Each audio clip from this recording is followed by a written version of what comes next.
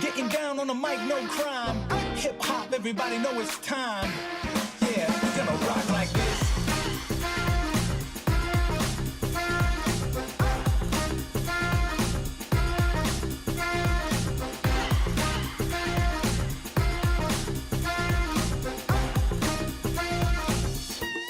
Yeah, we're gonna rock like this. Yeah, we're gonna rock like this.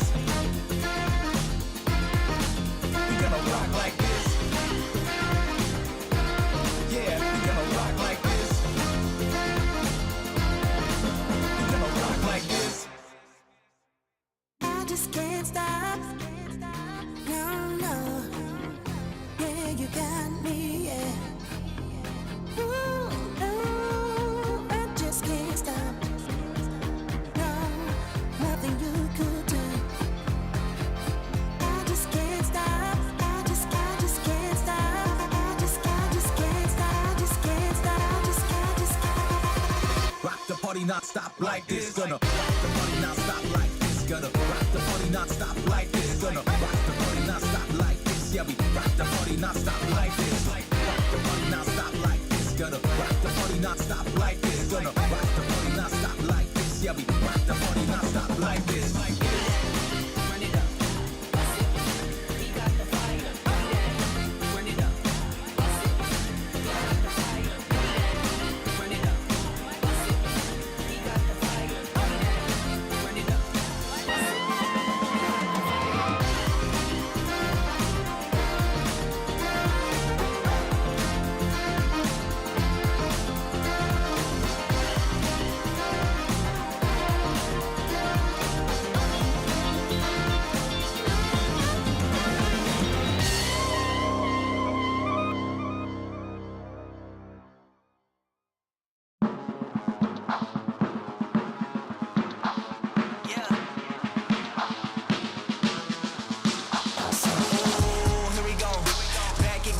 Scenario, win, win, win, win, yeah, we on a roll. Yeah, 2, 4, 6, we like 10 and 0. I should probably tell them something that they didn't know. Back then we was down with nowhere to go. Shit, might have been down, but we didn't fold. Now we running it like some intervals. Ooh, what now? Tell me who you see when you look straight up. Like, wait, who us now? What you gon' do when we pull up on you? Like, ooh, touchdown.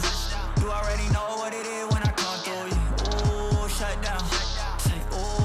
Shut down, say ooh, what now? Tell me who you see when you look straight up. Like, wait, who us now?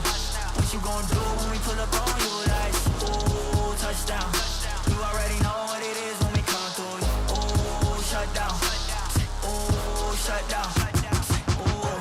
Give me that crown, I need that now, right now. Ooh, don't make a sound, this is my time. You hear the crowd, yeah. We need that rain, me and my team. Deja vu, this here a dream. We done all seen 100 times over back when we was just teens. Now we going dumb, told them we the one. They would count us out, now we counting up the funds. Now without a doubt, they be throwing up the ones. Like they was always rapping, yeah, believe them if you want. Now they show love, came with a dub. It is what it is, it isn't what it was. They all love to hate when it don't work out. Tell you that they always been down when it does. Look. Say, ooh, what now? Tell me who you see when you look straight up. Like, wait, who us now? What you gon' do when we pull up on you? Like, ooh, touchdown. You already know what it is when we come through you. Ooh, shut down. Say, ooh, shut down. Say, ooh, what now? Tell me who you see when you look straight up. Like, wait, who us now? What you gon' do when we pull up on you? Like, ooh, touchdown. You already know what it is when we come through you. Ooh, shut down. Ooh, shut down. Ooh. Down with the party, down with the party, down with the party, 'cause that's where I'll be. Down with the party, that's what they told me. They wanna get down at the party, 'cause that's where I'll be. Down with the party, that's what they told me. They wanna get down at the party, 'cause that's where I'll be. Down with the party, that's what they told me. They wanna get down at the party, 'cause that's where I'll be. Down with the party, that's what they told me. They wanna get down at the party, 'cause that's where I'll be.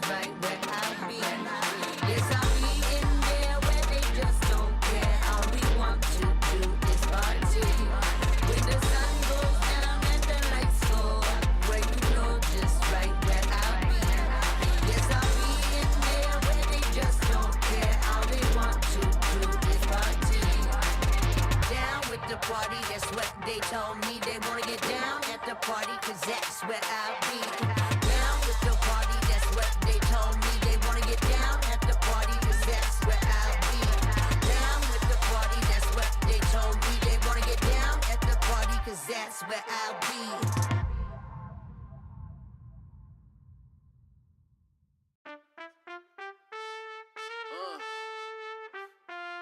Too easy. Don't stand too close, it might get hot and start dripping on you. Yeah, it's a whole lot of ice on me.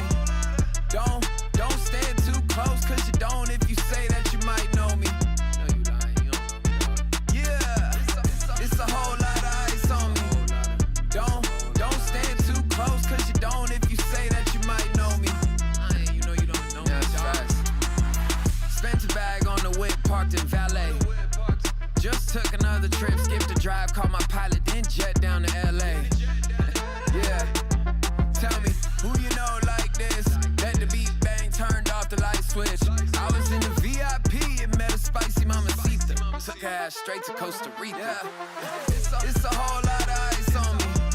Don't stand too close, cause you don't if you say that you might know me. No, you lying, you don't know me, dog. Yeah, it's a whole lot of ice on me. Don't stand too close, cause you don't if you say that you might know me. You know you don't know me, dog. Step back, homie, don't let this freezer go dripping. Cause these jewels might mess around and flood the whole kitchen. Took a bit to get it, was on a mission. And now it's platinum plaques, back to back. I spent a couple mil, you spent a whole rack.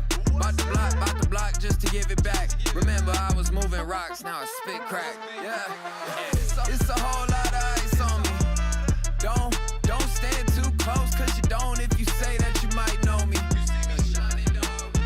Yeah, it's a whole lot of ice on me. Don't stand too close, cause you don't if you say that you might know me. You know you don't know me, Now it's dog. facts. I'm too cold for you. Diamonds straight out of Mount Everest with it. Yeah, it's a whole lot of ice, homie.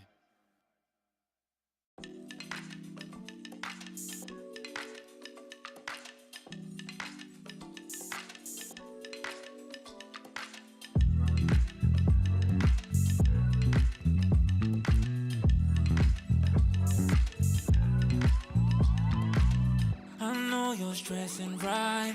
You need some meditation. Don't let them ruin your vibe. No time for rumination. Let's leave it all behind. Take a flight, aviation. Want you, girl, by my side. Let me show my appreciation. I want you here with me.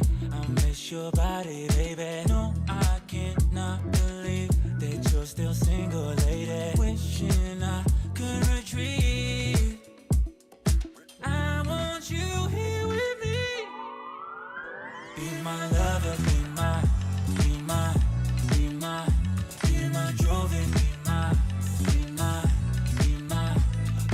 woman, be my lover, be my Jovi, be my, the only one I want. Be my preliminary. Let me caress the way I think it's necessary. Monday, Tuesday, Wednesday, babe. 7 days, are you ready? I don't need to say you know it, girl, you're extraordinary. I want you here with me. I miss your body, baby. No, I cannot believe that you're still single, lady. Wishing I could retrieve. I want you here with me. Be my lover, be my Jovi, be my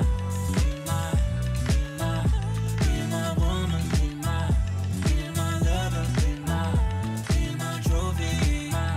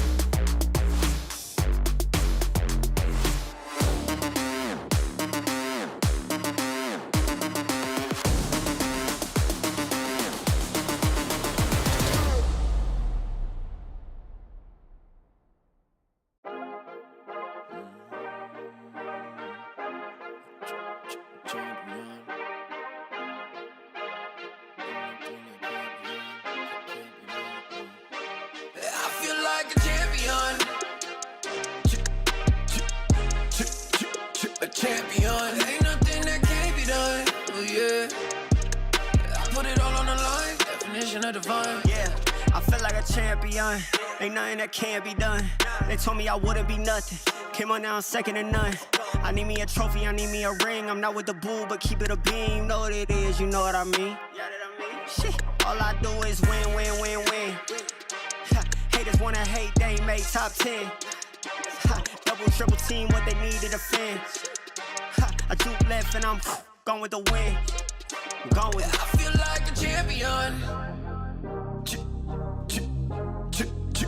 A champion. Ain't nothing that can't be done. Oh yeah. I put it all on the line. Definition of divine. I feel like a champion. A champion. Ain't nothing that can't be done. Oh yeah. I put it all on the line. Definition of divine. Feel like a champ, MVP status. Yeah, the win been guaranteed. So let's see about it. If you gon' speak about it, then be about it. If you don't bring that energy, no, I can't be around it.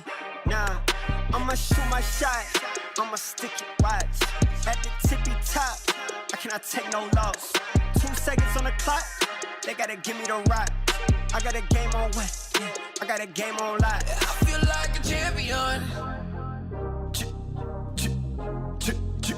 A champion. Ain't nothing that can't be done. Oh yeah. I put it all on the line. Definition of divine. I feel like a champion. A champion. Ain't nothing that can't be done. Oh yeah. I put it all on the line. Definition of divine.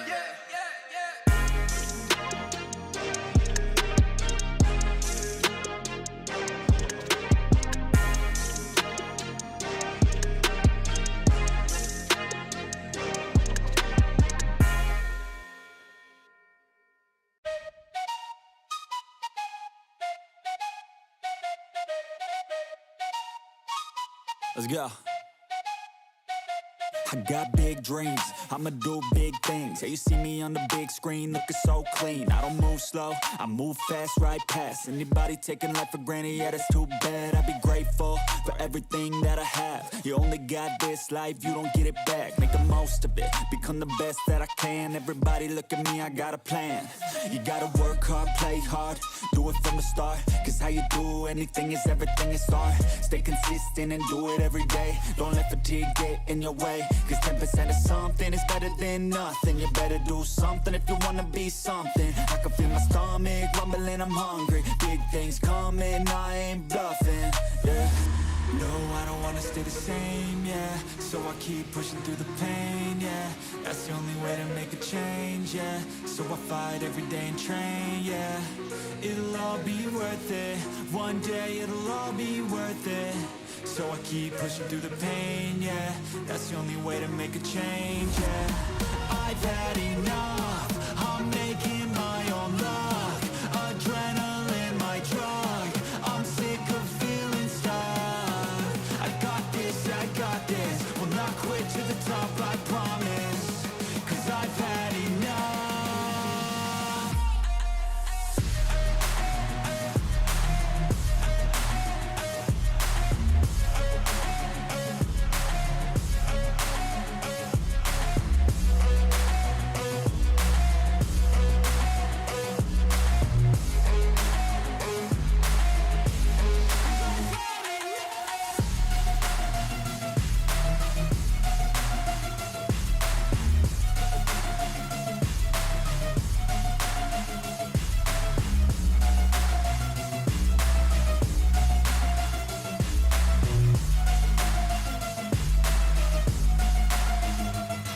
Better watch out, I'm on the climb to the crown. In my prime right now, hear me loud, I've been spitting for a while now. All by myself, independent DIY now. Don't need no help, I've been beating out labels and money and budgets, it's funny. I do all the work, yeah, keep it 100. I fight for my dreams, I would die for these things. I believe in myself, I refuse to be weak, I like to build things.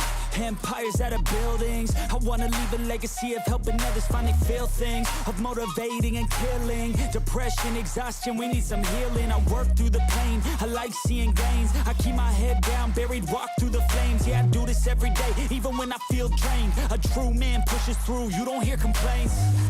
No, I don't wanna stay the same, yeah. So I keep pushing through the pain, yeah. That's the only way to make a change, yeah. So I fight every day and train, yeah. It'll all be worth it. One day it'll all be worth it. So I keep pushing through the pain, yeah. That's the only way to make a change, yeah. I've had enough. I'm making my own luck. Adrenaline, my drug. I'm sick of feeling stuck. I got this, yeah, I got this. Will not quit to the top, I promise. 'Cause I've had enough.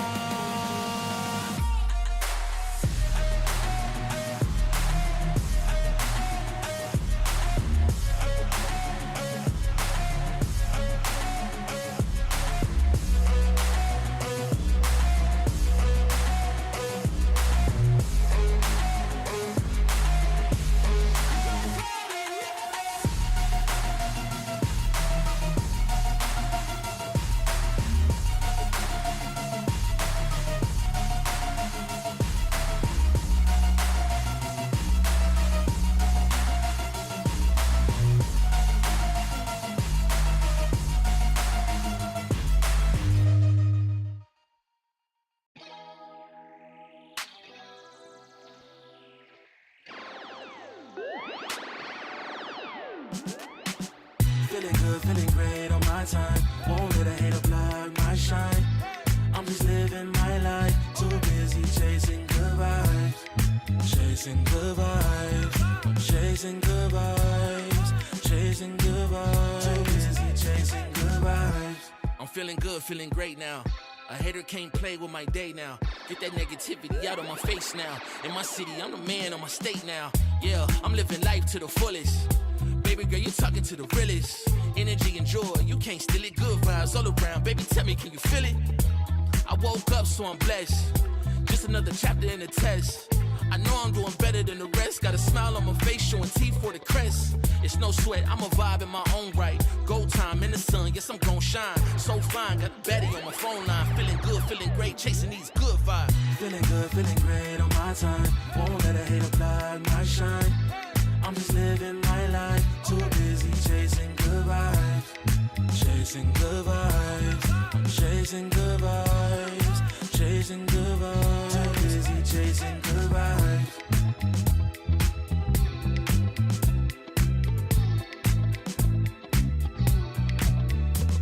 Put my soul on that beat, I'm ready to feast. Margaritas with some divas, I'm pouring the drinks. I'm living life to the fullest, the blessings in me. Don't really care what you say, whatever you think. Nah, unequivocal miracles with the lyrical.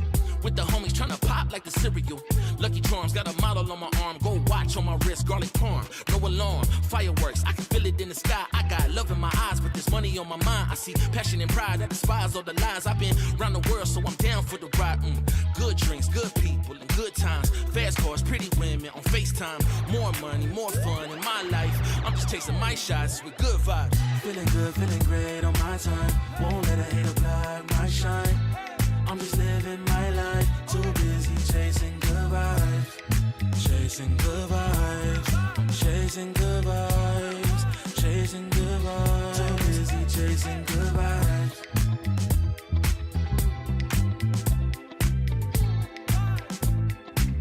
Too busy chasing good vibes.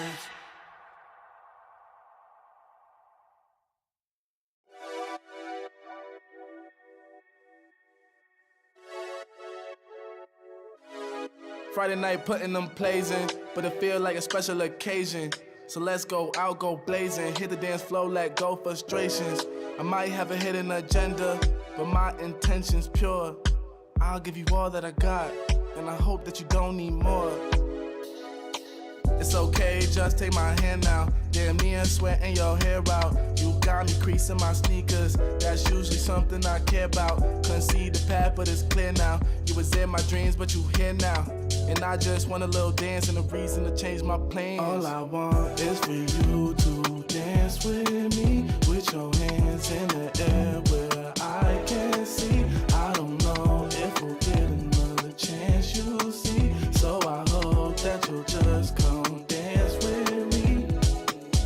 outside, did you hear what? I called a ride cause I'm going up. And it's something mixy going in my cup. Don't say much cause they know what's up. You know it get cold on the late night. We getting all close like it's day night. You looking so fly, you could take flight. Now I got this feeling that I can't fight. Your curves got my urges flaring. You got me by the collar and I'm not caring. You see how the people can't stop staring. I'm trying to make you mine and I'm not sharing. Okay, let's bring it back a bit. She said you can have whatever if you ask for it. Well, I just wanna have a little dance and a reason to change my plans. All I want is for you to dance with me, with your hands in the air where I can see. I don't know if we'll get another chance, you'll see. So I hope that you'll just come dance with me.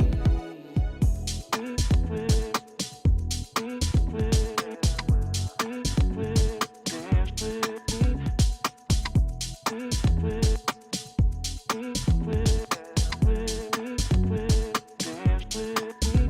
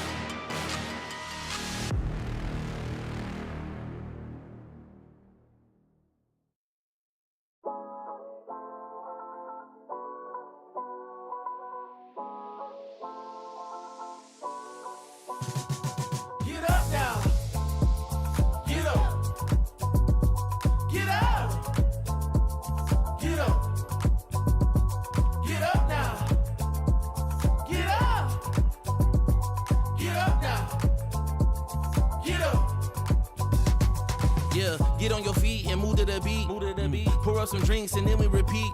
Yeah, chasing my purpose, need a release. Yeah, my life's a beach, I'm lost in the breeze. Do this with ease, don't play with my dreams. Yeah, it's so together, it's not what it seems. Heart of a tiger, life of a king. Yeah, chasing my bag, my feet in the cream. Running these laps, not losing my steam. I'm feeling good, this life's what I need.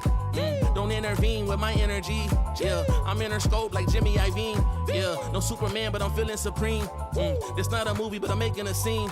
Yeah, I can tell you how to live your life, but you just gotta get up. Get up. Get up. Get up. Get up now. Get up.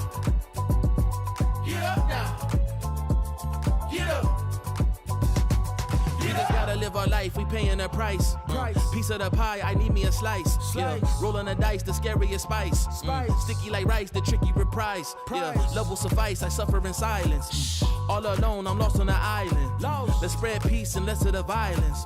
Sebastian Bach on God's playing violence. Yeah, the flowers violet, give me my rose. This for my city, all for my bros. Did it alone, so far in my zone. So raise your glass, let's all have a toast. I can show you how to get like me, live your life till you die. Yeah, look, I can tell you how to live your life, but you just gotta get up now. Get up. Get up. Get up. Get up now. Get up. Get up now. Get up. Get up.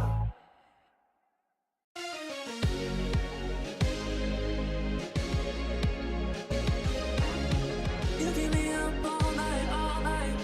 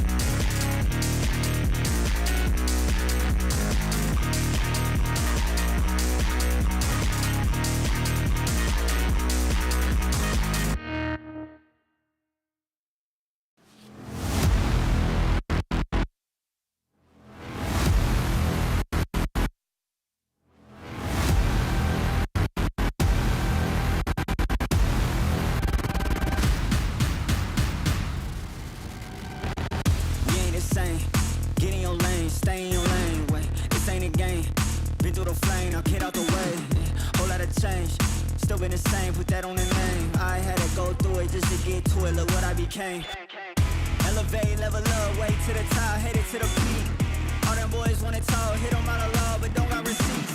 I do it with ease, to you it's a burden, to me it's a breeze. You feel that? That witness degree, that kickback. You coming at me, boy, sit back. Came out the womb like this, hit the pedal and room right quick. Gotta get it, we going up, way up, might land on the moon. You step in a room like this, we breaking the rules right quick. They killing the mood and up in the few, might land in a tomb.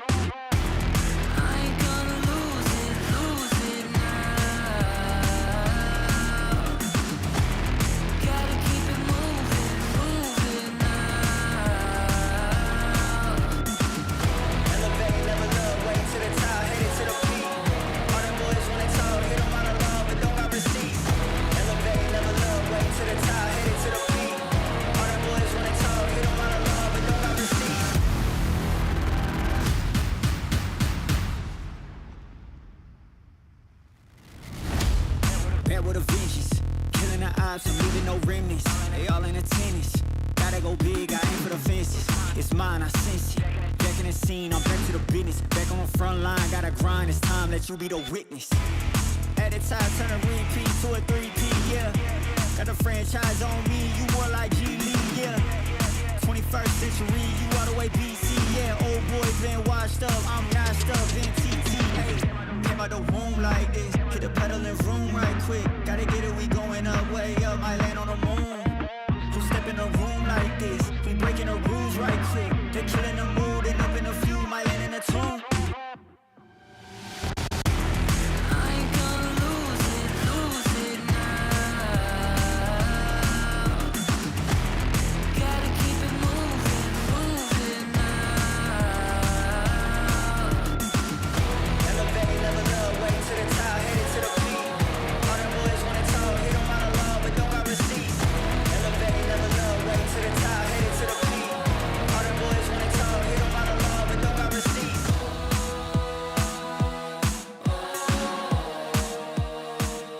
I know a place that will break you into 1,000 pieces. Stay away from them. Stay away from Lorca, Paco, and Picasso. Don't ask about Lola. Ay, Caballo Grande. Ay, Dolor de Nieve. But in spite of everything, it occurs to you to visit Andalusia. Don't say I didn't warn you. Be careful of the Andalusian crush.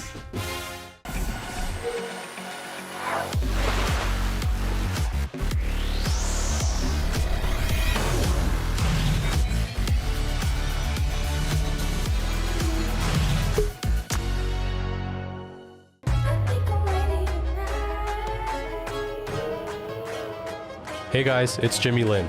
In this series, I'm going to walk you through Attack on Pearl. Watch out for the stairs, clear this angle. You're going to be able to fight this.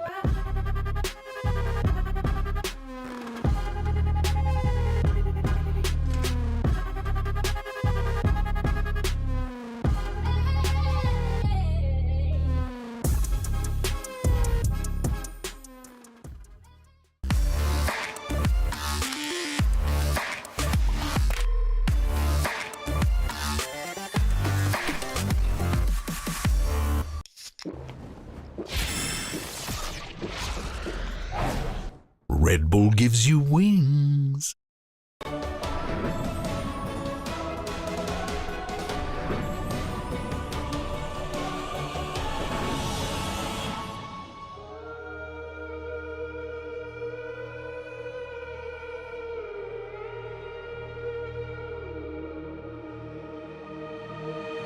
I'm out here in the cold night, running till I barely feel my feet. Wanna see it through my own eyes. There's no going back, and I'm not afraid anymore. Cause I know I'm gonna be the last one standing. Yeah, I'm not afraid anymore. Yeah, I don't wanna wait anymore. I'm ready to fall, I'm ready to rise up. I will do what it takes, I'll run blind straight into the flames. Watch me burn, alone in the shadows. I'll carry you home on my back if it's you.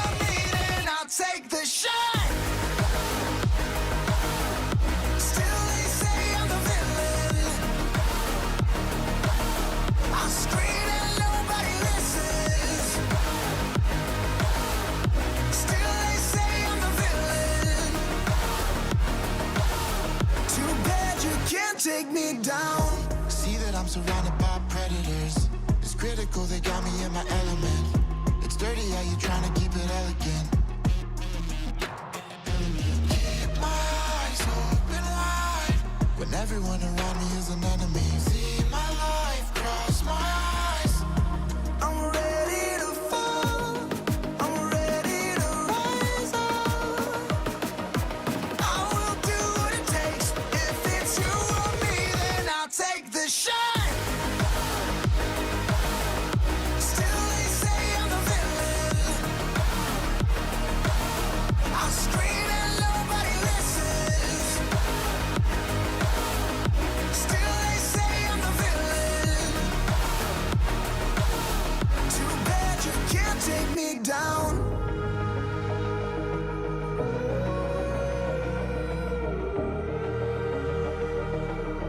Too bad you can't take me down. You can't take me down. I'm ready to fall. I'm ready to rise up. I will do what it takes. I'll run blind straight into the flames. Watch me burn, alone in the shadows. I'll carry you home my back. If it's you or me, then I'll take the shot. Still they say I'm the villain. I scream and nobody listens. Still they say I'm the villain. Too bad you can't take me down.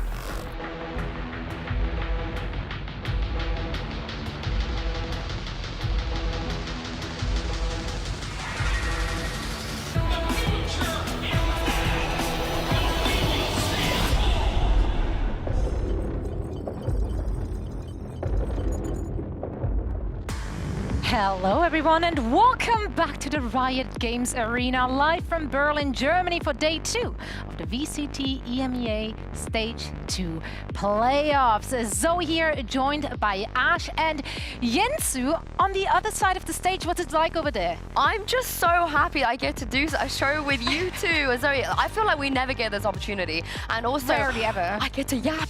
I can't wait to yap. Yapping is happening. Yapping is happening today, and I couldn't be happier than do it with the lovely two of you. We have a lot to talk about already because one day already done. It was a knockout day, and a lot to take away from that very day. One team already is out of the running, and one team still has everything to play for. So let's go over this a little bit, Ash, here, because obviously Fnatic coming into this, they were already qualified prior to heading into the playoffs. Now, due to the results yesterday, even though Foot and Team Heretics did not play, they now lock their spot due to the results. Absolutely, and you know, a Fnatic that is unleashed that doesn't have as high of stakes to play for is a Fnatic to be scared about. Unfortunately for KC, that means that their run is not quite over, but it is now out of their hands because it will require Vitality to lose both this game up against Heretics and if they drop into the lower bracket there as well, to lose that one as well, and then KC would be able to make it off of points. But if Vitality win today, they secure that 4th spot. Yeah, and no Angel or champs. I can't believe it. I feel like we're living in a separate universe, Zoe, where we don't get to see a veteran like him go all the way to the biggest tournament at the end of the year.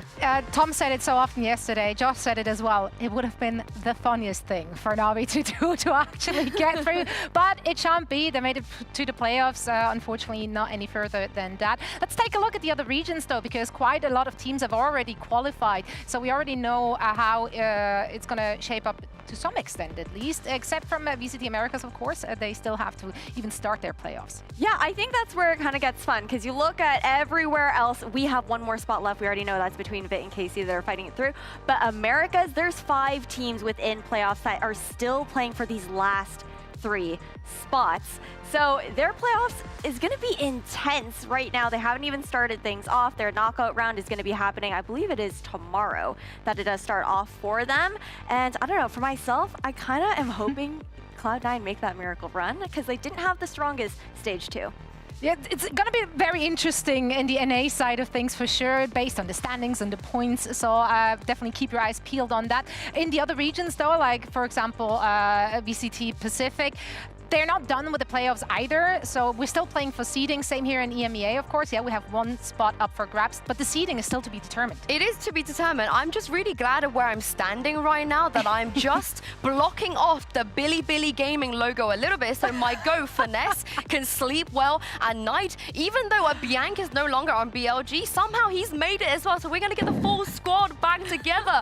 All I'm going to say is whoever do make it in VCT Americas alongside Leviathan, they better watch out, because, you know, Billy have done some damage. Yeah, they've drawn blood before. Now let's take a look at what we have in store for all of you watching today. We are going to head into the upper semis, and we got some good matchups. Of course, namely, that will be Team Heretics, which will be going up against Team Vitality, and we're also going to see Foot taking on Fnatic. Let's break it all down, starting with that Team Vitality and Team Heretics matchup, because there is a lot to talk about. Heading into this, obviously, Team Heretics, they have to be considered the favorite. They had a phenomenal season overall, but Vitality, they seem to ramp it up just at the right time. They have defeated them before, Ash. However, that was in Stage 1 Week 2, so quite a different look now. How do they stack up? Well, I think when you are talking about how they stack off, we have to talk about some of the role changes that have happened on the side of Vitality. The fact that Vit have also not played against the Heretics that have been running with Vit. Last time they saw them was when they had Petatek stepping in. So when we're looking towards that head-to-head, the main thing that we want to talk about is going to be Miniboo, Vit, and Safe back on the duel list. He's been doing it for a couple weeks now. And you look at the numbers, Safe, I feel like him slotting in there, Runner being on the Sentinel, Trex like very much so just slotting into purely that initiator role has made things so comfortable for Vit. We can really see their identity starting to shine through, and they have really come out with a lot of firepower, but they're also going up against the potential double duelist combo within Miniboo and Vit, where we can see them flexing off those roles. Miniboo sometimes picking up that KO, allowing Vit to be the player who is on that jet, but then on those neon maps, that's where we're going to be having our eyes on the young star in Miniboo. What I love about this three-way, one of my favorite three-ways, is just the context of this, right? Like you said, Safe has been back on the duel list for just a couple of weeks, but we have seen a stint of him doing this on and off. You know, even in interviews, I think he's been trolling a little bit, being like, back in 2021, he's like, I want to play the duel list. He gets on the jet for a bit. He's like, actually, I didn't want to do that. But the thing is, Vut and Miniboo, they were not here the last time Safe was playing the duel list. In fact, I think Vut was like 14. He was like way too young.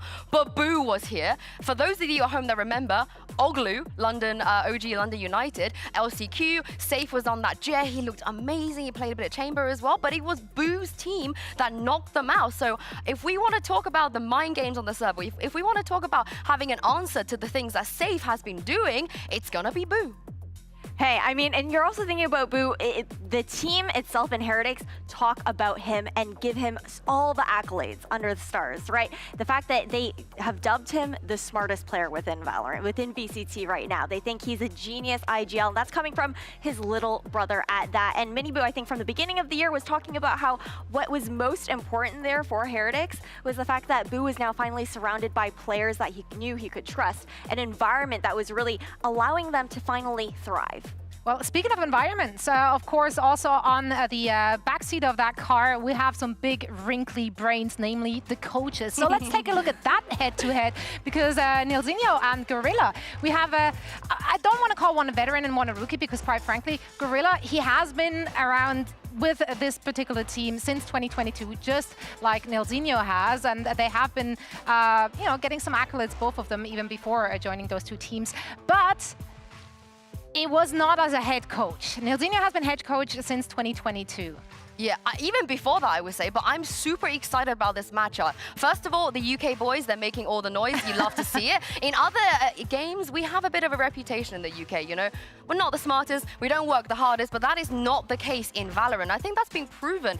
This, to me, is a sequel to the Mini versus Sliggy head-to-head. We had two amazing British coaches, both on different teams, both had very set philosophies, and every single time they got together, it was like magic. It was fireworks. They push each other. They do wacky things. It was so entertaining. And I think we waited long enough to find that kind of sequel.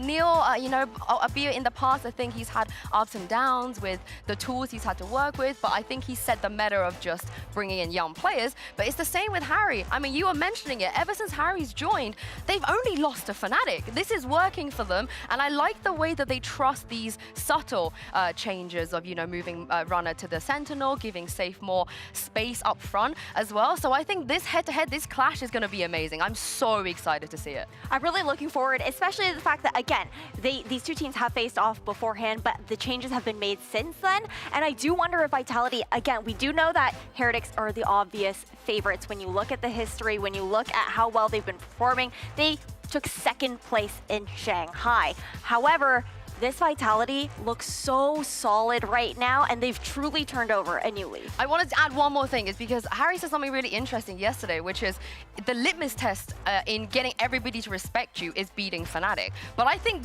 what he's about to do today is even more impressive, because if Fnatic are kind of the testing ground, I think Heretics, they're the final boss. If you beat them, if you beat them to get to chance, I don't think you just get respect. I think you're going to get fear out of some of the teams that we showed earlier that locked in already. Yeah, I mean, Heretics, under the guidance of Gorilla, have already made history for themselves. The first time they're taking maps off of Na'Vi, winning a series against Na'Vi even, and now they're on their merry way to actually make champs, which would be the first time for this organization as well. So Gorilla clearly putting in the work, and it's working for them. Now, of course, we haven't seen Team Heretics perform yesterday, but as I just said, Team Vitality already went at it, and it was an explosive performance, and a lot of individuals actually stood out here.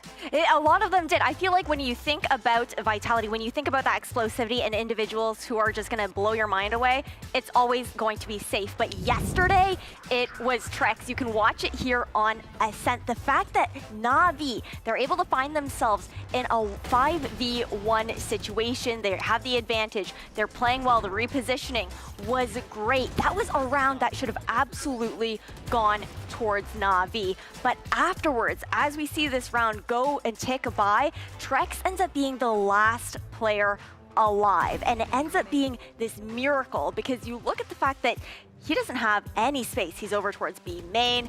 He does have some time on the clock, but he's able to isolate these ones.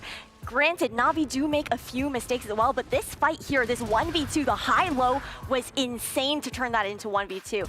And then just a couple more mistakes, taking those solo engagements. And my favorite part about this, after that spike is planted, is the fact that Trex is just so calm, cool, and collected the entire time throughout this round. And I feel like he's really solidified himself as one of the best initiators within our region. When you're looking at those numbers, he has been climbing in the standings.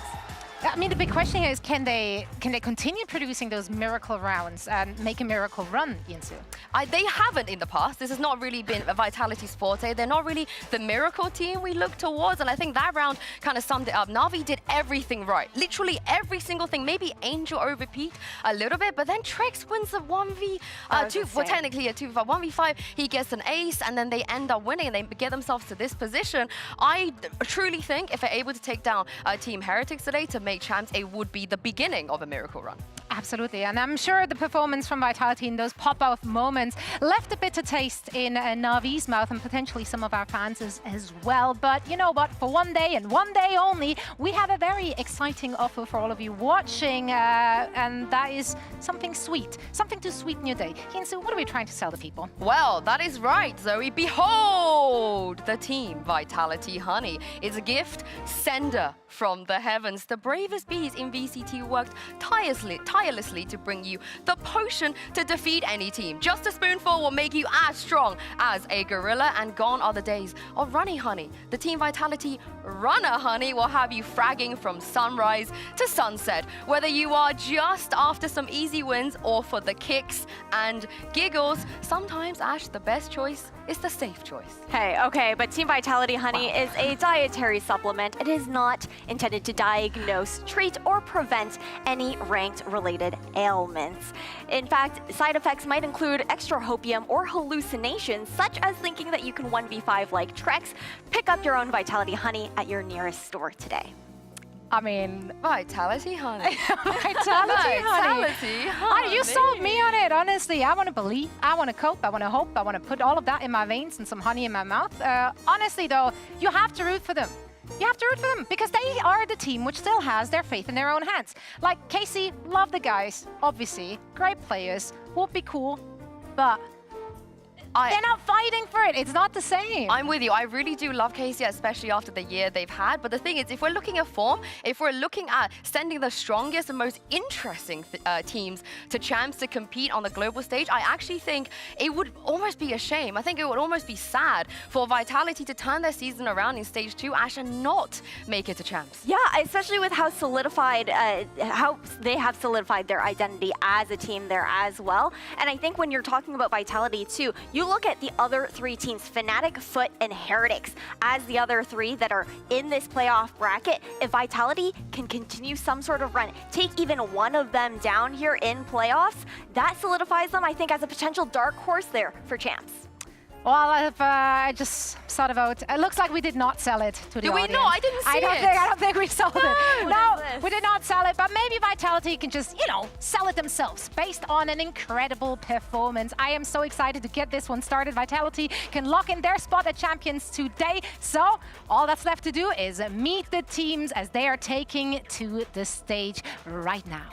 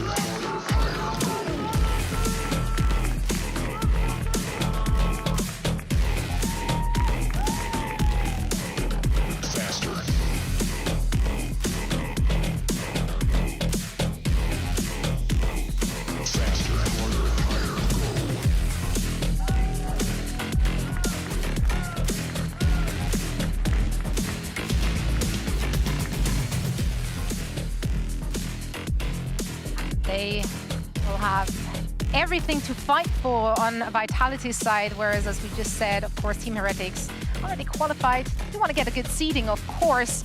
But first, they have to take down Vitality. They are the favorite to come into this. Would any map choices or any agent pick convince you otherwise? No, honestly, it's Team Heretics. I think they're the favorites against basically everybody, maybe with the exception of Foot. This doesn't surprise me, though. We know from Vitality they're not going to ban that Sunset. They're not scared of it. Heretics have a permaban, which is Ascend, and Icebox is Vitality's best map. All of this makes a lot of sense to me, with the exception of that last map. I don't know what game Vitality is trying to play to leave Bind and Sunset. They might just bank on winning the first two, honestly. I mean, they have to, Zoe. They wouldn't. I honestly do not think they will win on Bind. No, I mean, they have 0% playtime on it thus far this stage. So yeah, don't even know what would you expect from that? I think we would have to expect something new, because last time we saw them was stage 1, week 1 up against Na'Vi, and they were running a very funky composition with that deadlock. So I also don't think, though, that they would necessarily leave it open unless they have something prepared. But Bind, again, is such a strong map for Heretics. This is the thing, for me, it doesn't matter what they have prepared. Heretics are the best Bind team in this region, and maybe even on the global stage as well. I just think it is too big of a risk in a game like this to go there, because 9.99999 out of 10 times, I will always favor Heretics if we have to go to Bind. And that's not taking into consideration the fact that they have Sunset as well. That is fair. That is fair. To be honest, though, it is a little bit of a pick your poison. Plus, Heretics were the ones to actually ban out that Lotus, so there wasn't really an option in that kind of sense. But as ban the Bind. You're not There wrong. we go, that's the option, ban the But do you want to take them to Abyss? I guess that's the other question. But as we head into Agent Select here, no changes on the side of Vitality, but you look over towards the likes of Team Heretics, and my eyes have to go towards the fact that Miniboo is going to be on that Neon. Last time around, we've been seeing Wood actually playing the role on Jet being that duelist, and Miniboo slotting into the KO. This is the thing, though. Team Vitality, they have the greatest chance to be able to take a one-map lead here. Their Icebox have looked phenomenal. I'm a little bit sad they didn't go back to the ISO comp, but I mean, safe on the Jet, I'm not going to be able to complain. They have to go 1-0 up here, because I will be very, very scared for them as we head to the next two maps. Yeah, I mean, we haven't seen that much of Team Heretics, obviously, this very stage on Icebox, or rather, what we saw from them did not really result in wins. So, yeah, definitely the best chance here for Team Vitality to get an early lead. Based on the performance you've seen from them yesterday, is that feasible? 100%. I think this is where if there's anywhere they're going to take a lead, it's going to be here. Yeah, it has to be. It all starts on this first map here for Vitality. And they do see the fact that Heretics have been weak on this map. They lost the last two matches, and it was up against teams like Koi and Mates. Granted, for Koi, Icebox was one of their best maps, right? But my eyes are going to have to be also on the attacking side. That second half there for Heretics will be important because they struggled in the post plans. All right, we're now ready to set things up on Icebox, and for all the action, we're going to hand it over to Mitch and Tom. Woo! Thank you so much, Zoe, and our wonderful analyst desk. Tom, I'm ready to kick this one off. I know the AD set it up. Last two maps seem Heretics sided. Do you agree? Yeah. This has to be where Vitality take the win? Like, I'm going to be honest. I think either it's a 2-0 Heretics or 2-1 Heretics. Right. Like, I'd be very surprised. Like, Vitality are going to have had to come in very well prepared on either map. Sunsets look good for them. I'll give them that. Sure. But they're up against a team who are on a 10-map win streak. Yeah. And Bind, I think it's 6 maps in a row. Like, those are the two best maps. Those are 2 maps everyone else doesn't want to play Heretics on. Vitality have clearly thought that they found something to beat them, which is going to be tough anyway. A lot of teams have gone 2-1 recently versus Heretics, but beating them this split has been a completely different story. For Vitality, it's their first shot at getting to Champions, but let's be real. The second shot's not going to be any easier. It's either Foot or Fnatic, so they're going to want to get it done first time. Yeah, certainly no easy matches awaiting them. For Vitality, this is the map that we expect, or that we very much hope they can get locked away, regardless of what counters, what holes in play they think they've seen from Heretics over on Sunset, or even on Bind. Oh, I like this little alt plant position, so they're going to be free. Shock Dart's not denying plant. Vitality set up for a post plant with a little bit of aggression from Safe. Shouldn't be surprised. He's been popping off in so many of their games, actually sticking around for a bit more too. Already. Can try and get back in on the retake. The Neon, well, we saw Tamazi play it not long ago. It was a failure already. A slightly better start, but it's only going to be the trade. Wingman will be denied, so not even half. No early attempt at the defusal, but the kills are going their way. Woot with one. Another coming up for Woot, in fact, and now it's left all on to Runner. Oh. He's did some nice shots. That's a good start, but he's run out of ammo. They're going to defuse before he can even get anywhere near them. And what the damage, the extra orbs will be nice, but the round has gone Heretics' way. It has, yeah. They flooded back into that A site, managed to take all the space. Getting Wood up top, I think, is a big factor. Everybody's focused on the fights down below, and he's able to swing through. A nice confidence builder. Not the Heretics need it realistically. A 1-0 start in their defensive side. We'll see a mixed buy coming out of them. Vitality down in the dumps. But look, losing that pistol, it's not the end of the world, but it would have been nice to have a solid start on the map they need. Yeah, I think the fun thing here for Heretics is obviously the last composition they were running had Miniboo playing the initiator of a KO, and then it had Woot playing the Jet. And that was something that I think many people wanted to see because of the success that they had. But I think it put both players in positions that maybe they didn't want to be in. Like, Woot has actively said that he doesn't want to be the duelist. He likes playing that second man in and could do better individually. And the same can be said, well, for Miniboo. Being that point of contact to just something he seems to love. For now, though, this buy, it's maybe a little bit weaker than you'd normally see as a second round, Mitch. And seeing that Outlaw in play, okay, the thing they have got is shields, which is the one problem for him is not having light shields. Okay, he's still going to be able to do a lot of damage, but maybe he doesn't get the kill. Well, that's it. There's the first shot. It lands on Boo. Wall got in the way, and still, Boo is happy. 36 HP, able to back off and play the late round.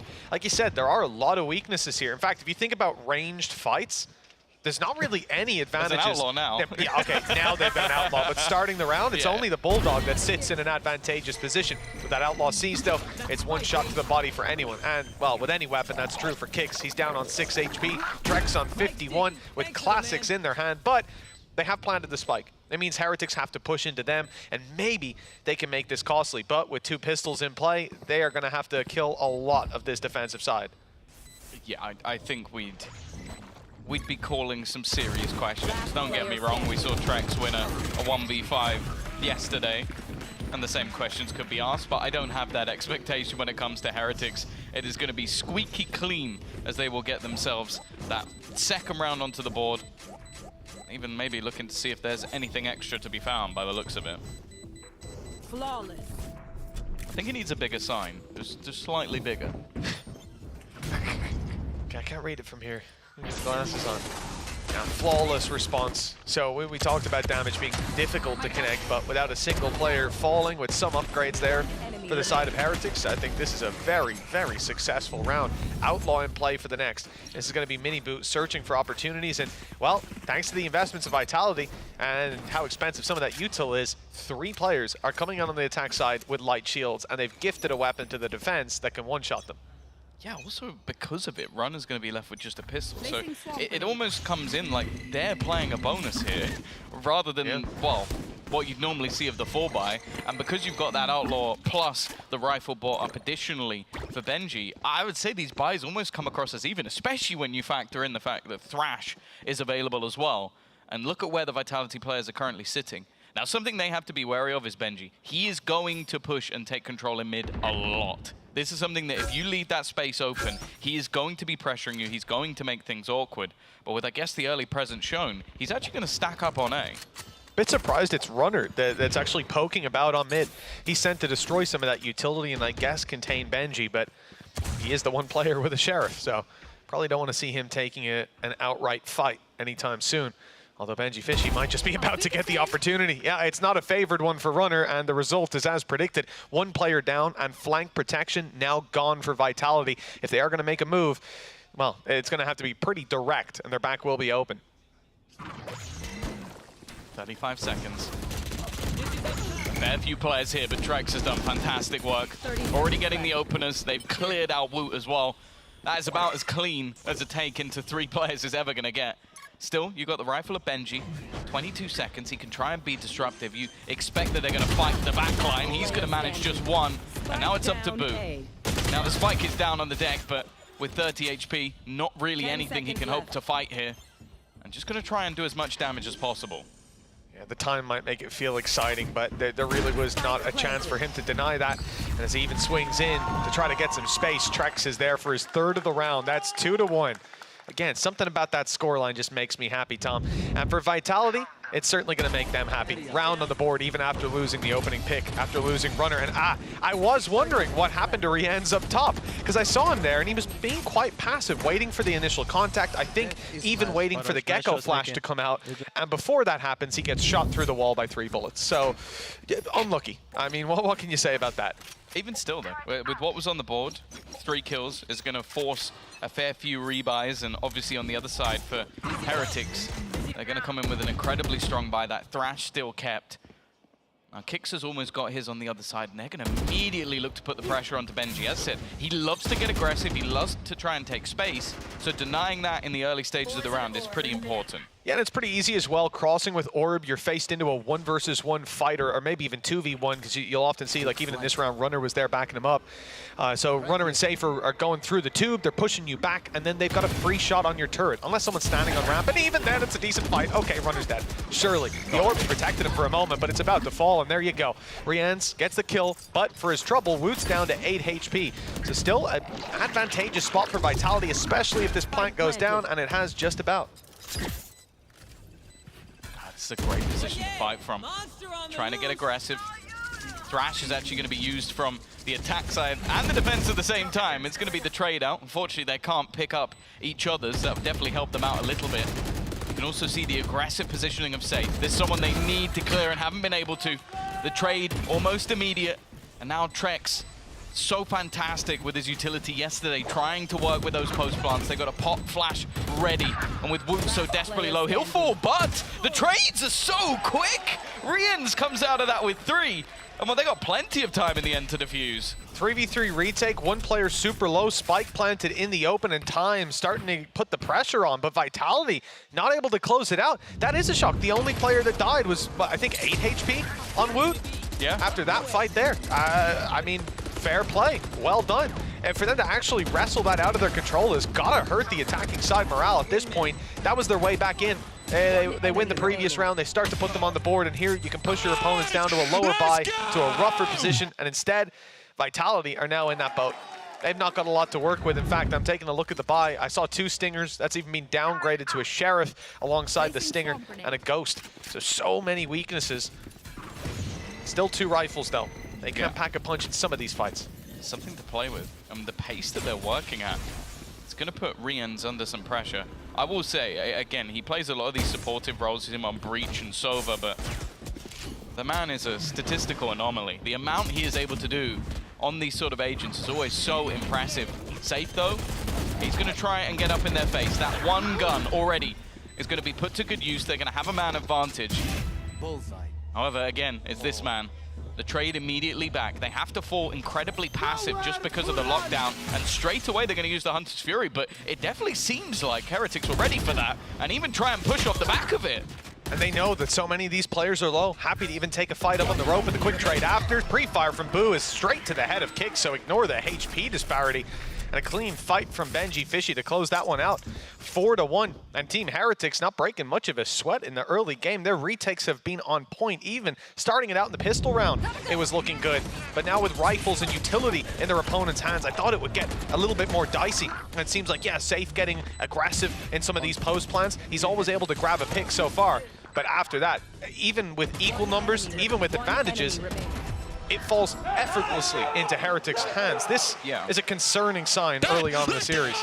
Yeah, that's the thing. Their retake, well, you can look at the scoreboard. It tells you all you need to know. Four of the rounds they've won are coming out for retakes. But also, yeah, they're in positions where I'm looking at Vitality and going, okay, this should be desperately close. And each time Heretics are coming out with 3 players. Same setup again.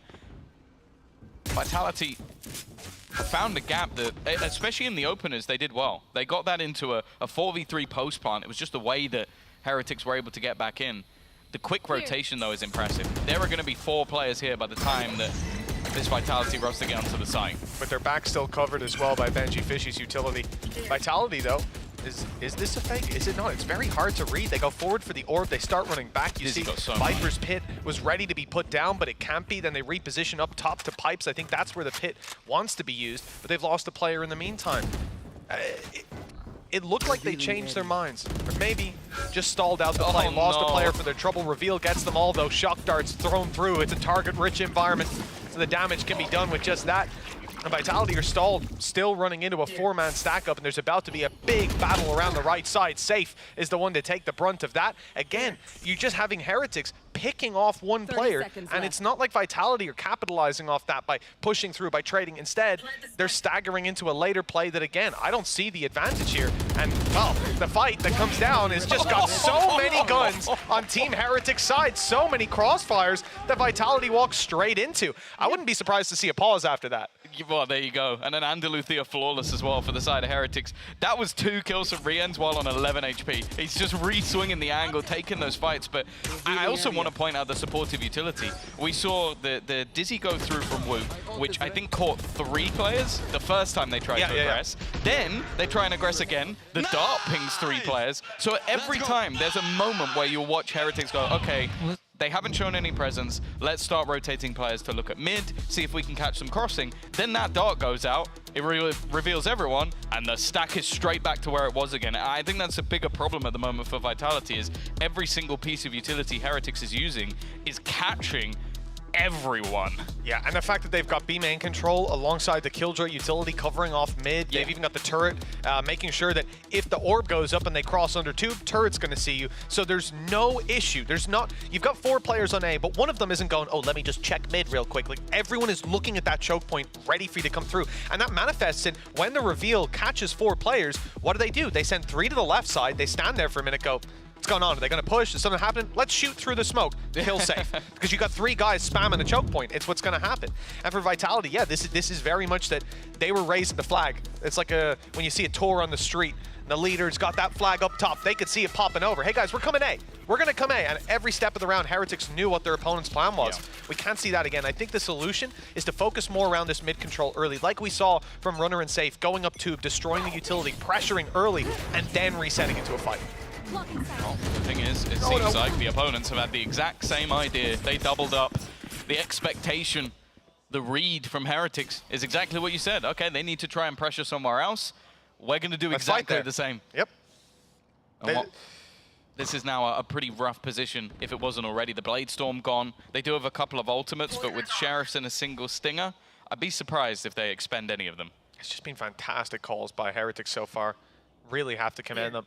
And you're about to see another stacked up, but oh no! Okay. There's the gap. Finally, there's an issue to be seen. Heretics had a blind spot. Now 5 HP left on Miniboo.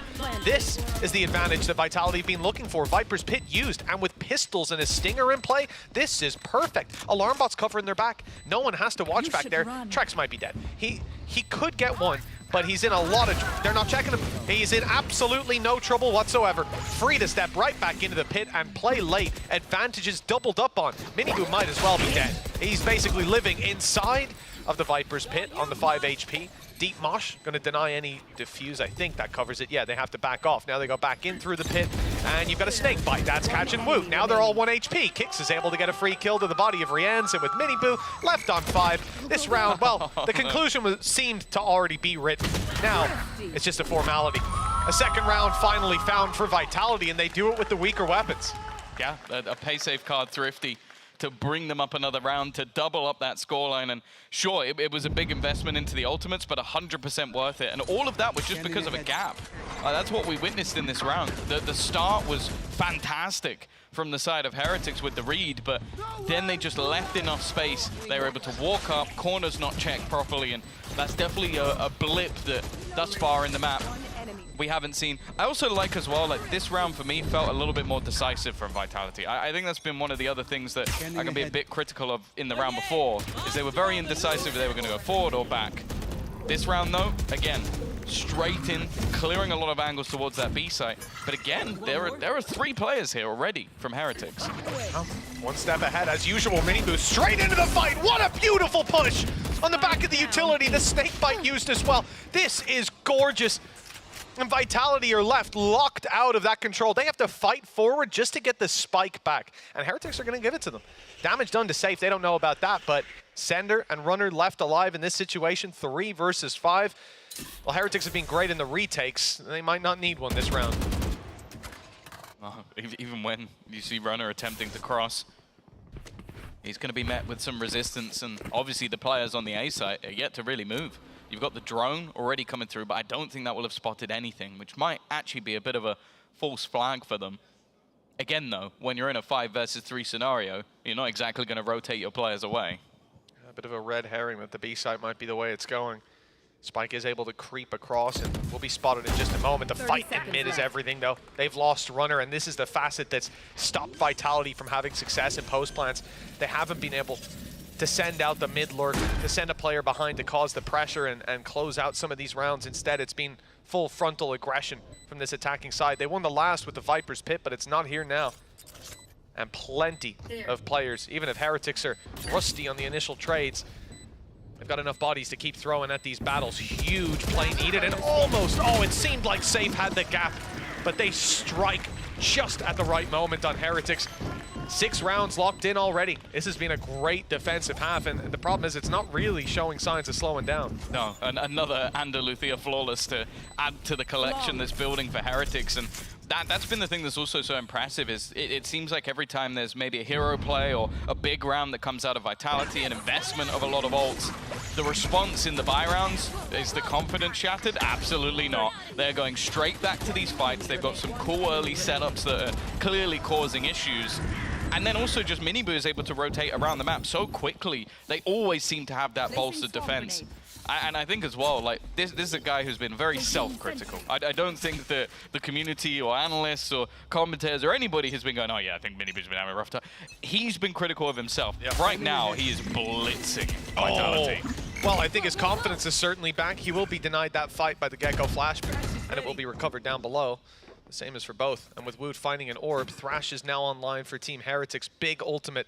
I'm not sure Miniboo's will be quite as impactful, but alongside some of the weakening utility, who knows? Maybe now it will. Now that you've said now it. That I've called it out, 4K coming in. Yeah, you know, they light shields, a few headshots here and there. He has got the tracking for it. No. Might not even use it though, that's the thing. He's been so clean with the rifle, and now that you have the accuracy on the slides, it's almost not needed. Again, straight back into his classic spot. Benji is just holding down mid-control. Now, the one place that they've had some success was managing to catch out Boo, but you can see he's a lot more passive, and they've had successful retakes. They also have Thrash, so they don't really feel the need. Benji destroyed the turret. Runner knows that he's here. At least knows that he peeked out at Tube. He couldn't get there in time to see if he crossed. Although I think you'll see him cross back. The shot's not hit. Benji's looking for that and steps right back out for another fight. He's a little greedy. Look at this massive rotation from Heretics in the back of that information. 3 players ready on A. Thrash even sent out early with 20 seconds left. It's a disruptive play. It's kept close and sent in to maybe detain that spike and slow them. 12 seconds. It caught one, but not the spike. Kicks is still lined up, ready to go. Where are they going? They're going. They're leaving it. That round has just been lost to time. That is not the way that we wanted to see this one go for Vitality. But again, just the mid-control. It's Benji. I think we can even see his cam. Like, I saw it when the second he made that peek, he was going, A, like literally screaming it down the microphone. And then they just have the ultimate. And the ultimate deters that initial push.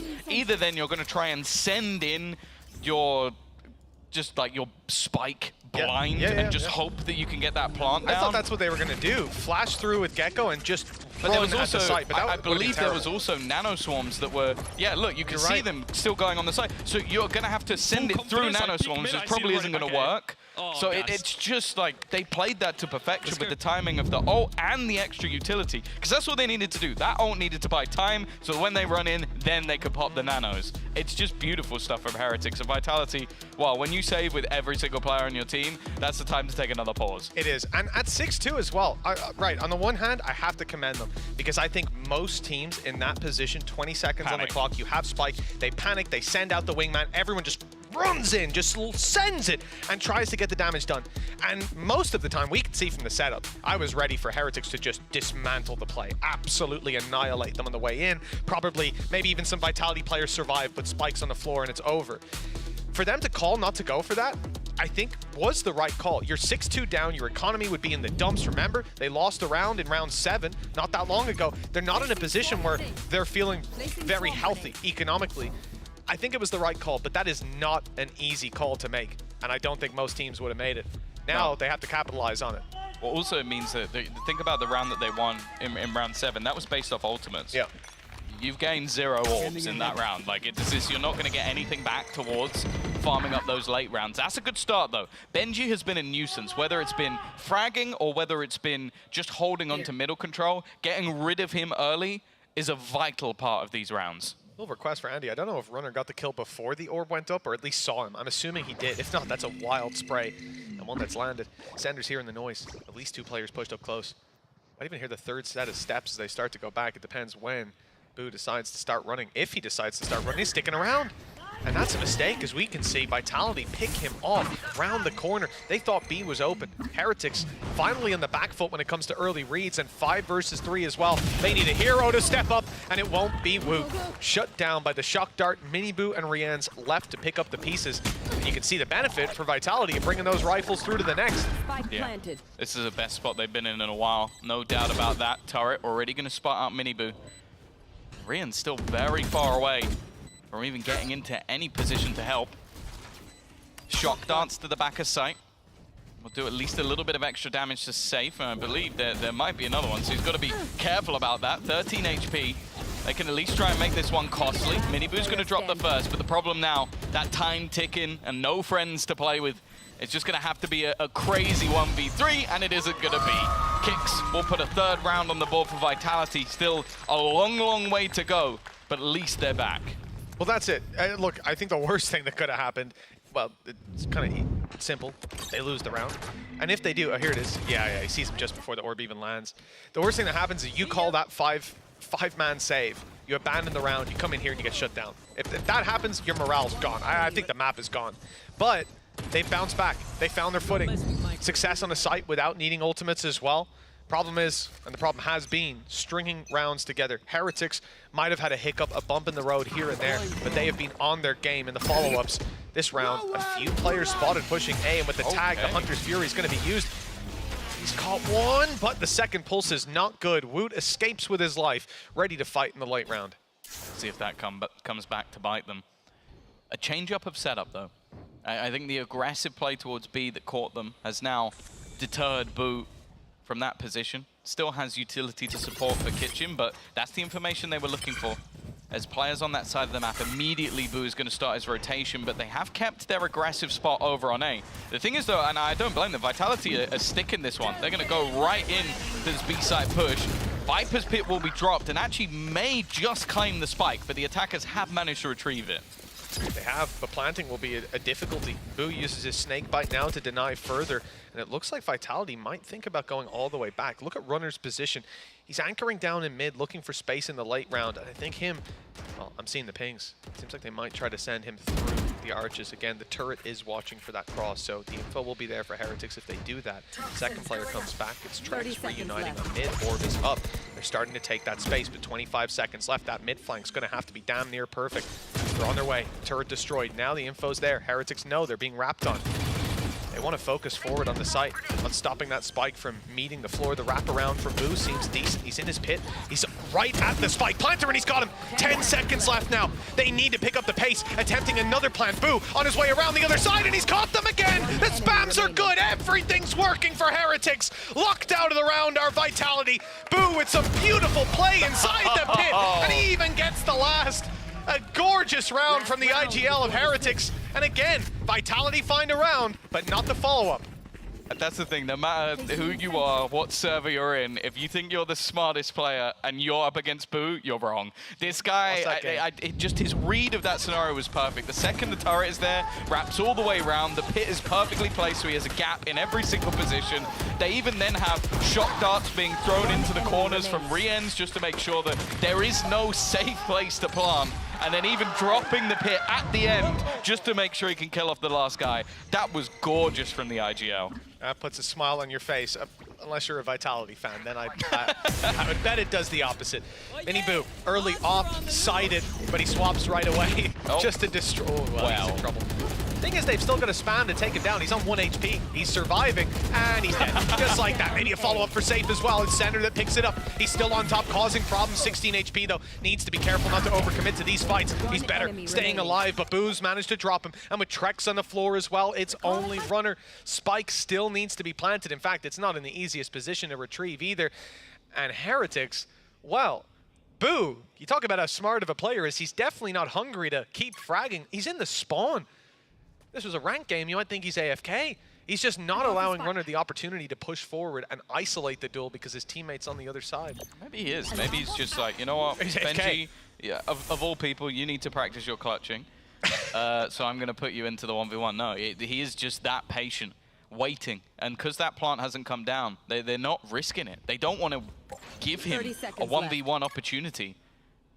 Benji is now just wrapping in. Oh, he's got the timing absolutely perfect. Boo won't even get to the site before the round is already done. 9-3 defensive half. This is a map where Heretics have been really shaky as of recent. You're talking about losses to Koi and Gentlemates, teams that you would expect them to absolutely obliterate. The next map is a map that they have won 10 times in a row. I'm very nervous for Vitality because this version of Heretics, well, it's looking unbeatable. It is. It very much is. This was the map that we had hope for them on, and then it starts to wane from there. That tells you everything you need. 9-3. That attack side already built up a significant lead for Vitality. It's been around here or there. Retakes early for Heretics were fantastic. Towards the end, they didn't even let the spike go down. They're winning off time. This defensive side has one hell of a challenge, and well, the first challenge will be Miniboo's already here, ready to fight, but Runner was ready. He's familiar with his strategy. It's about as ready as you could be for someone full sprint, and they've got the read Runner already. 3 players on this side. Safe's not going to win that opening battle, though. A singular flash is actually going to catch Kicks. It doesn't. So there's going to be a surprise. Trexie's stolen that kill with a shock dart. Always seems to be well placed. And they're holding strong in this scenario. So many low players as well that this Sheriff is becoming more deadly by the second.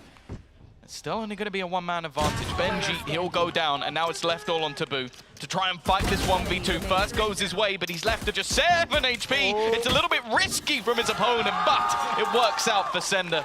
Vitality, a second pistol, will be theirs. The question, though, is this the start of something? Well, that's it. They needed this second half pistol under their belt. After just finding a round here or there in the last half, this is their chance to build up, and, well, they very much need that. The lead that's already in Team Heretics' hands. We saw a very light buy from Heretics after they won the pistol on defense. It was, I think, just one. It was a Bulldog, Spectres, and Ghosts. Maybe a Ghost and a Sheriff, but pistols, SMGs, a lot of that. Vitality don't seem to be in the same school of thought. 2 Guardians, a Bulldog, and an Outlaw. Well, that's the thing. They can't really afford to be playing bonus rounds at this point.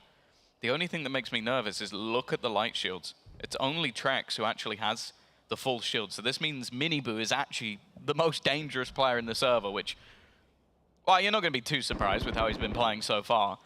But if he can isolate the fight, especially onto Sender, that will be this site completely under their control. Now, normally, you're going to see this man try and use the orb from this position. So they're expecting him to have that almost one-way in spot, but instead, they're already looking to try and get that plant down. It's not going to be happening. I like the nano thrown through. It's not placed early so they can break it. It's thrown just when it's needed. Drops the spike to the floor, delays the play. Miniboo, oh, he was looking for a kill. Makes it out with his life, and that's still dangerous. Now it's not. Quick shot delivered. Someone can recover that, and in fact, it was Rian's picking up the Outlaw. Now looking for more victims. Remember, just a 1 shot needed, and if this round ends up playing out as one player taking a fight and someone else picking up his weapon when he dies, that's not the end of the world. The only problem is they're running out of time to force those fights. 23 seconds left. They make some steps, actually. Those are intentionally fake steps. I think possibly it's Runner that can hear those. They make their way back, and it doesn't look like Vitality have given up the space. 12 seconds. The thing is, for the most part, they either need this plant or they need to die. That's the only way that this is going to work out, and it's a double shock dart kill for Trex. They've been on point. There's no doubt about it. And while for Rian's, he's going to want to go down here. The Outlaw's nice, but realistically, he doesn't want to hold on to this. And well, he will do. Someone's going to have to take the hit with that one going into the next round. I think this time Vitality might have a few more heavy shields to work around.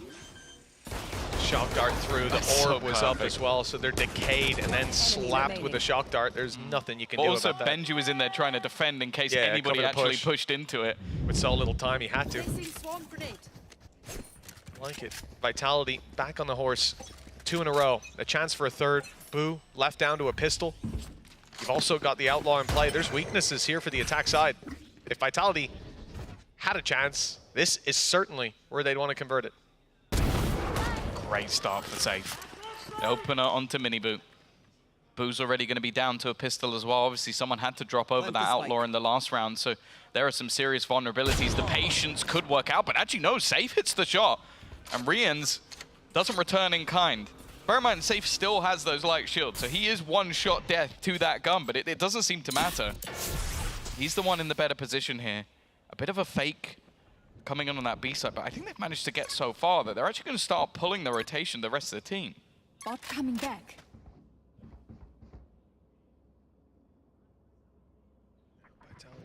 Players here ready. Wasn't success to be found last time around, and there won't be this time either. Clean response from Trex. He's been punishing them every time they step foot near that B site, and it's the spike down on the ground again. The wingman deleted, I think, by a snake bite this time. This round already lost by the looks of things. 30 seconds left. Want to take some weapons out of Vitality's hands. Rand's left on 10 HP. He's not going to be the one to win a lot of these battles. But maybe if he can land one of those shots, Spike down, B. well, he might need a few more now. Are we going to see it for a third round? No, this time Safe again is going to be the one with the Outlaw, winning all of those fights. A big round for Vitality to take. As I said, this map is the one where you look at it and go, okay, even though they're a very competent team on Sunset, and I think if anybody was going to give the side of Heretics a run for their money on that map, it could be them. You can't go into that map expecting to win. Like, that is such a fortress for Heretics to play around. But bringing this one back, well, maybe that will change things. And to put it into perspective, what's on the line for Heretics, they're already qualified. It's guaranteed. Either they will make it through to the top 3, or it will be them going through on championship points. That will happen no matter what. Vitality are the only team left in playoffs still fighting for their spot of champions. They win this game, and they've done it. And they lose this game, they've got another shot. True, but it's not easier. End of the world, but yeah. I mean, I don't know. In this day and age, I feel like any game is easier than a game against Heretics, especially with this veto. Sunset and Bind up next. I don't know, I feel like Foot with no pressure is also not, true, not yeah. better. Fnatic If they in just playoffs. don't give a damn. Fnatic in playoffs? Fnatic recently, though. They've been shaky. Fnatic in playoffs. Yeah, I mean, you make a good point. They won the last one. Yeah. As against this squad. Heretics, they want their spot in the final again, but Vitality denying it in this round. 3 kills already. It was a very weak buy out of Heretics, and well, you can see the results of that clearly. It's an Andalucia flawless for Team Vitality. This was looking like a damning scoreline not long ago. 15 minutes back, this is Heretics' game. Now, the gap is down to 2, and Vitality might be in with a shot. Yeah, that's it. This has been the map where we've seen shakier sides from Heretics, and I think their defensive side is one that many won't have played against. So having that Neon on defense, very aggressive, getting a lot of openers, but now Minibu has to be that tip of the spear, which definitely becomes a little bit more difficult. You don't have that elevation, you don't have the Blade Storm in rounds where things could be a little bit more difficult. I think if you go on any site on any map, I think the A site of this map might have the most Blade Storm clips of anywhere ever. It's not going to be in play, at least for that attack side. And also now you get Safe roaming the map with the sniper, which is what he's been going for. Outlaw started off, now he's got the operator. He's less just dive in and try and get space, and much more that superstar that you need to fear.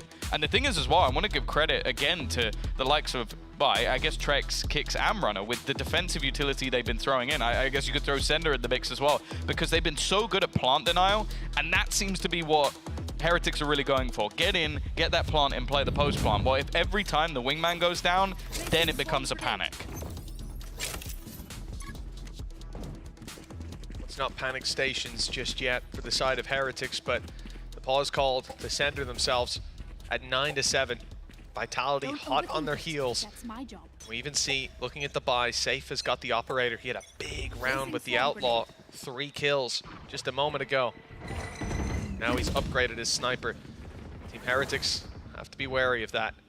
They've got a Thrash to work with on the attack side, but Vitality have that and then some, with the Hunter's Fury backing up their Thrash. Ult economy certainly swings towards the defenders for now. Best chance they've had. This looks like a good opportunity, not only at plant denial, but also at retaking. And you can clear a lot of ground. For now, at least. Just trying to figure out where this push is going. Sender's going to take that turret down, so remove some of the information from the other side. And I believe a dart just went over the top that revealed Boo in spawn, which, again, I feel like Trex must have some of the sweatiest lineups the world has ever seen. Maybe it was the drone. Either way, though, it There's now going to be that take in towards the A side, clearing things out with the Thrash. But as we've said, there's a lot in response. Fury's caught Woot up top, and it's actually followed up. A double kill. Woot and Boo down and out. That's a disaster for Heretics. They can rely on the flank from Benji Fishy, but he almost got picked off by the operator. And now, well, you better bet Vitality are ready. We've seen many rounds for Heretics in the defense. They didn't have to worry about their back. That's not true for Vitality, but they're sent. Oh, they were sent out to find him, but he evaded them. A pixel away from being seen. Now the timing could actually be perfect. Everyone is focused on the site itself. It's safe super far behind. In fact, there might not be anyone for him to pick off. We've already seen Miniboo get aggressive, and Rienz is in the same boat, and the timing absolutely perfect, but now the steps are heard. He's forced to move faster thanks to his team going down. Benji revealing himself. It's an easy kill for Safe. 8 rounds locked in for Vitality.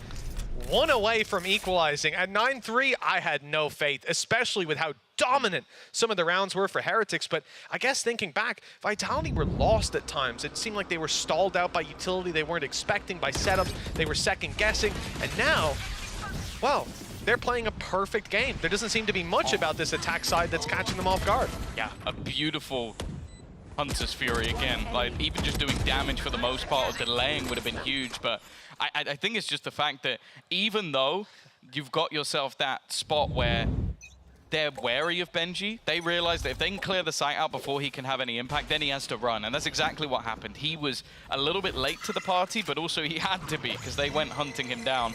I think also Miniboo wanted to get ahead and try and get aggressive, and that ended up being the downfall. Benji needed them to buy time, and if anything, they somewhat did the opposite.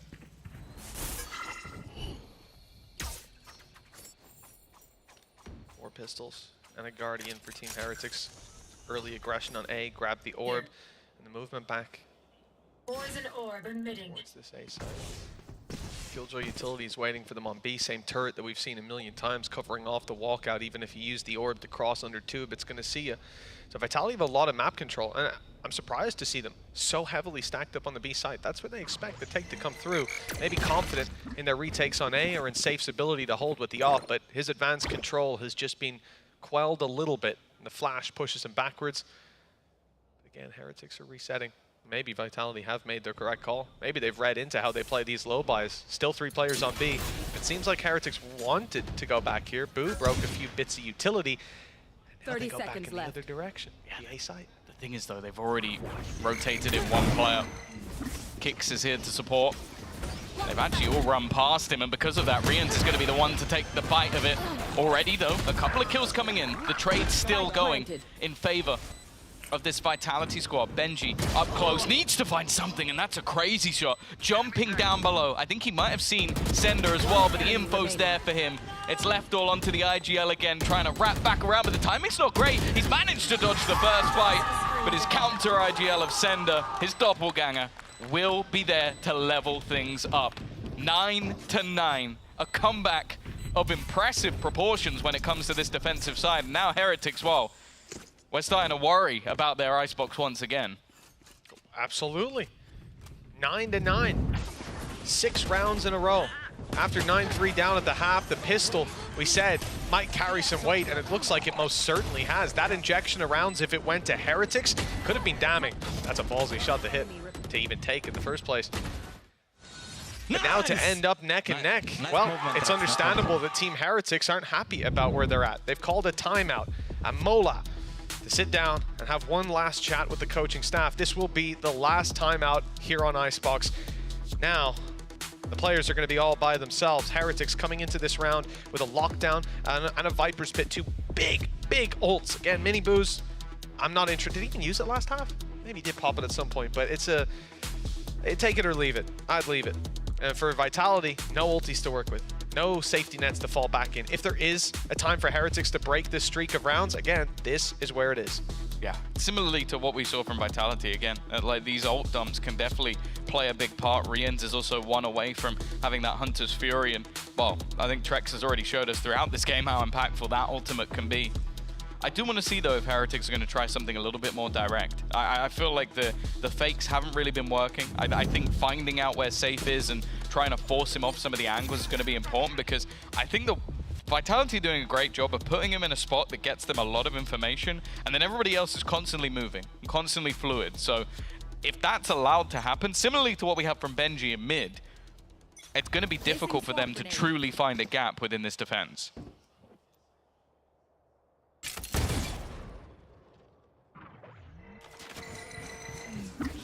Drone followed up by Mini Boo towards the B site. Everybody here from Heretics. Much more pointed play. Lockdown, yeah, that's what's coming. And for Vitality, that means falling back, locked out by the Viper wall, and possibly a chance with Boo picking an orb. Or no, Boo didn't pick the orb, it's Rian's picking the orb. So you've got Hunter's Fury post-plant, and possibly even a Viper's Pit for the plant. This could be a huge round. The thing is, they can still delay. They've used Mini Boo early to potentially just get rid of a lot of that utility, but even still, okay, the plant does at least go down. The thing is, they've lost players because they had to push forward. They had to take that space to stop this instant denial. Viper's Pit's going to be used, but Boo, well, he has to retreat. He has to be careful, at least for the moment, because they know exactly where he is. This is what won the round for Vitality with just pistols. The advantage is there for Vitality at least, though. They've got one extra player here in the defense. They make their way through. Late play by Rian's. Hunter's Fury's available. Will it be needed? That's the question. Clearing out this pit's going to be difficult. They drop right behind him. Safe. He's gone for the top rope play, and he's picked off Woot. But 2 versus 2 with the Vipers still lurking. It's a problem. Snakebite was used earlier, and now Boo is down. Oh, a quick run from Rian's. He has to speed around that corner, and he can't get there in time. Double digits found for Vitality, and a big ult dump round for Heretics too. They get nothing, and the win streak continues for the defenders. Yeah, it was just the fact that, yeah, they lose safe within that Viper's Pit. But also, I do wonder if the Hunter's Fury was just a little bit too early. Like, it's understandable. You know that your opponents are going to try and get in there as quickly as possible, so he's utilizing that, hoping that they're low. But the pit doesn't really force you to run through it. Like, you could run around that outside, you can go over the top, as we saw from Safe, and because of that, a lot of the players weren't as low as Rian's was hoping them to be. And they can get on that plant quickly and then duck back out of the pit. Already, not the start they're looking for at this round, as Woot is gone, but they might be able to pressure out Safe, and Gorgeous. They will. The Nano Swarm, it kept them in place. Thrown by Benji early on, they knew they wanted to fight Tube, and the success is found, at least this time. Wow. Run as fast as you want. Trex is even faster. Quick flick, and the adjustment is perfect. Down to 45 is Kicks, but a man advantage still sits towards the defenders for now. Kicks in the open. Almost had a chance. Here comes Thrash. 2 players close right in, a lot of danger. If that catches them, it's broken just in time. Flash up top. They know there's 2 there. They know where the planter is. All of the information sitting with Heretics. The spam. It's almost deadly, but a few shots whizzing past the head means Heretics at least reset. Lockdown, though, a big problem now. They can't deal with this, and they'll have to fall back, playing in the back yellow. And that's exactly what they're going to do, isn't it?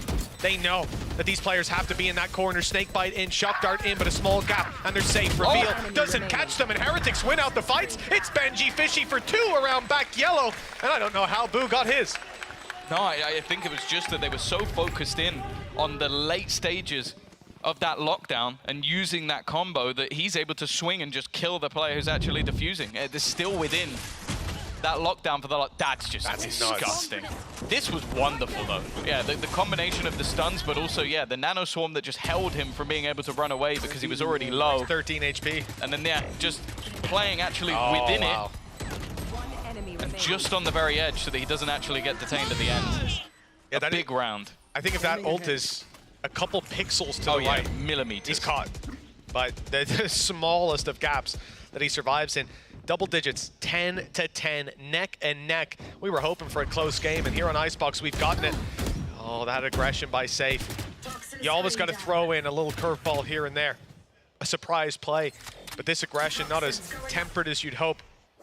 Heretics have shattered the early play, and now Vitality. They're left in a tough enough position. This map is pretty big. And whatever fight they end up taking, you better hope that they're also been sold. Like, that's the thing. 2 players were shown over on that B site.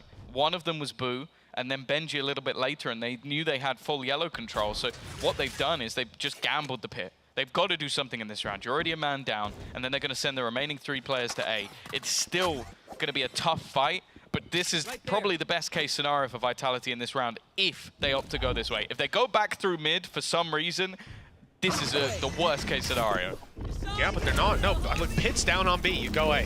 It's that simple. Maybe the mid split, but they've committed to it. Kicks down, a victim of a similar play to what he made happen in the last. Miniboo's doubled up on the entry. And Sender, well, he's got his pit. Not anymore. It's gone now. Nowhere safe to hide. Well, he's probably better off. I think he'll be saving this weapon. I don't know how Sender feels about his chances in a 1v5. And of all the times for Heretics to wake up... Trex, come sit on my PC. Yeah, swap seats, swap seats. Wheel yourself over. Yeah, this is the thing, though. Of all the times for Heretics to wake up, this is the worst. Vitality finally got some wind in their sails. They caught up. Team Heretics have hit the NOS just in time. They know that he's not close either. So immediately now they can start looking to try and hunt this man down. Now the Heretics economy is nowhere near off the charts, even though these last couple of rounds have gone in their favor. The last was incredibly close, but they can afford to throw out a player or two. Benji's the obvious choice. They even waited to let him plant so that he could get that extra orb. So in their eyes, he gets a kill, fantastic. They drop a gun and he's almost at the lockdown. He dies, it's the same case. He's still gonna have a buy for the next round. The thing is though, he hasn't checked the one corner the Sender was actually hiding in. So he'll be able to live to fight another day. The fact is though, as you said, the timing of this turnaround couldn't be any better. What? Well, Kix has got to be fuming. I actually thought it was a closer fight than that, but it was from absolutely miles away. And after his jumping opening pick in the round before, you know, he had that coming. That's just karma manifesting right there. 11 to 10. 2 rounds needed for Heretics. They've struggled to put attack rounds up, but now it seems like they're finding their rhythm. On the defense, credits up and down. Shaky. Bladestorm, though, is going to back them up and give Safe something to fight with. Sender, on the other hand's got nothing, not even a point of health. Early fight for Miniboo, greatly successful. He's in for more, too. Again, good counter util. At least they're letting them a little bit. Kicks only going to be able to find one. His teammate's been lost. In fact, he's been blindsided. Runner trying his best. He's done an awful lot of damage. Woot, tag low. But look at the wraparound. Miniboo just taking that extra space and now going to go hunting. Safe is completely blind. Bladestorm in hand and he will get nothing. The last few rounds have been all Miniboo. And while they are now just one away from taking their opponent's choice and going to the fortress that is Sunset. Sunset, even if that goes awry, if Vitality have done their homework and figured out the code to break, Vitality will still have to fight them up on 10 other teams in a row failed to do. I will say, every win makes it harder for you to repeat, right? People are ready for how you play. They're studying those some of the names? You want some of the names? I bet they're all trash teams. Go ahead. Foot, Na'Vi, 100 Thieves, Foot again, EDG, FPX, Fnatic are in there as well. Who are any of those teams? No, I've never heard of any of them. They're not Vitality. The 100 Thieves win was 13-1, by the way, just in case you were wondering. Yes. In fact, only Foot have managed to get to double digits. That's a great sign, Tom. That's a great sign for Vitality. I would say they should probably look at trying to win this map. Yeah, that might be the call. Yeah, I'm not sure that Sunset will be where they get it done. Again, even if they do, Bind, not a bad map for Heretics either. 6 in a row on that one. I'll name those later if we get there. Yeah, if we get it, if there's another round. I'm not sure about that. Yeah, Heretics have found their footing here on the attack. Lockdown to work with. And a very slow round. Yeah, they're waiting for Vitality to potentially go in for some aggression. The defensive side doesn't feel the need. Stacked up on B. It's the right port of call. Question is, what's the reaction once lockdown comes into play? Because I think that's going to be point of contact for Heretics. Yeah, they still have plenty for the denial. So they don't necessarily need to fight this one. No lockdown. Already under pressure! Miniboo's just got sliding through. At least there's a trade. Him being gone is going to be helpful. Trex, he was so impactful with this ultimate before. Has been able to deny the plant. There's only 20 seconds left. Now they have to use that lockdown. That's going to put an awkward spot because they either have to try and run across, which is what they're going to do. They're going to use their opponent's own utility, and Rians has just killed Safe straight through. Again, though, that plant's just about going to come through, and 2 players stuck towards this corner. Not expecting Trex to swing. Puts disadvantage back for Vitality. Another left all on Taboo, and they know exactly where he is. 15 left in the clip, and he's not even going to get to fire any of them. Runner gets 3 kills to convert another round. And they're close to taking it to OT. 12 to 11. Well, it felt like Heretics started to get away from them just in time. Now, still a chance of even getting rid of the lockdown in that round thanks to these early trades. And yeah, it was his own reveal. That's what meant that he got that kill. Without that, I will say, like, Trex at the moment might have the best Sova util in EMEA. Like, the guy is so unbelievably good at just revealing players at the perfect moment. And it really isn't just that. Like, individually, the guy's insane as well. But on roll, he's so much fun to watch. We had this yesterday. I felt like we spent the whole game complimenting every piece of utility that he put out.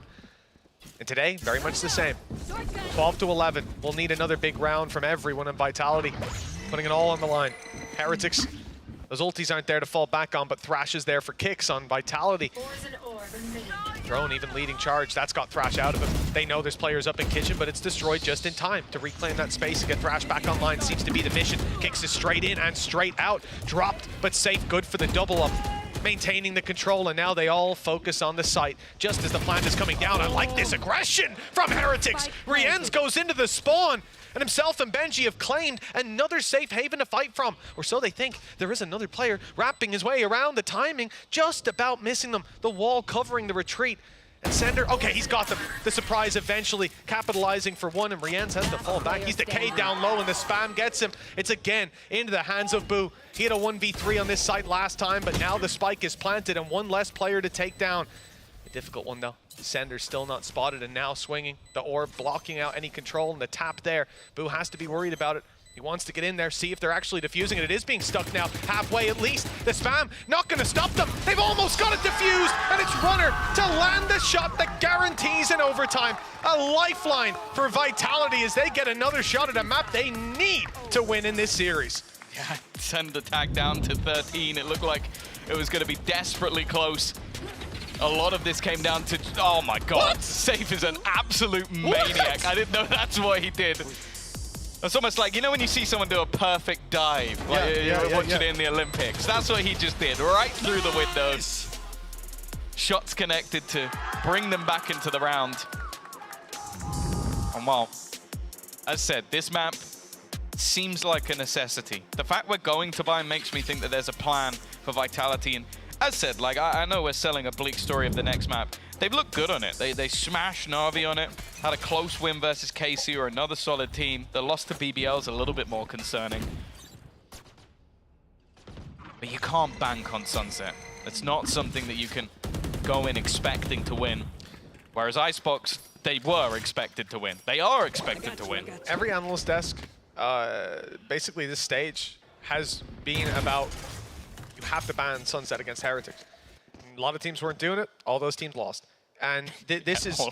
Yeah, Heretics always pick it. Heretics always win it. And the only way to avoid it is to ban it. They will pull it through because they're just the best. And that's with different players at different times, by the way. Like, also. They have had multiple different times where Woot wasn't there, where Miniboo wasn't there, and Padatek was standing in, and they still won it through all of that. So it really is just something that they have a real chokehold over. Icebox, not so much.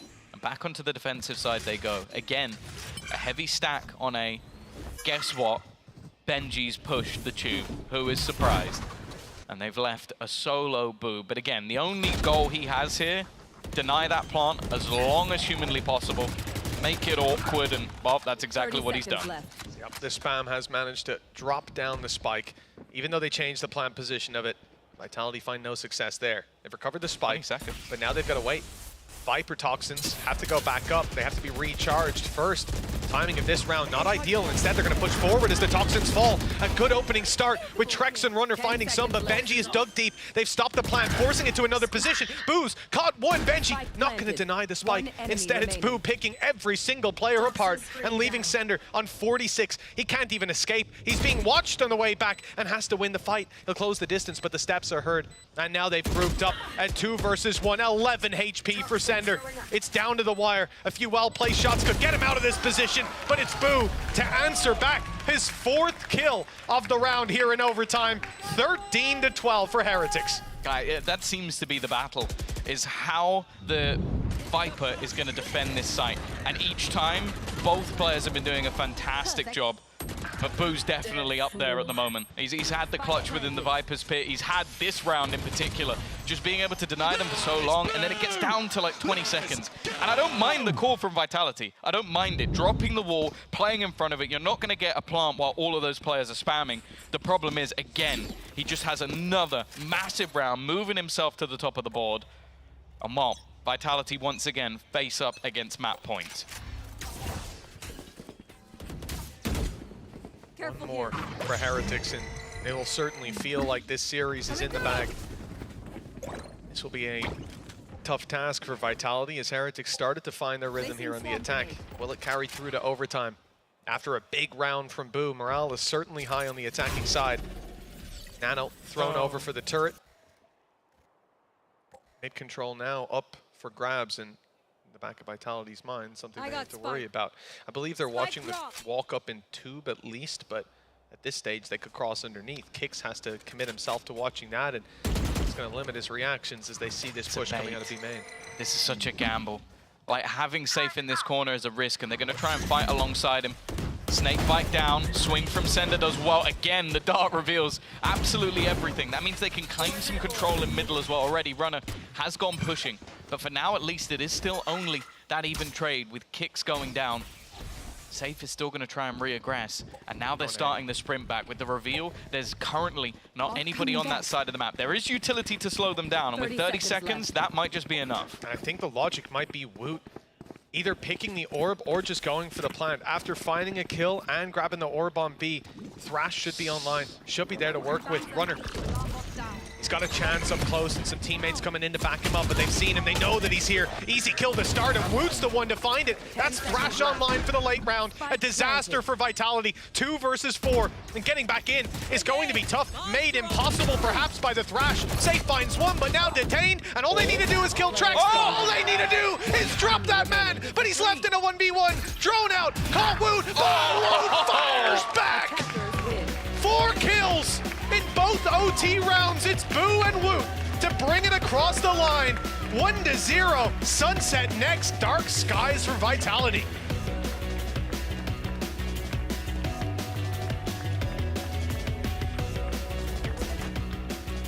Guys, I have information that Hero just aced before Benji fishing. Do you know how many 4Ks I've got? Benji was in VCT last year, this year, and he still didn't ace. Wait, you don't have aces in VCT? Man, shut up, bro. No, you actually don't. No, bro. Oh my god, Benji, that's balling. Benji Fishy, where are you?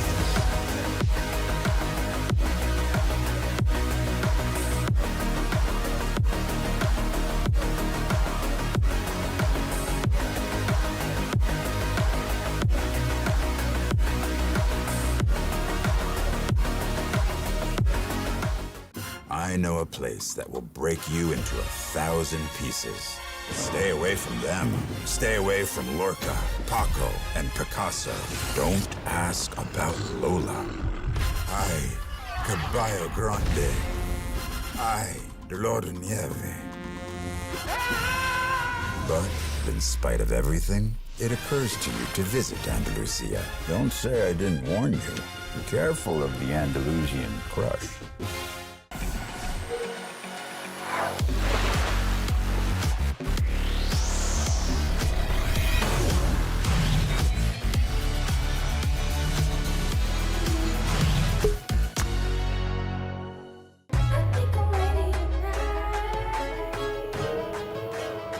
Hey guys, it's Jimmy Lin.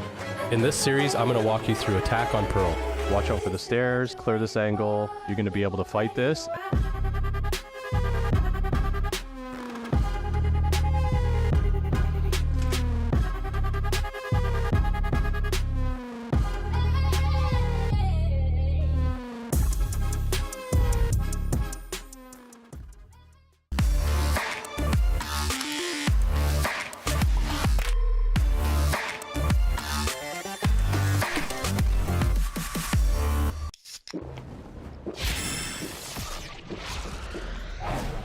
Red Bull gives you wings.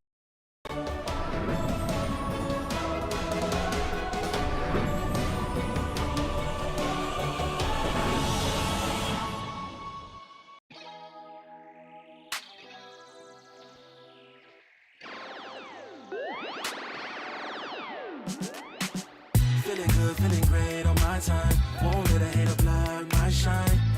I'm just living my life. Too busy chasing good vibes. Chasing good vibes. Chasing good vibes. Chasing good vibes. Too busy chasing good vibes. I'm feeling good, feeling great now. A hater can't play with my day now. Get that negativity out of my face now. In my city, I'm the man of my state now. Yeah, I'm living life to the fullest. Baby girl, you're talking to the realest. Energy and joy, you can't steal it. Good vibes all around. Baby, tell me, can you feel it? I woke up, so I'm blessed. Just another chapter in the test. I know I'm doing better than the rest. Got a smile on my face, showing teeth for the crest. It's no sweat, I'm a vibe in my own right. Go time in the sun, yes, I'm gon' shine. So fine, got a baddie on my phone line. Feeling good, feeling great, chasing these good vibes. Feeling good, feeling great on my time. Won't let a hater block my shine. I'm just living my life. Too busy chasing good vibes. Chasing good vibes. Chasing good vibes. Chasing good vibes. Too busy chasing good vibes.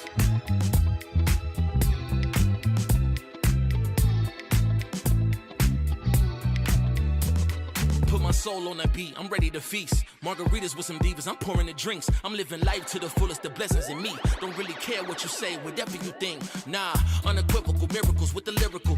With the homies tryna pop like the cereal. Lucky Charms got a model on my arm. Go watch on my wrist, garlic parm. No alarm, fireworks, I can feel it in the sky. I got love in my eyes, but there's money on my mind. I see passion and pride, I despise all the lies. I've been around the world, so I'm down for the ride. Good drinks, good people, and good times. Fast cars, pretty women on FaceTime. More money, more fun in my life. I'm just chasing my shots with good vibes. Feeling good, feeling great on my time. Won't let a hater block my shine. I'm just living my life. Too busy chasing good vibes. Chasing good vibes. Chasing good vibes. Chasing good vibes. Too busy chasing good vibes.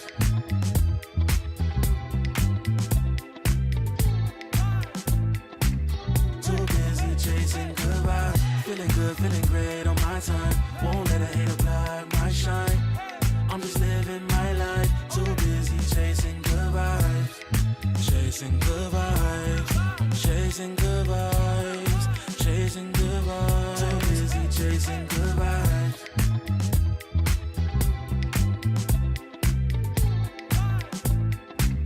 Too busy chasing good vibes. Feeling good, feeling great on my time. Won't let a hater block my shine. I'm just living my life. Too busy.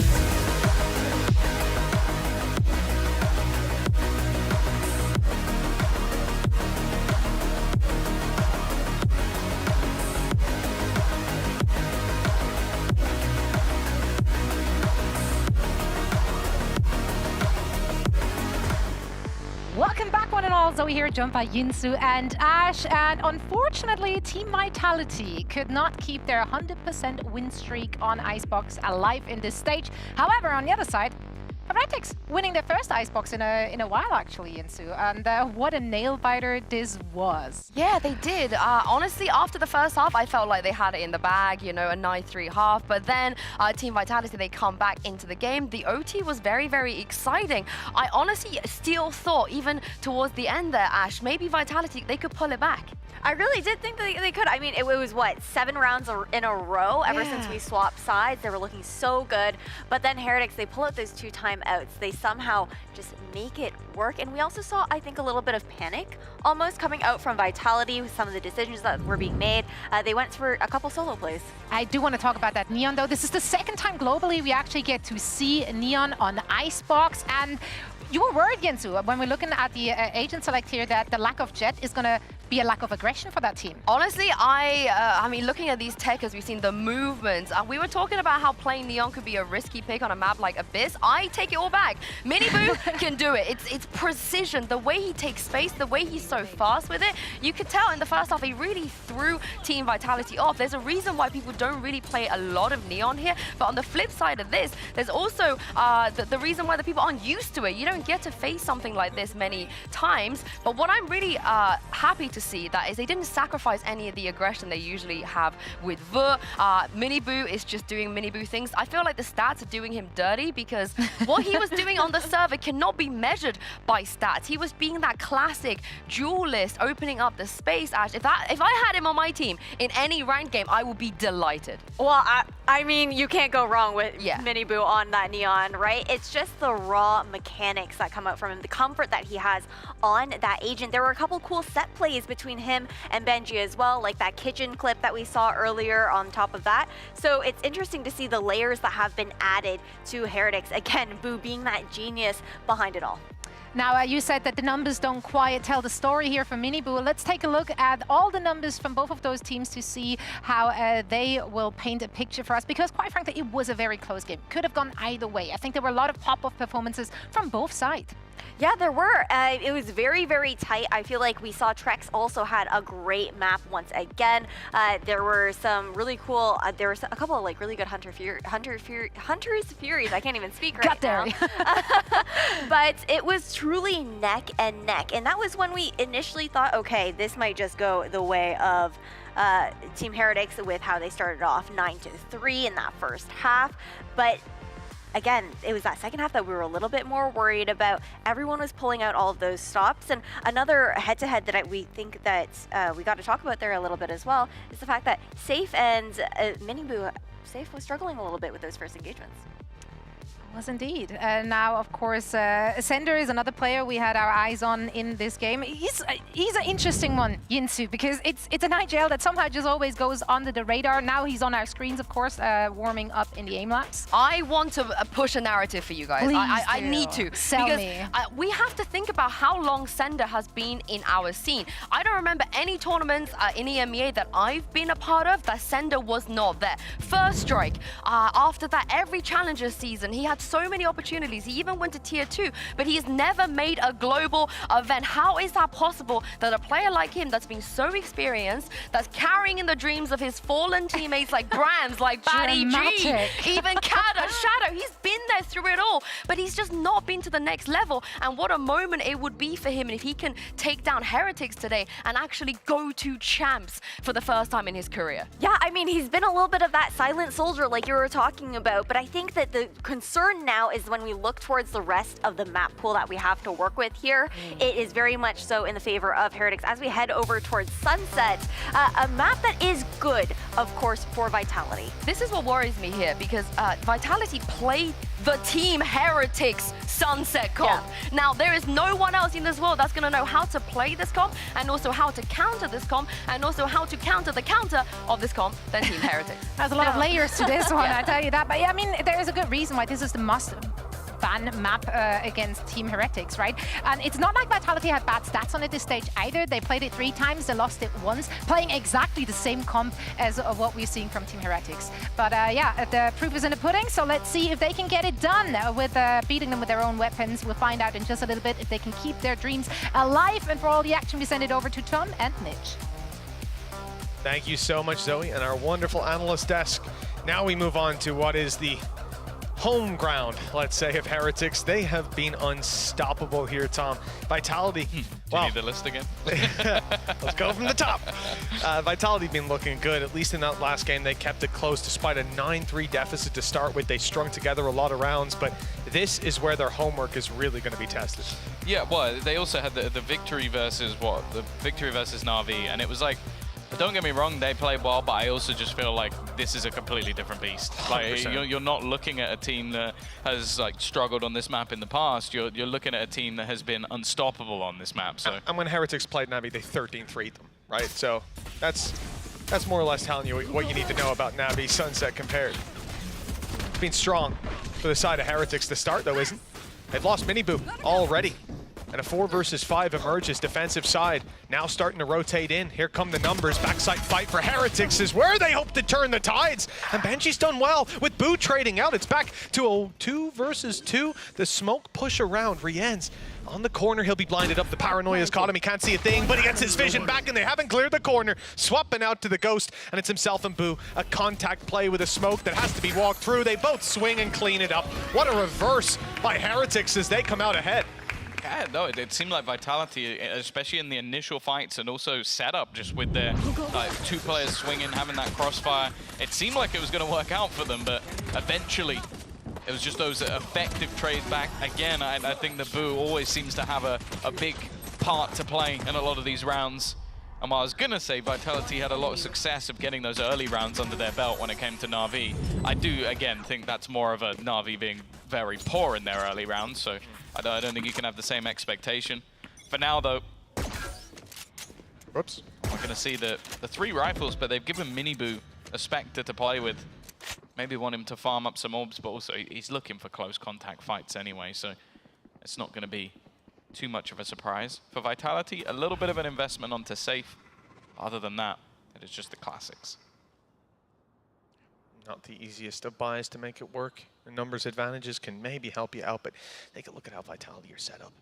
Cam watching B, and players spread across. It's going to be information to hopefully crunch on a player later on. And the question in these rounds is often how much damage can be done. And Heretics, I think they were the team, right? In the last map, they played a very light second round. This time, definitely not light. The 3 rifles and an SMG. It's only one player that they can afford to lose without starting to take losses into account, without reinvestments in the next round. For Vitality, at least there's some hope there then that they can make this costly. Yeah, I almost think they need to, because coming in with those 3 rifles, Rians will... Well, sorry, Benji will almost definitely buy up another one. The information's already there, and that's the thing. I feel like a lot of what the job is here from Miniboo is just to try and block them out the reveal. Well, we've been highlighting them coming out of Trex. That's going to give a few assists over, and even a kill for Rians. And Andaluthia flawless to get their second round done. I think similarly to what we saw last time, just keeping things so clean. Kind of highway robbery, actually. I feel like that recon should have gotten all the assists. That's why everybody comes over to take the fight. I think Miniboo might have put a stun in or did some damage, so he actually stole one of them. Ridiculous. It should have been a shared effort. Look, this is why everyone comes through to fight, because they saw them all. Yeah, let's see. Somehow. He gets the assist because he did more damage. Yeah, give him 2 assists. Double it up. And Woot did it all by himself, apparently. I mean, just underrated are the recons. Statistically robbed, but we know in our heart 4 assists on the board. 2-0. Team Heretics with a good start, but Vitality have bought up rifles. Again, the problem, based on losing nobody last round, is that there is a plethora of rifles available for Team Heretics. And like you said, Tom, Benji, upgrades from the pistol to the rifle. A little bit of investment, but they had the cash to do it. And now that's some problems starting to brew on the side of Vitality. Miniboo is just going to be a sacrifice. Like, they're absolutely fine with that. Saying that, Rians is the first one in. I was expecting to see Miniboo sprinting in, but in fact, never mind. I guess you don't need to sacrifice him if Rians is just going to shoot the trip, get an opening kill, and then Miniboo's like, right, guys, I'm running in now. I'm running in and taking the site now. And that was almost or maybe it was 100 damage shock dart that went through. So decent, punishing the planter and the person, the bodyguard, providing that cover up close. Maybe that's going to help when it comes to the spam battles, because make no mistake, this is Sunset. This is the team we saw do this most consistently. Post-plant setup, narrow laneway where only half of the spike base is available for the defuse. You have to fight into main through the smoke. The flashes help, and Sender's doubled up, so is Safe. They're right on it. Miniboo round the back though has denied the defuse. He's bought himself a little bit more time. 2 players to take down, a weak weapon to do it with. The spam is good for 1, and the time quite low. It's gonna be down to the wire, but 0.28 of a second, just enough for Vitality to claim the round. Yeah, I don't know if they're going to be over the moon with that one. The fact that Miniboo, I don't know if I've ever seen anybody run all the way around the flank. I think he was probably not expecting to even have to play a part in this round with how solid those post plants normally are. But again, it's just, well, the TP through is fantastic. Nice. Sender doing work alongside Safe. That's what turned the round. But the fact that Miniboo, well, 0.28, he survives even a split second longer. Bro, I don't know. And that one gets over the line. to 2-1, an immediate purchase. And look at Trex. Well, even Runner and Kicks have pieces missing as well. Yeah, that's one of those rounds that tests your ability to observe this game. My God, the crunch through the smoke, all the utility thrown, and you could see the chaos. That was what enabled Sander to get behind them. So many sound cues, you can't really hear the Shrouded Step that clearly. It's 2-1 for Team Heretics. Despite the fact that they had rifles in the last, they're still able to buy up here, thanks to it being that bonus. And like you said, Vitality might not be over the moon. They've had to invest a lot even then. Trex is down to a Stinger, a Bulldog in play for Runner, a Guardian for Kicks as well. There's a lot of weaknesses for what is normally the round that we see in a neck-and-neck engagement. Heretics with the upper hand to start, at least. On the attack side, they're the ones that have to find space. They have done so in middle a little bit and poked and prodded up on A, but yet to see the aggression that they're hoping to find out of the side of Vitality. Timing here is going to be everything. Ends up peaking a firing squad as Miniboo reveals himself, and then Woot and Rian's alongside it. Now the time is ticking. 25 seconds to make their move. A lot of counter utility thrown in to try and slow them down as much as possible. Kicks has done well. 18 seconds now. That clock continues to tick, and Runner's trying to come in from behind. The spike yet to make it to the site, and they need to deal with Sender. They don't even know where he is. He's just going to try and jump down and potentially deny the plant, which he's not quite going to be able to do around the corner. The sprint comes in, though, and Trex has done fantastic. Just doing work with the Stinger. Boo, still here. Doesn't connect that shot, and I feel like that might be the round over. Any further chance they know exactly where he is. The spam up to Trex has done well. They're still yet to get this anywhere near half, but he's so desperately low on HP that this just doesn't seem to be possible. Well, a little bit shaky in the end for Runner, but the job is done. I like the way he fakes the steps, takes a shot on one side, and then transitions to the other. A nice attempt by Boo, but yeah, the fact that he got spammed down by Runner earlier to 30 really doesn't help him out. They're keen to just jump around, classic in hand. It comes close, but not quite close enough. And after opening pick, and the way they punish this is just a fantastic flash, and only able to capitalize on one because of how quick Miniboo is swinging around that corner. But they had it locked in from this play. The Stinger on the site. It wasn't quite able to deny. And look, if he was there half a second earlier, he probably wins the round on time, drops the spike, and there's no chance for them to plant it with a couple seconds left. But the bigger thing as well is just that they'd cut off every avenue, that the players on Heretics were all tunnel visioned into defending the plant. Like, they didn't know what space was clear or what was a problem. Still, though, there is going to be a purchase available. Oh, the Outlaw hasn't connected. Those are all light shields. And there is going to be pressure now placed, an immediate rotation from Sender to get him in to support. But the fact is, an elevated spot from Boo, and Miniboo now finding another. Well, that rotation was needed as he's the only one left. They put every credit on the line on the attack side, and here's the reward. 5 versus 3 post plant. Miniboo low, everyone else in fighting condition. And the Outlaw already out of the round, which was a big threat for 4 players who came in on light shields, who took the initial fight against it as well. It was a blindside for Vitality, and Boo up top, able to pick off safe, assist on the kill to Sender, and leave. Kick sending it to the other side of the map. It's time to save that weapon, as the 1 versus 4 isn't looking likely. Great response from Team Heretics here on Sunset. The lead will stay in their hands. Yeah, this was a really big round from them. Again, it's just the sneaky spot above that actually ended up being the undoing. Boo just taking the initiative, finding a kill, and then the immediate response. This is the thing I love about this team. Like, you can always make the jokes about the synergy of brothers, but the fact that the second he takes that fight, Miniboo knows, okay, right side clear, I'm going straight to the other side. I'm peeking it to make sure that nobody can get a trade, even if they wanted to. And it just makes it impossible for anybody to really do anything. Again, the setup of util was fantastic, and from then onwards, it's just easy pickings for the rest of the team. And the problem now is that even with the rounds that have gone their way, it's been so desperately close that Vitality have built up no economy. They have a singular rifle available to be bought into this round. The rest is going to be Stingers, and while the ult available for save. Nice, ton of info for the players outside of B. I wonder if that gets a push out of Vitality on A. For a moment, it looked like they were toying with it with safe up close. With Kicks, 2 flashes ready to pop outside of A main, even a danger sign going through. I feel like we might see that play come in. But ultimately, they're hoping for contact first so they can use the paranoia and then pounce. In fact, look at Team Heretics. They're coming towards this play. I mean, this is going to be absolutely perfect. Paranoia goes down, Safe swings out, lightning fast. It just depends. Yeah, he's still going to be in position. And the player's spotting at his kick. So look how deep they'll be by the time the Paranoia comes in. There's nowhere to go. The only thing will be the drone. If they can clear any of these players, that I think they may have spotted a pixel at least onto kicks, but the rest are still completely unrevealed. But even that alone is enough for them to fall off. My only worry is the Heretics going into the same problem they had the last time they were against a lower weapon buy. It's just the time. They're down to 40 seconds. They're only just starting to clear out mid, and the rest of the players are incredibly passive, even back towards the spawn. If the timing is right, they could slow them down, but instead, it looks like Runner is going to have the main crux of the job.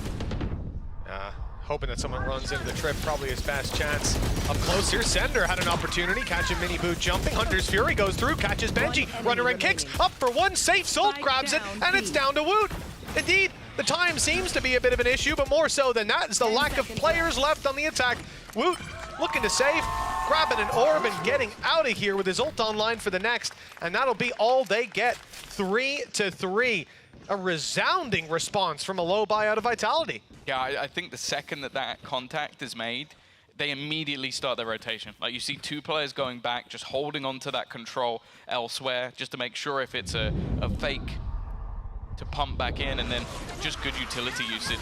Again, we talk about this Hunter's Fury, high impact every single time it's in play. And this team also just seems to be sublimely good with these weaker weapons, with the Stinger, in every single scenario. 3-3.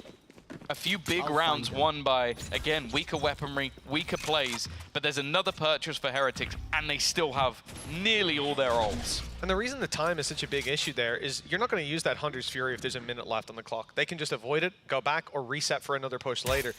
Play the time. You can't play the time with 20 seconds left. You know they're committing. You know they're coming out of that choke point, and, well, there's not a lot of space for them to go once that Hunter's Fury fires up. And even then, you've got 3 or 4 teammates ready to fight on the back of it too. So crowd controlling them, pushing them out of position, and just causing chaos in the ranks of Heretics. Very successful round. Back with the rifles here are Vitality, but the same can be said for the attackers. Just one Bulldog that shows as a weakness. 2 big ults on Rienz and Woot. Same can be said for Kicks on the side for Vitality on the defense. Initial fight. Well, the drone will be the same contact as before. I think there's going to be no choice but for Safe to break it and fall back. This time, though, Heretics are committing. Oh yeah, the knife has also got them that extra information that they needed. Counter flash. There is another if they wanted to try and put Safe into position. Definitely seems like he's thought about it, but with 3 players still on the other side of the map, it would have to be a pretty big play. Utility removed, straight in, and Safe has just popped every single head. He's taken down Woot. He's the only one still, well, not standing, but surviving. But the rest of them have just been obliterated. 20 seconds left as the spike hits the deck, and well, honestly, the rest are just going to run away. Not even up to try and face this man in that kind of form. Well, I have to say, Vitality's protocols on the defense have been looking very good so far. Heretics pushing through a number of times, not finding the contact they're looking for. The setups have been scary enough that they don't want to commit. Think of last round when they spot a player in the elbow. It's a KO. You know the flash is coming. And here, well, they're able to cascade in with what is one of the wildest individual plays I've seen. The fact he finds the first, the smoke blooms, and he still manages to convert the second kill, steps out of it for the third, and the timing on his teammate's smoke, absolutely perfect there too. Yeah, this was wonderful. And in a lot of cases, you're not going to get away with that versus a team like Heretics. They're normally so good with the trades. They basically had the plan to use Woot as bait and then just get him back up because they were confident that they would be able to trade out that kill even without a sort of pop flash or anything to really play behind. The smoke, I think, even intentionally delayed by the attack just to make sure that they can get a direct fight if there is a player there. In the end, though, it's their undoing. Safe with a big round that puts Vitality into the lead. And as I said, like, this is a map that has been home turf for Heretics for a long, long time. The expectation after an OT first map was that this could end up being a blowout. Like, most teams don't even get close to double digits. You're talking on the average amount of rounds. I feel like being 6 or under. Yeah. They're already at 4. But never, even more so than that, Tom, they've managed to push Heretics because Heretics have constantly run headfirst into a brick wall. Their early plans haven't worked. They've not been able to push and pull in the way they want. They're running into stacks. they've got a pause out of them in the first 8 rounds. This isn't just Heretics losing rounds, it's them looking for solutions. And it's rare to see a team make Heretics do that here on Sunset. Well, the buy, maybe more than expected.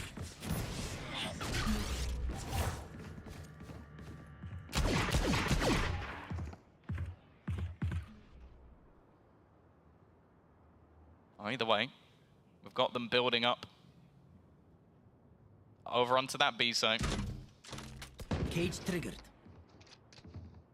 There's going to be utility available to try and slow them down. I feel like Runner has done a good job of consistently swapping the trips just to try and make things that little bit more awkward for them on the entry. Now the weaponry, as said, intriguing. It's a little bit more than maybe expected, but with a Hunter's Fury on Riens, they might just use that to try and target an opener. Noya's good. No response from Vitality. Most of these players blocked out. Now they've got the vision back, ready to go for the fight. Nice stuff for Safe again. Always finding his multi-kills. And now left to Riens to pick up the pieces. The 3K that's needed. The paranoia's caught him completely. But he's safe. They don't think that he's already out. They haven't checked the corner. Maybe a chance for the Viper to strike. Oh. Immediately shut down by Trex. 5 on the board for Vitality coming off the pause. Heretics still haven't found the solution. No, and again, it seems like right place, right time. A lot of it, solid utility to make a lot of these fights easier. Certain gaps held by the trips as well that they just can't get past. And I feel like in most cases, there's been 3+ players in position, ready and waiting. 5 of the last 6 rounds now. Only the pistol and second round is where we've seen Heretics streak anything together.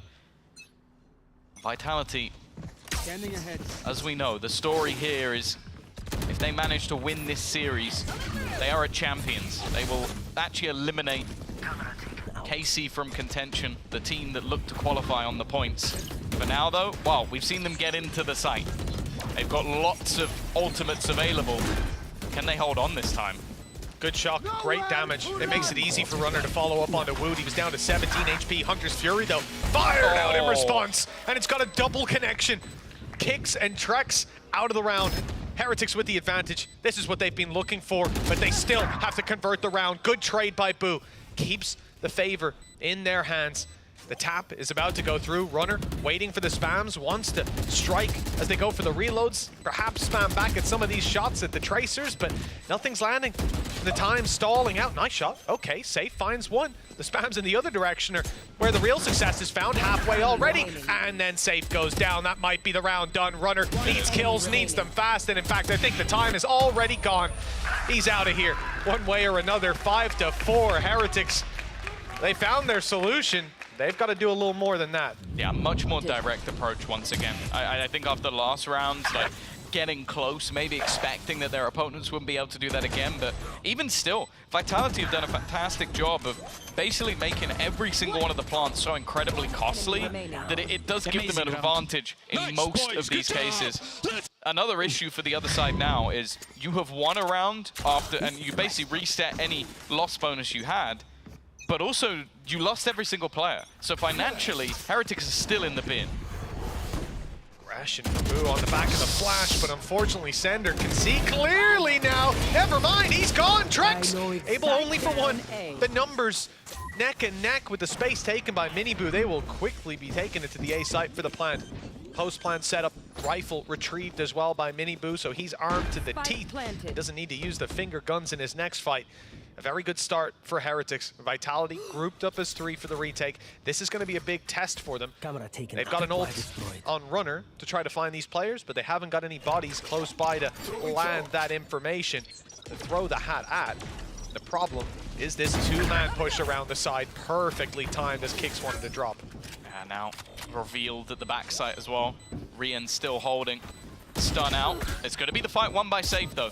Putting things back into a 2 versus 2 scenario. Shock Dart's doing a little bit of chip damage, but even still, they get on this defuse. Safe is guarding it, and now already at half. Riens needs both kills. He's gonna deny the person actually defusing. That might just be enough, but again, just within a millisecond, Vitality will get that defuse through. Confident, it seems, as they at least have equalized at the half, but more importantly, look to head in with a lead. Less than half a second in it twice. That is a narrow margin, to say the least, but for Vitality, the lifeline they needed. A sloppy round to start with. 3 versus 3. The swing around on short, I thought, sealed their fate. But again, it's a player like Safe. He just can't go out of these rounds without a multi-kill. 12 on the board so far. And a big reason Vitality are able to put so many of these rounds on the board. Okay, same play, same plan, just with weaker weapons from Heretics. Early flash, early aggression as they cross over. Safe is picking them off. The kills going their way pretty convincingly. Maybe Sender can be isolated up close. It seems like Kix is a little further behind, and he's naded out as well. They tried to knife him? Well, that's one way to do it. 7-4. I think Wu must have run out of ammo. Otherwise, that really is an insane play to attempt when you're down. 7-4. Again, I think you're talking about Gentlemates getting 7 rounds total, Foot getting 10 rounds, Fnatic getting 7, and every other one managing less than that. So this is already an impressive performance, but it doesn't feel like this is a scenario where the Heretics are going to turn this around. Right now, Vitality have been firmly within the driver's seat. It's only been individual rounds where barely anyone survived or the spike's gone off. And that's even with the pistol under the belt of Heretics. Vitality are putting up one hell of a fight. And well, at this stage, I wouldn't be surprised if they go in with an 8-4 half. They might need it too. You know, I was looking back. Heretics' defensive side was 11-1 up against 100 Thieves and up against Na'Vi. Although it's been manageable. I think like Foot also got like 9-3, but the second time they played them, it was a much closer first half, 6-6. Either way, I certainly expect a lot of rounds out of this attacking side when they swap over, and they've started out this one with an opening pick. Sender down, A site under threat, and Vitality have to rotate in. Look, 2 players towards that side of the map. Heretics know that. The space will have to be filled back in. They're going to try to capitalize by finding a gap on B. I don't know there is a gap there, though.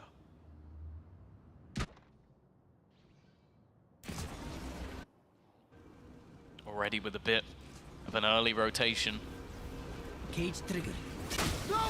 Safe in there. Already Hunter's Fury being used and actually catches a kill. Catches Runner with a tag. 30 HP trying to fight this one, but he's not going to be able to. And Safe's ultimate is shut down immediately. It's left on to Kix. The fragment not quite going to reach. And he's used the ultimate.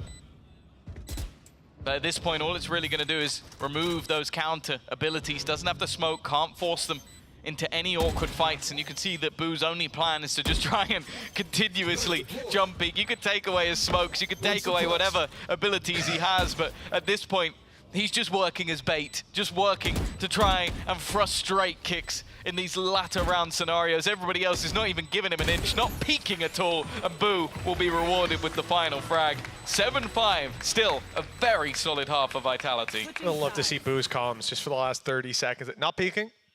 Or not diffusing? Not diffusing? I just hope he's making sounds, just going whoop, whoop, oh, I hope it's a little more clear. And then the other guys on the team go, what does that mean? Should we peek? Should we not? What's happening? Let's go!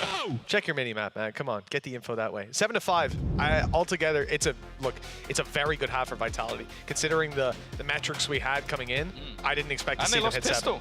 7. Actually, yes, I hadn't even thought of that. 7 rounds losing the pistol against Heretics?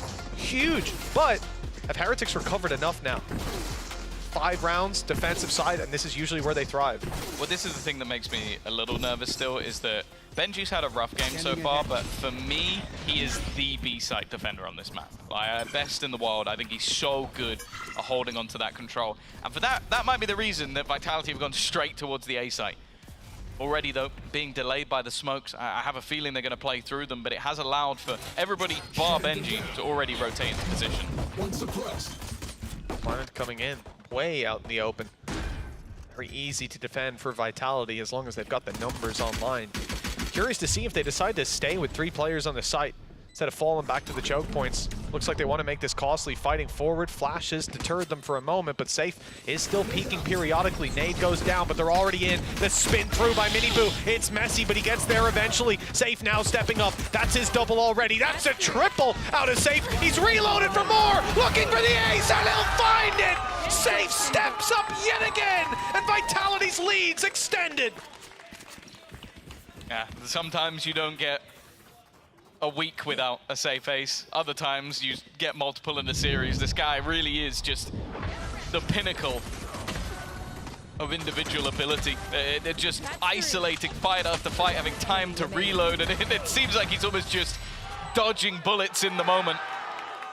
An important pistol for Vitality to get off to a strong start. 2 orbs away from having the overdrive, but I don't think that's going to matter.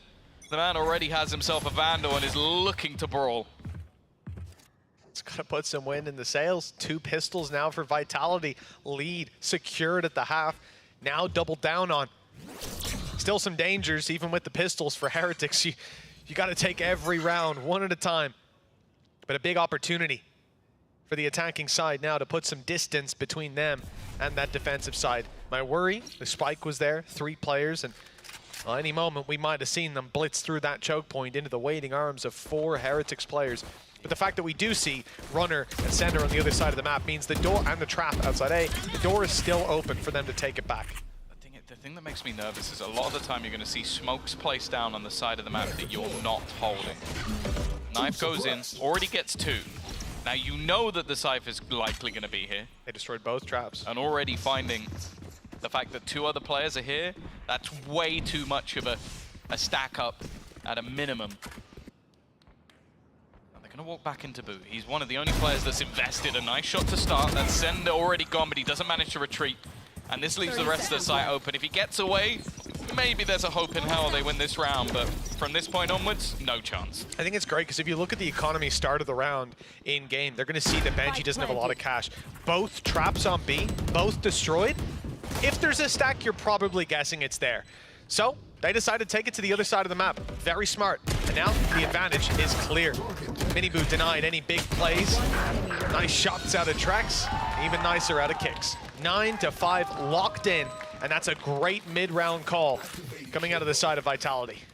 We could be seeing the first defeat in 10 matches or 10 maps for Heretics when it comes to Sunset. They have been unstoppable. Bind is much of the same, which will be the 3rd map if we go there, but Vitality have proven that they can brawl at any moment. They can fight with the best of them.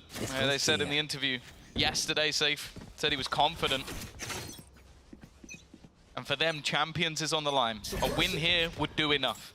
That's all they need. The rest of the tournament, they could go for the trophy. He could try and win another one here in EMEA.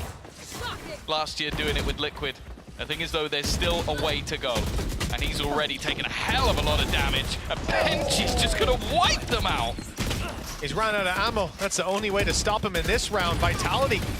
Oh, they've done so much damage. Rienz and Woot super low. This could be a much more doable situation. A bite-sized one that almost ended up coming through.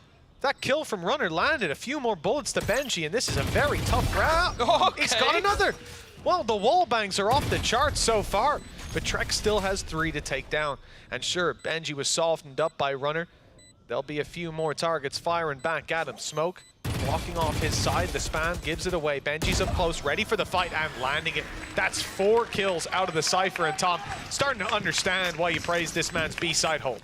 Hey, the guy, I think he was 4-9 in the first half.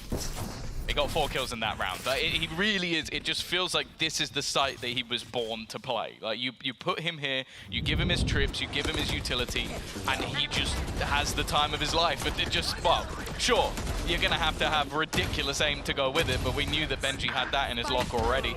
Still, made a little bit more competitive than expected, I think, with the fact that those early kills just didn't go anywhere near their direction.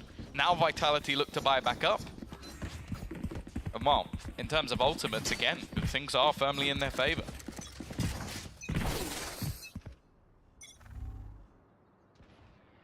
3 rounds between them. Vitality to have made this competitive, and if they feel it slip away, that will be a heartbreaking way to lose it.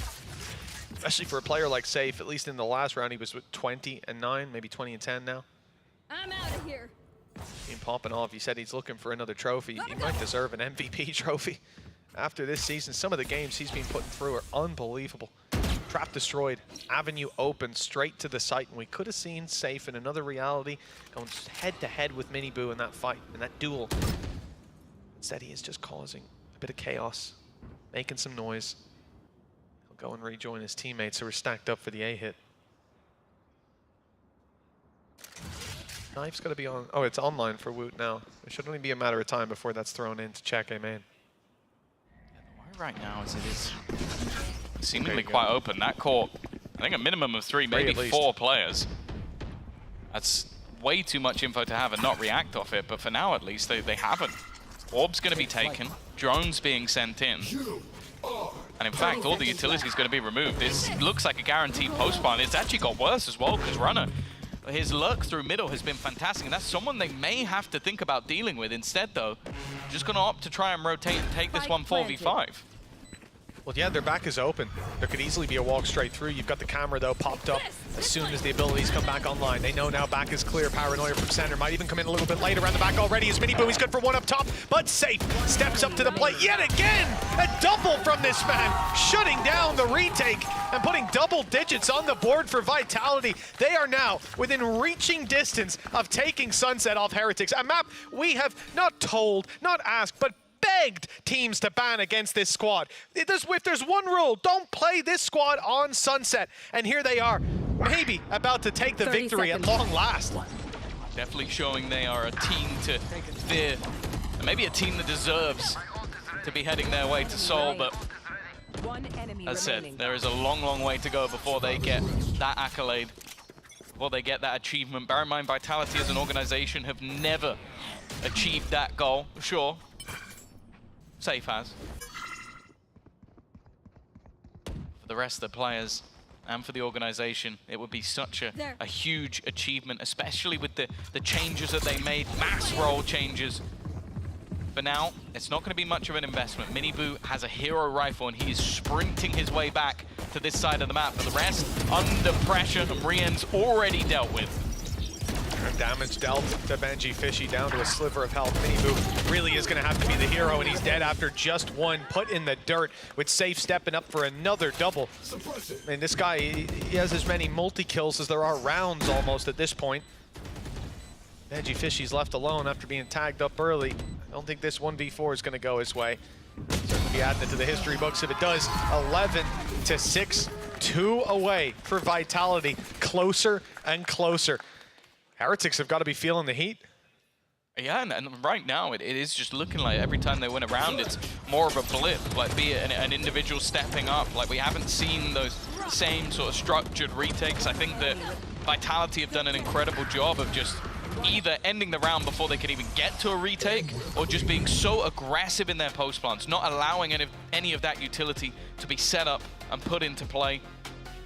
Also, they've been doing well at finding the gap, like be it catching off an aggressive push from Boo, or the same from Woot, who's really been struggling. Like, this has to be probably the quietest performance we've seen from him, maybe all season. Now, bear in mind, his season's a little bit shorter than everyone else's, and maybe there's always high expectations on this guy, but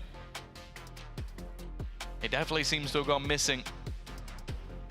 And at a time where, sure, for them, they're already qualified.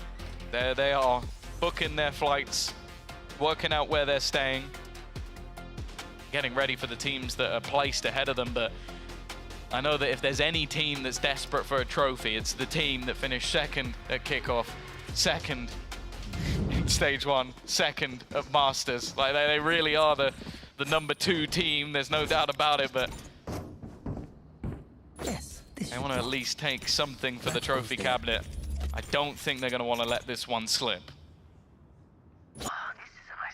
No, I don't think that's part of the game plan here today. The streak of rounds required, even just to land them in an overtime situation. Early on, Knife has actually managed to catch Benji Fishy. Util wide in the open with Rien's caught out by Safe. Well, That is not the start that you want. If you're on the side of Team Heretics, Vitality, man advantage to work with.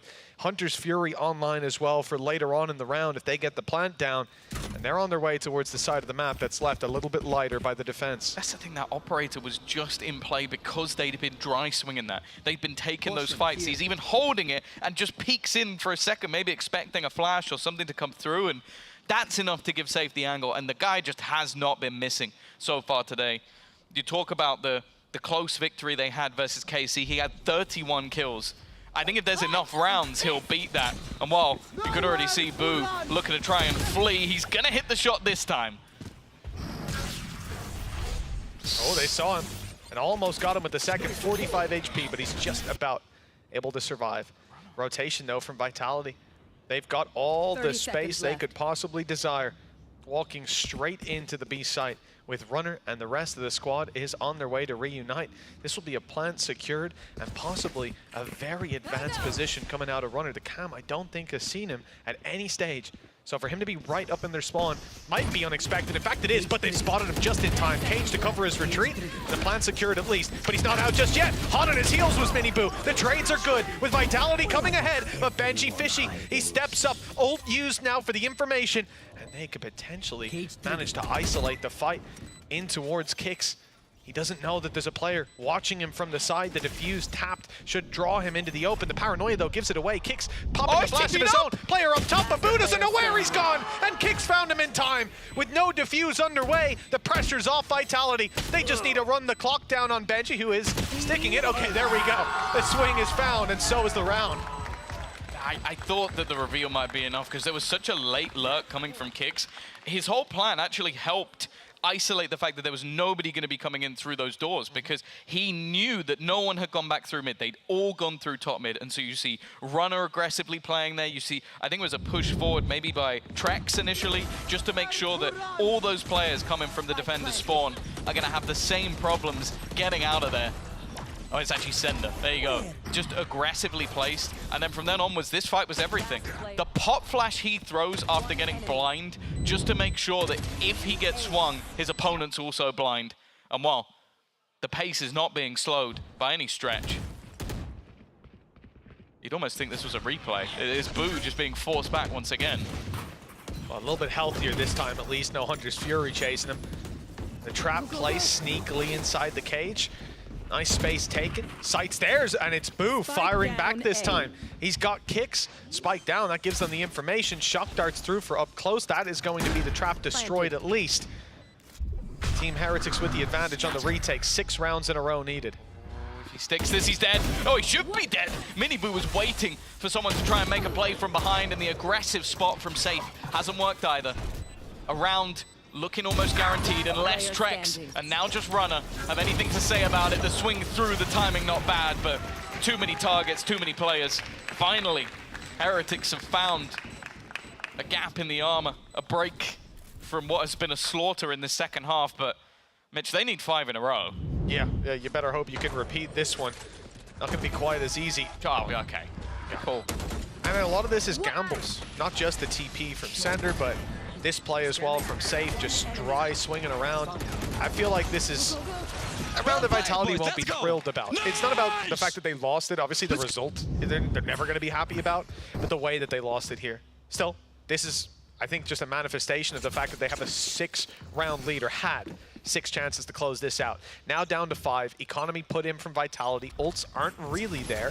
Kicks might at least have his, but I'll tell you what, Safe certainly won't. He is shredded right at the start, and with Hunter's Fury fired in by Rian's, oh, just about misses the follow-up on Kicks.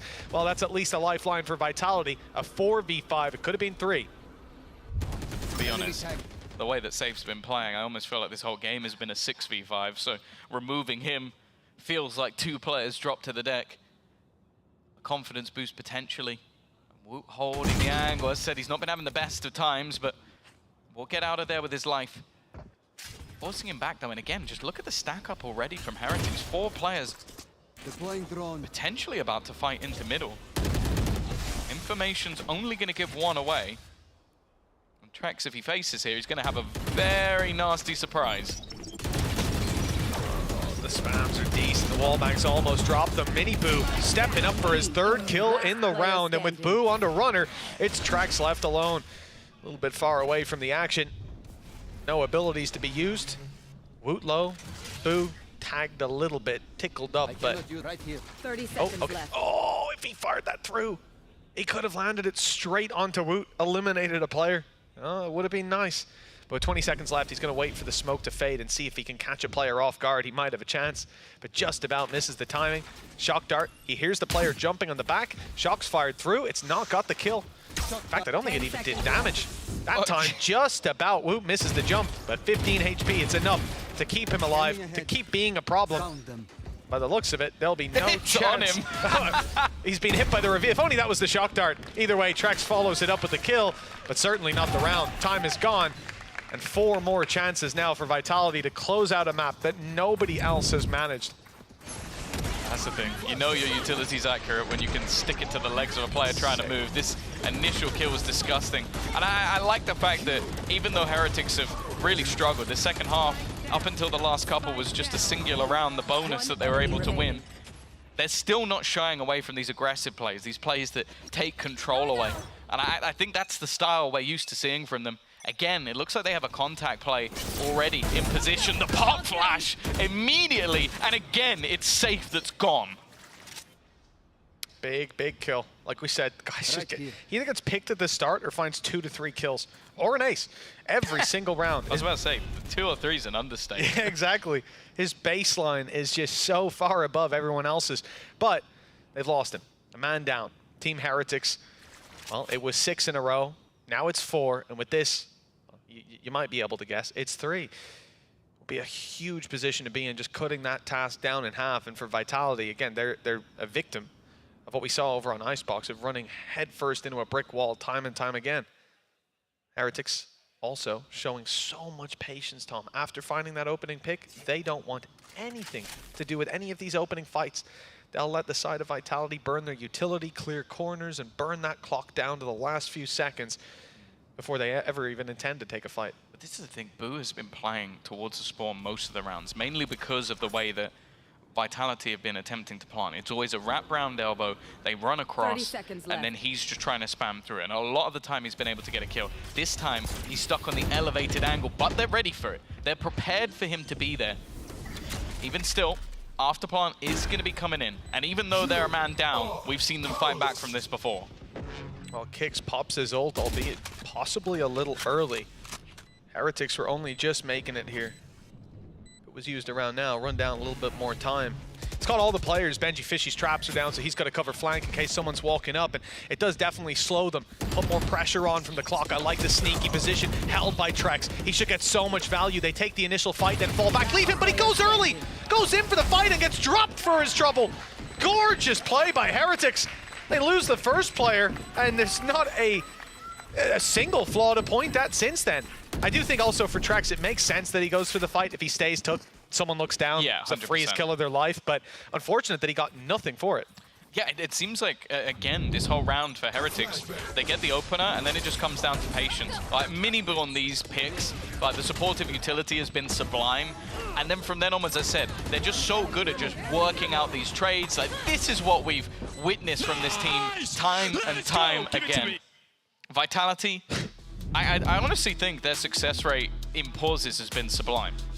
We saw it, normally it's the second pause. Like the first pause yesterday versus Na'Vi did nothing. Then they took a second one, and from then onwards they looked unstoppable. So we'll see what Gorilla and Comet have got that they can bring out to try and stem the bleeding. Because that's the thing. At this point, you're witnessing Heretics get more and more confident. Similarly to what we had in that last map where, again, Vitality looked like they had their opportunities, and then that door was slammed shut in overtime. And I fear if this goes to overtime, Heretics win. I think it's too much after losing that many rounds in a row. I think they need to stop this, and they need to stop it now. Especially for Vitality, where it turns from, okay, we've bought ourselves a bind, we've got that third map, we've actually bested Heretics on their map. Yep. Then you push in an OT, you reset, and you know, okay, we might lose the series now. That's where those thoughts start to creep in, and it's hard to shut them out. 3 in a row for Heretics. Well, 6 seemed like a big task. 3, though, very doable. And for Vitality, well, they'll at least have credits flooding in every round. But you can see, even still, light shields and a Guardian, there's weaknesses there. Immediately. You have the peek on A and the peek on B. Like, they are looking to try and take this control. Boo grabs the orb just for denial. Didn't even need it for his ultimate, but just wants to make sure they're unable to collect theirs. Again, we're gonna have Safe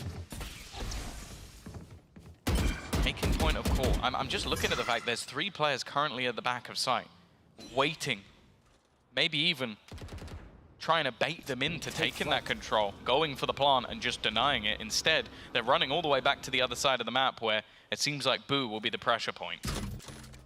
Well, that's the drone just clearing out all the space. You know, the early plan, evidently, from Vitality was go B main, destroy the traps. We had a shock dart close. You saw some players spamming the wall on the left side to try and destroy it.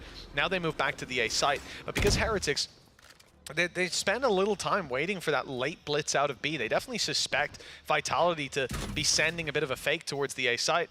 That's the wrong read, as we can see. And the space conceded by Boo is most likely just going to be fully given up. I don't think he fights this, and we'll again see a retake on the A site, late round lurk from Runner. They're trying to switch things up. It's been Vitality always taking that elbow control. This time they've avoided it, and for that part, they're going to be able to avoid Boo, who's always been finding them those openers. There's also a massively late lurk from Runner that they're still trying to deal with. Even just the time that he's buying them is going to cause issues, but he's taking a kill as well. That's Rien's gone. Reveal's gone, causing them issues. And now look at the aggressive post plant that we have. Checking that flank right up in the face is going to be safe. They might not expect this. Well, it's the flash from Kicks. Oh, there's no flash from Kicks. It hasn't come through. In fact, they're just dry peeking it. It's Miniboo to take the opening. Safe. Oh, only good for one. It's a rare occasion with Kicks having to clutch it out. 1 versus 2 and shot in the side by Benji through the smoke. It came close. The Vitality not able to get this one across the line. Great early round play, but Heretics again clean in the retake. Yeah, I think Runner did a fantastic job just to be as disruptive as possible. Allow them to basically get any post plant they wanted. They could have played that from absolutely anywhere. It just looked a little bit disjointed towards the end. Like, initially Safe was holding, I think, alongside Sender up above, and then moments later just decided to switch his position. The supportive util just wasn't quite timed correctly, and that's where they just get picked apart. It was close. It was incredibly close. But close doesn't win anything. And now just 2 rounds away from Heretics taking them to OT again. Yeah, I thought I saw Kicks queuing up a little flash to fight straight towards those spawn players, but he definitely did his part with the double kills. They made their way in. Again, though, not enough. A narrow margin. This time it swings to Heretics. Remember, 2 of the rounds, Vitality. What the hell is that? There. As soon as the cam's broken, Miniboo's waiting to spam through a smoke on top mid to catch Runner falling back. I mean, this is the problem. He's been lurking around mid in a couple of these rounds, but I don't think it's that much of a pattern. What a response by Miniboo. That's got to be frustrating. They're now going to get the information as well. Again, trying to bait things out. It's pulled a rotation. In fact, it's pulled a couple. It hasn't actually got them over towards that A site just yet. In fact, now it does. Drone. Seemingly, the ruse has been sold. Benji's the only man still standing. The knife's going to go in, and immediately that will pull Woot back to this side of the map. Well, the camp spotted at least 3. A lot of information. The spam, just a little bit of damage, letting them know that he knows they're there. Trex, now the lurker, his Runner is down, but he won't find the shots on the surprised players. And they're sent back to make a late play, presumably to the A site already after catching Rien's. And I don't know if they know Miniboo's here. What? They've got the shot anyways. I'll need that one. And I'm just going to say, slow it way down. Let's see if we've got a chance. Heretics, they might be in trouble. This could be the end. Booze dropped the spike. 8 seconds left. They've got to go quick. They've got to get in there and start the plant. And it might be just in time. Down to a fraction of a second. Killed by Woot. He's up close. Spike planted. It is indeed just across the line. And Benji Fishy was waiting on the other side of the map just in case they had ran low on time. But again, a fraction of a second in it, and they've bought themselves a 1v2. He's just about going to spot out Sender, but doesn't get the tag. Trex is waiting, and Sender will close it. A map that nobody had managed to beat Heretics on in 10 previous attempts. Well, guess what? Vitality have broken that streak. Oh, we said they better have done their homework coming into this game. Letting Sunset through means you better... Oh, this is it. Hold on. No! That is nasty! Not slow enough. Not slow enough. Oh, God. What a gorgeous shot. What a game by Safe as well. 13-10. He goes out of there 27-16. A statement from Vitality. It's not over yet. We're going to bind after the break. Ace! Safe! Sit down, boys. You aced? Of course, bro. It's the DJ. It's one per game, guys. It's mandatory.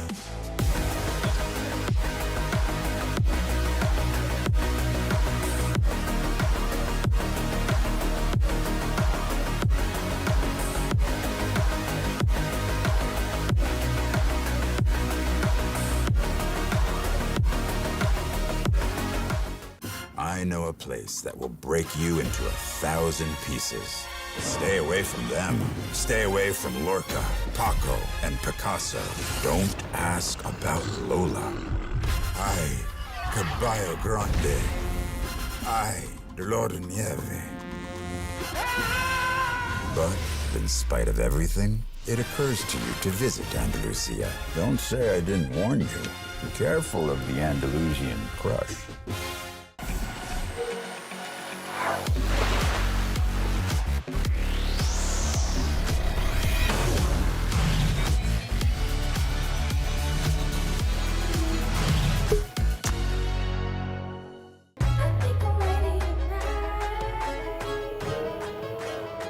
Hey guys, it's Jimmy Lin. In this series, I'm going to walk you through attack on Pearl. Watch out for the stairs, clear this angle. You're going to be able to fight this.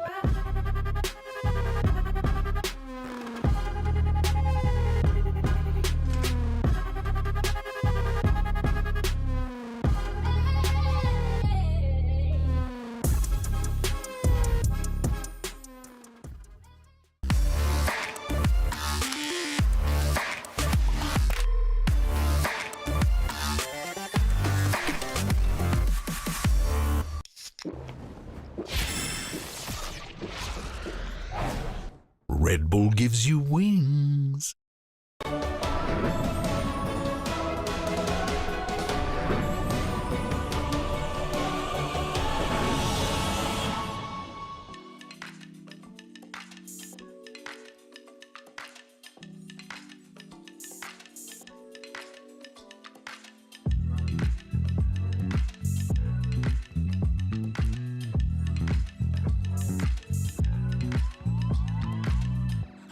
You're stressing right, you need some meditation. Don't let them ruin your vibe, no time for rumination. Let's leave it all behind, take a flight, aviation. Want you, girl, by my side, let me show my appreciation. I want you here with me, I'll miss your body, baby. No, I cannot believe that you're still single, lady. Wishing I could retreat. I want you here with me. Be my lover, be my trophy, be my woman, be my lover, be my trophy, be my, the only one I want, be my preliminary. Let me caress the way I think it's necessary. Monday, Tuesday, Wednesday, babe, 7 days, are you ready? I don't need to say you know it, girl, you're extraordinary. I want you here with me, I miss your body, baby. No, I cannot believe that you're still single, lady. Wishing I could retreat. I want you here with me. Be my lover, be my trophy, be my woman, be my lover, be my trophy, be my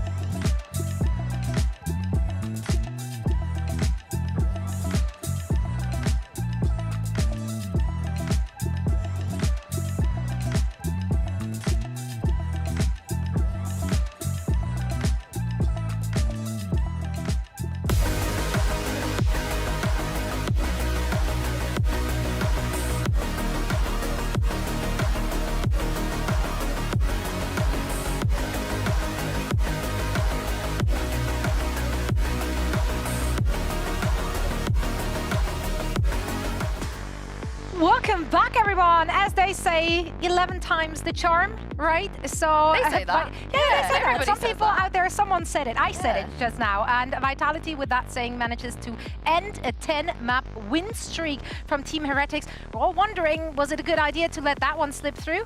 Well, turns out it was, but it was a close match, guys. I just want everybody right now to in kind of imprint this in your minds as a core memory. Where were you when Team Heretics finally lost on Sunset? And I never would have guessed it would be against Team Vitality. No, I don't think so, but we also knew that if Vitality were going to have a chance, it was the expectation of it being a potential 2-mapper in this best of 3, right? Of course, Icebox did slip away from them. We were kind of scared that it was going to maybe go to that overtime, and Heretics were going to take this in a 2-0 fashion, but it was insane. The adjustments, especially in that second half, Vitality looked so good. Yeah, I mean, you love to see it, winning each other's map picks. Why not? Now, of course, Vitality, they just deployed, rather, their favorite strat. Safe, go kill. That's everyone's favorite strat. Honestly, Yeah. it is. He was outdoing the doer, like doing this against Mini Booze, Neo. And I've got a fun fact for you guys here because this is his 6th ace, and 5 of those aces he got in this stage. So he has really turned it up, and he's a player that just continuously had this kind of impact, turning unlosable, unwinnable even, rounds into a winnable one, which is what Mini Boo usually does. Yeah, I mean, but you're also talking about, okay, your little fun fact there, right? But that also speaks to the fact that he's just been unleashed ever since swapping onto this duelist. Yeah. Safe looks so comfortable. It's made a huge difference. And in this head-to-head, you're talking about him outdoing the doer. Yeah. You're looking at the fact that it's also this mirror comp here on Sunset. The fact that Heretics have looked so good with it. They were the innovators with this composition. And the fact that Vitality, nearly 300 ACS there for Safe, is able to just go so strongly head-to-head, even though Safe was even losing on a lot of those first engagements. It's crazy. I love to see that happening, especially as when we were looking at the first map, it was the story of Mini Boo's Neon, right? So obviously, needless to say that Team Heretics not too happy. You could see it in the cameras that they were visibly frustrated.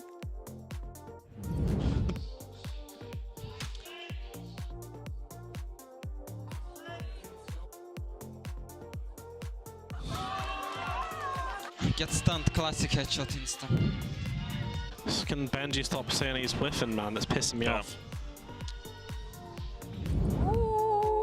Okay. Damn! I feel like we get to see that kind of reaction out of Neil. Yeah, are we in trouble? Honestly, it feels that way. Love Boo's angry dad energy too. Disappointed, even. Very rough.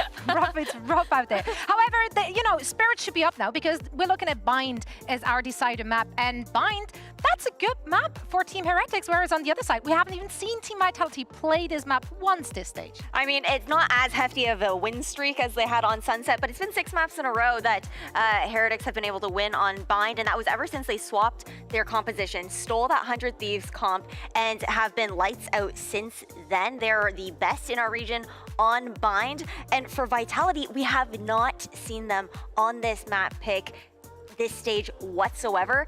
This is going to be on them to bring some innovation through. I'm trying to see kind of the leaks on the screens right now because I'm so interested in what Safe plays. Safe is the kind of player that's played a lot of agents in his career. He's played a lot of agents on this map as well. Out of the duelists, he's played the Jet, he's played the Raze as well. He's played the Phoenix. He's even played the Phoenix on Bind. I think the Raze makes the most sense, and I also think it also makes the most sense if you take a look at the rest of his teammates, what they can play to facilitate that, to be able to enable him as well. The last time he played a duelist on Bind was back on Team Liquid at Champs against Na'Vi back then. It was like 4 overtimes. He had a great performance. And also, this knock-on effect means, what is Runner going to play? Runner has not had the luxury that Safe has have a longevity of a career where he can just play whatever he wants at any moment his team asks for him. Runner's only played 4 agents before on this Bind, and none of them have been a Sentinel, unless you count Sage.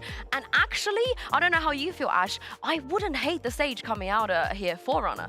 I wouldn't be too mad about it. It'll force him to play a little bit more with the team because I feel like we were lacking a little bit that impact in the first 2 maps on that Sentinel pick from Runner. On Sunset in particular, he was going for a lot of those mid lurks. It wasn't working out quite there for him. The timings were just a bit off.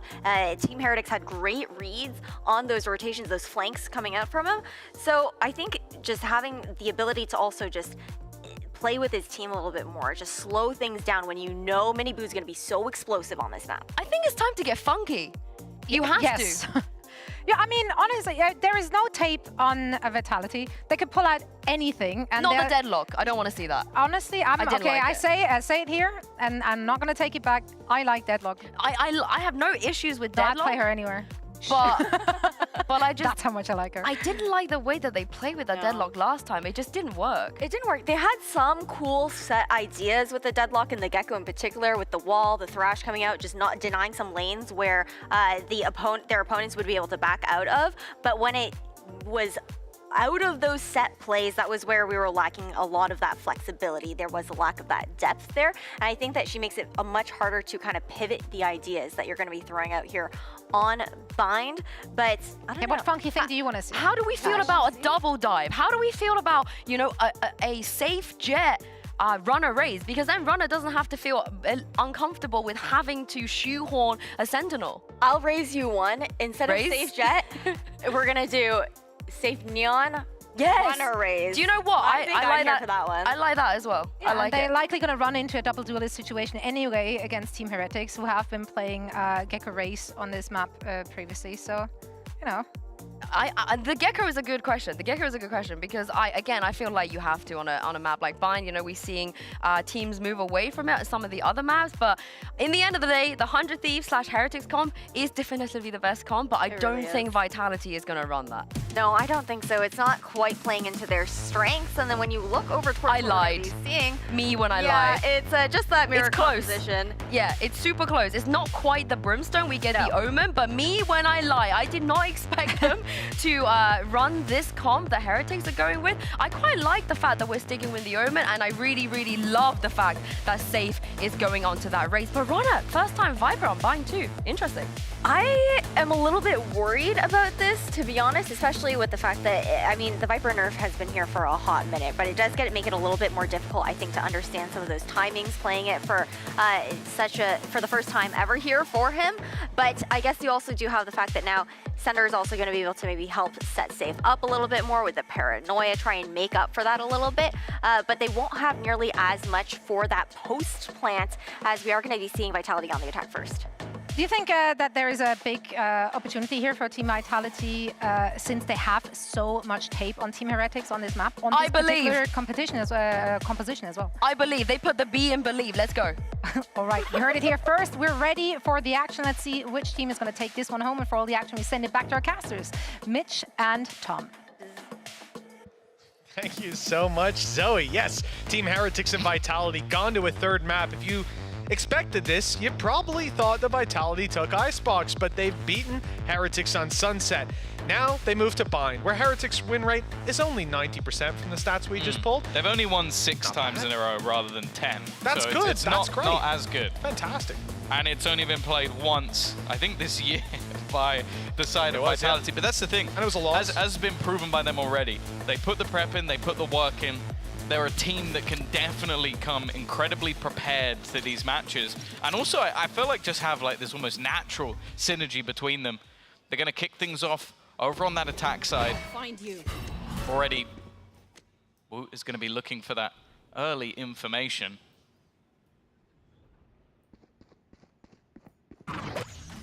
He's under pressure. Sees. Already going through, and the wraparound from Rians, well, it was expected. Already catching that opener for the side of Vitality. Vitality with the advantage to work with, and after taking space and an orb, they'll wrap their way back around to the B side. At least for now, that seems to be the case. Moving to spawn, where they can up the pace, and it looks like it'll be a pretty wide open site. It's only Boo from Team Heretics waiting on this B side. He's on long and has the ability to get out of here by taking the teleporter. Now that he's crossed back, he'll be falling to the site and hoping they don't catch him from hookah. Some steps, were heard, and there's the info. He's seen so many of them. The molly to slow them down. He's sticking around. I thought he would have went back to the site already. Instead, he's going to nestle his spot underneath inside Hookah. Oh, he's got a little gap in the wall. I love this. And he smoked himself off. 30 seconds left. It's so ratty. The support util as well is even better from Woot. It's going to give them an opener back. The shot's not quite as nice from Miniboo though. But even still, 20 seconds left. The rest of the players ready and waiting. Woot's managed to hold the line at least a little bit longer. Benji finds another. This is somehow turning into their favor. But Wingman has managed to get that plant off. The spot of at least one of them as the swing comes out. And even though the ideas were good from Heretics, the round still goes Vitality's way. Yeah, there were some great punish kills there with the utility, like you said. The fact that he grabs the information on long, mollies it off, and Boo goes back into Hookah, finds the spot. Reveal comes, I think, through the TP, and it's gorgeous. Problem is, they don't hit some of their shots. And I think it comes down to something as simple as that. There were opportunities here for big damage to be done, but individuals on the side of Vitality are able to win their duels. Boo getting out is great. They punish the player jumping out, but from there, it's just free reign. Able to constantly take duels without the punish. And that's Vitality's pistol under their belt. And in case you just joined us, two things. One, the HUD will be back soon.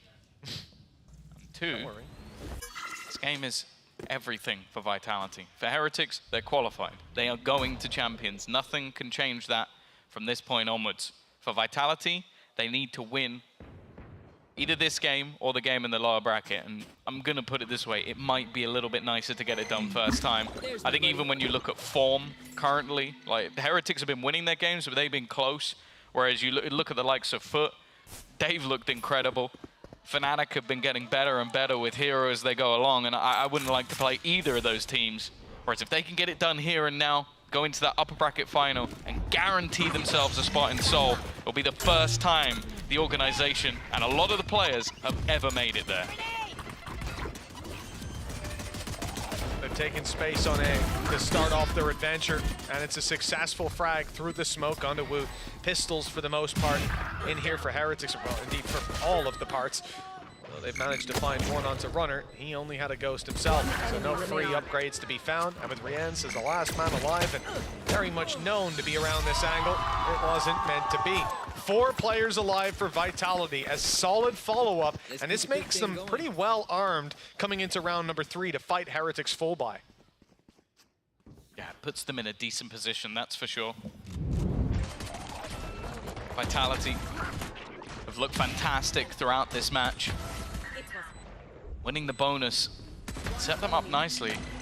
Obviously, as Sue mentioned, this is Runner's first time on Viper, so something we need to keep an eye on. But again, like he said it in a previous interview, he feels like the Sentinel is the easiest role. This is sort of the quasi-Sentinel controller, so we'll see if that's still the case. The Heretics already taking some pretty aggressive control, deep within the showers, but the challenge seems to be going elsewhere. Ready for at least a late play by Vitality through that part of the map. I don't see too much outlaw on this map.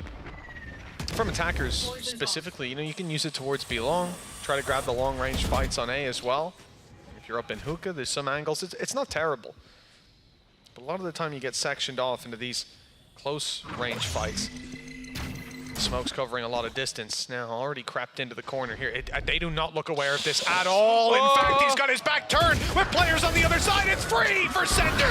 Comes at the cost of Trex's life, but that is a trade that they are happy to take. 3 versus 2, and Woot on a sliver of health after the Outlaw fight. Worth it.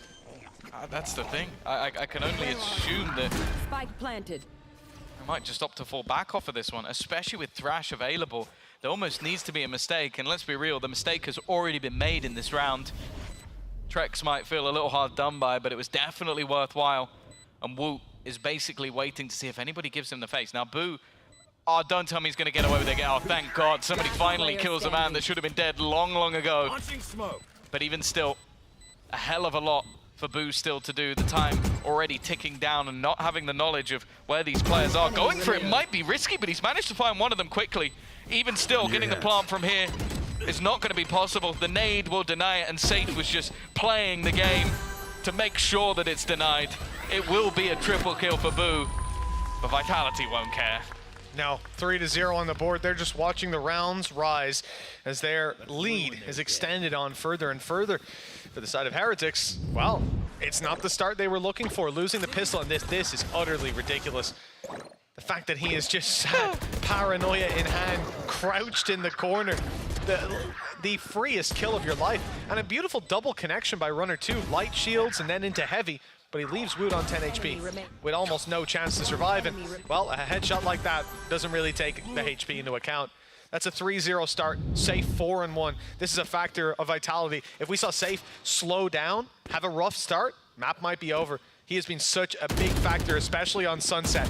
And it's good to see the win in his sails early on. Now, a lot of weaknesses for Heretics in this round. One of the pistols is already dealt with, and Benji and Miniboo also have some light shields across the board too, which makes Runner a deadly threat. But Benji Fishy's quick to adjust. That's one, make it two for Benji. His Sheriff is clean! Benji Fishy's 4K has put Heretics probably on the board. With 30 HP left, he's looking for the ace, and, well, he's gonna have a chance for it. The shot fired doesn't land onto Trex, and he's sneaking ever closer to the angle. Here's your chance, Benji. Safe did it earlier, and now Benji Fishy matches an ace to put the first round up for Heretics. He had to sit back down to retrieve the gun. He was celebrating so much he forgot that he only had a pistol in that round. An ace that, well, it's going to be difficult to forget for him, but also for the players over on the other side. As clean as can be for the first three, and, well, a little bit of help from his friends in the end, but what a round. That's beautiful. Just a quick switch. Oh, well. That's one way to put a round on the board. Said in the last map, just a few pistols for Heretics. You can't count them out. Got to fight for every round. And, well, certainly true here. There you go. Oh. The showstopper's gone past him. Benji, he's unkillable. I don't know his rank, but he seemed to be immortal. Eventually, he's dropped. Ascender lands the shot, deletes the pit, and grabs the plant for the squad. Oh, no, he doesn't. Information definitely there. A lot of counter utility being expended, and in fact, Miniboo's going to make a play off of it. He wants to try and get back into this round. 2 kills already. The trade's thick and fast, keeping this one at least even for the moment, but retreating might be difficult. Runner is going to take a nasty tag, and there's nowhere to go but back into the fray. The spike down on the deck, and a crossfire that's not going to be easy to break. Miniboo has been fighting tooth and nail throughout this round, but he is waiting for the contact of his teammate Boo. And there should be no way out of this round. It would have to be an immediate response, and while it's not even going to be needed, Boo is going to find the frag. A thoughtful round by either side, but Heretics look like they're back. Oh, they absolutely do. An ace from Benji.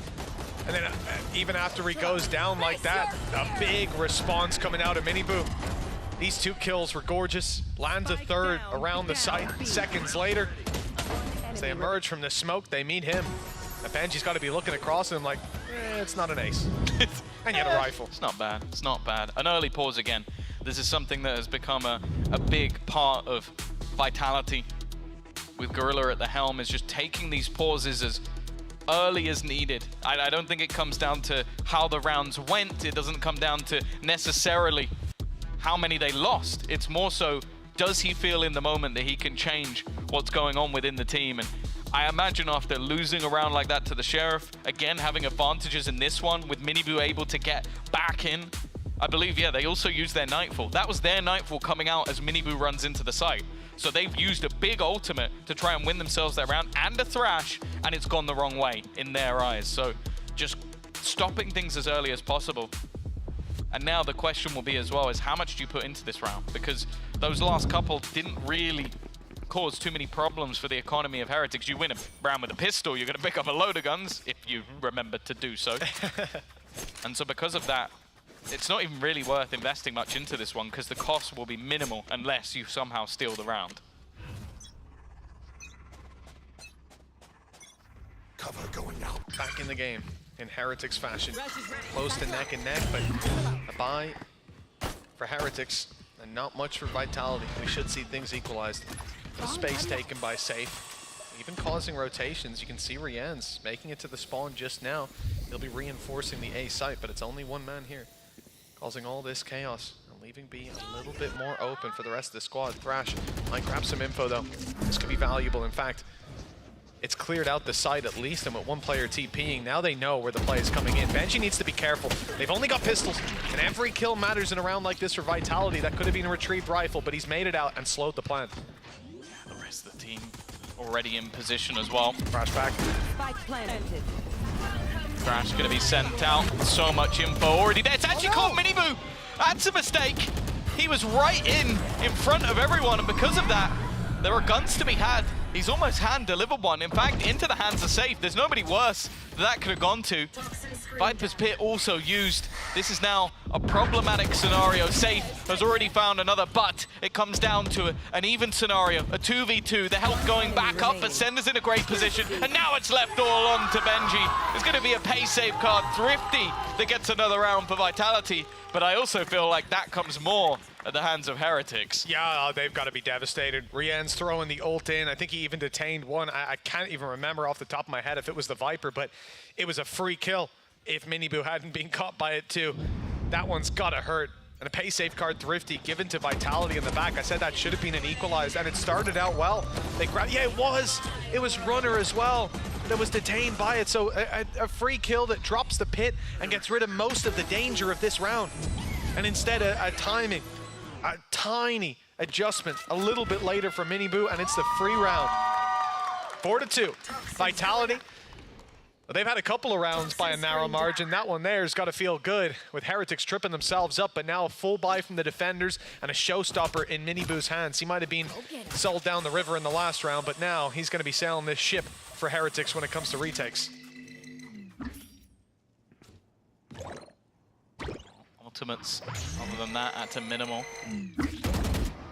Again, the lean in a lot of these early rounds has been towards that B site. They've looked to challenge on that side of the map quite regularly, but after showing some presence on that side, instead it's going to be the rotation in the other direction. The thing they have to be wary of is how far forward Wook currently sits. Maybe not the best gun for the job, but he's denying the space, and in fact, they're going to try and wrap him behind him. They got to be careful here. Well, they weren't. Brazenly swinging into the angle, and Safe is too happy to punish. Boo left the 36, is in trouble. Showstopper used. This is the round they want to fight for. The Showstopper not going to land, and the pressure applied right after from both sides. It's Safe to find each kill. All three have been him, one with a nade, and two with the rifle. And now we look to Rien's and Benji Fishy. 2 versus 5 on the retake. They're not feeling it. This isn't the time to make their last stand. Vitality have claimed another round. 5-2 in the lead. This should have been Heretics at least equalizing, and instead they're left in a position where their credits aren't going to be great for the next round. And Vitality really starting to build up an economy with this, presumably, and the Luthia Flawed. With this, 4 players left alive, so that's something. Well, you know, I don't know if it would have counted as a flawless anyway. There's people alive, right? I think it only counts if you have to kill them. Yeah, it might be. Well, they're trying. They're certainly trying. Oh, they actually cleared Benji within the edge of it as well. And Rien's, he's seconds away from his inevitable demise, but the time will save in this round at least. 5-2. Vitality off to a flyer, winning the bonus. A couple of seemingly blips on their radar, and then more importantly, this man is just going insane. We know the caliber that Safe brings to a team. We knew it at the time of his joining. We were waiting for him to get back on that duelist, back on the role where it truly feels like he can dominate opposition. Right now, he's 11-4. You're seeing it on Team Heretics. Spirit's not so high. The round they found on the back of an ace. The big 3K for Miniboo for the next, and since then it's been quiet. This is the kind of game I expected to see, but the shoe's on the other foot. It was Heretics I expected to be locking Vitality out of so many of these engagements. And if you run it back earlier in the season, that's probably what you get. The crazy thing as well is imagine coming into today, seeing Icebox as the first map go the way of Heretics, and then Vitality potentially breaking not 1, but 2 maps where they have had unbelievable streaks. As I said, it was 10-0 in matches, or 10 in a row for the side of Heretics on Sunset. 6 in a row here. If they were to break both of those in one match to qualify them for champions, hey, we might actually have to talk about what damage this team can do. Because that's the storyline at the moment is, okay, EMEA, yeah, sure. We expect stuff from Fnatic. We expect stuff from Heretics. Foot have looked good. But the fourth team, what are the fourth team going to do? Well, if the fourth team qualifies by beating Heretics, I think that will be a statement in itself. This round, plant down, 1 gun for Rians, everyone else just on pistols. You might regret that, Tom. Benji was able to do it. Oh, kicks. He's gone. Uh-oh. He's in trouble. Chooses his own, so he keeps a bit more HP, but the trade is quick. Down to a 3 versus 3. Rians and Boo very low. The fuse already half. They've got to get out there. They've got to stop it. They do just that. Nice shot by Sender. Resets for the push behind him. And every step of the way here in that 3v3. Vitality, we're ready. 6 on the board. No upset. No pistol ace for Heretics this time. And in fact, there will be a pause with this lead going convincingly to Vitality. This is probably the right time.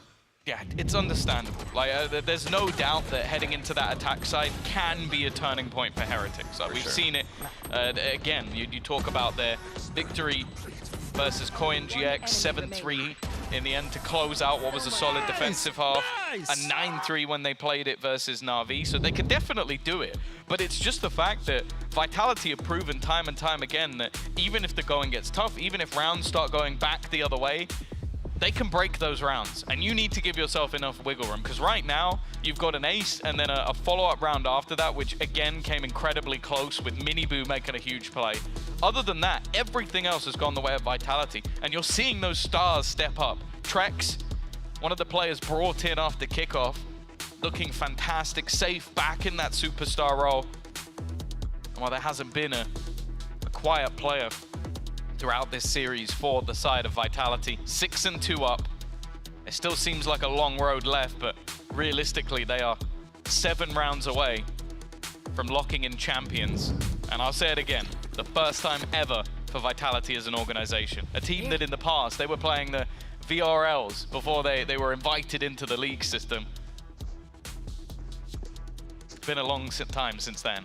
Yeah, and I saw those head-to-heads. Vitality, in the one sense, they'd be breaking history by taking Sunset and Bind, by defeating Heretics. At the same time, though, they always win, don't they? Yeah, in the head-to-heads. They've never lost against this squad, playing them once a year since the inception of Valorant. This time it's twice. Might be the same result. A big surprise to everybody involved, I have to tell you. If Vitality come in and say, we expected to win this game, I'll call them liars after seeing that veto, but, well, they might have something in it. Showstopper can't even find the kill. Runner's too quick with a wall bang headshot, and the site is theirs. Vitality taking it by storm. And there is a thrash for Rians. That kill's huge. Okay, equalizing the numbers and taking away the main smoke. Some are already down, but Thrash now going through, clearing out the back and finding one for free.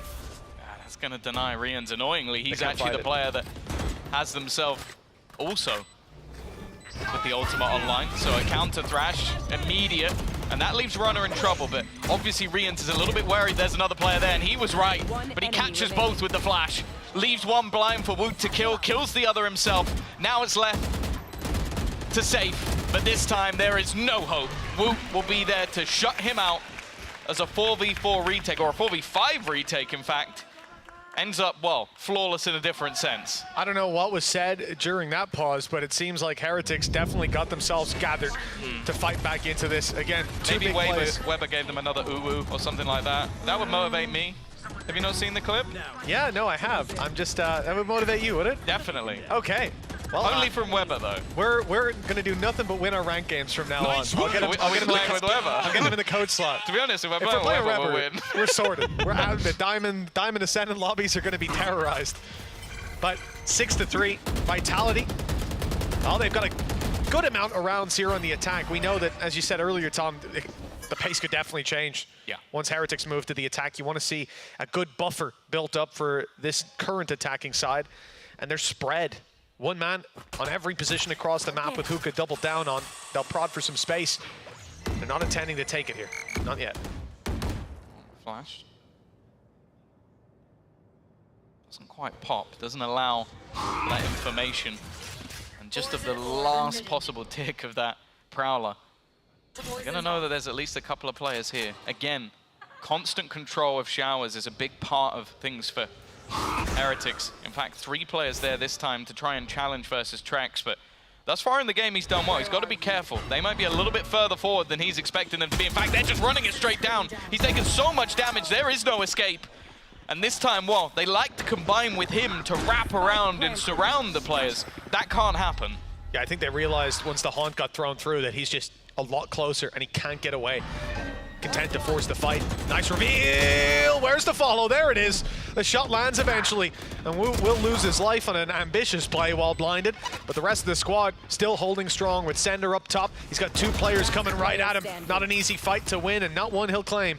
Safe now. Last man standing. Something makes me believe he can win that from what I've seen before, but not this time. Heretics, a well-oiled machine these last 2 rounds. It's 4 on the board and the gap is closing. Yeah, I think the last couple of rounds we've seen them much more willing to give up control, but like claim it elsewhere. Like, yeah, this is an aggressive stance, but you also saw it in the last round where they didn't try and recommit quickly and explosively stop them. They waited for them to get into afterplants and then fought back together. And again, that's where we've always given credit to this team, is that considering they're so young, in many cases inexperienced, they always seem to have that team synergy when it's put into play. I think the early rounds, they just weren't doing that. And also, I think Vitality were doing a really good job of disrupting them, like being safe, catching players before they could get back together and group up. Even still, though, a good opportunity for a big mini boot. Oh, it's just been picked out of the sky. Trying to make more of a solo play. Basically the opposite of what I was saying about the last 2 rounds, and that's not the start they're looking for. Not ideal. I think Rien's threw Dizzy up as well, but those players were too far back to get caught by it. It might be because Trex has been playing solo outside of Ace. Yeah, often. could be. So they just went, okay, that guy's been showers like 3-4 rounds, let's just try and kill him, and instead there's 4 players waiting. And if they were, again, grouped up a bit more to take that fight, they get hit by the Dizzy, you're getting 2 kills probably. True. Saw how grouped up they were. But yeah, just the fact Vitality of so many players backed off, clear from the flash, it's a problem. And now the stack up from Heretics towards the A side after initial contact. They expect the play to come in. Viper walls up, causing problems. They could be crossing. They could be close, about to burst around the corner and take the fight against Boo. And now the utilities fall and they realize no one's here. Well, they're going to feel a little bit silly because the plant clearly focused on the B site. You see from Vitality's perspective, this side could be stacked. 30 seconds left. So they're still going to do their due diligence. Boo, though, again, it's him every time. Each time there's a spot where you go, okay, this is going to have to be a 4v5 retake. He finds a kill that's high impact, giving them a chance in a round that was looking bleak. Yeah, Woot sending his utility through the TP to open the door. You have almost no time to react. The guy materializes and instantly is shooting at your head.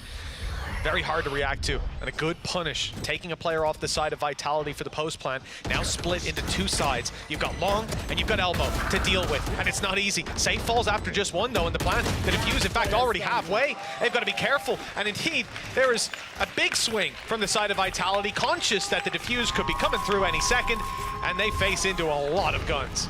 This has been really impressive. Like these last few rounds, even when there's been a loss, which has happened in most of them, they're fighting back 4v5. I think every single round except last. There it is.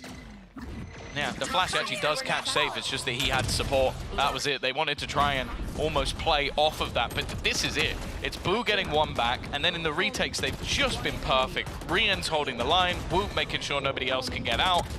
Well, you wouldn't expect in each of these retakes, it's either been even or a disadvantage, and they're coming out on top with that many players standing. Now starting to build up some momentum. The defenders, we said we wanted to see Vitality with a big lead. At least some foundations to play from. Hello! Safe's right up close. There could still be a chance. A 2-round gap and a pistol. Start to run away with it. Put up enough of a buffer that Heretics' attack side won't be quite as scary. With Woot down, with Mini Boot down, it looks like that's the reality we live in.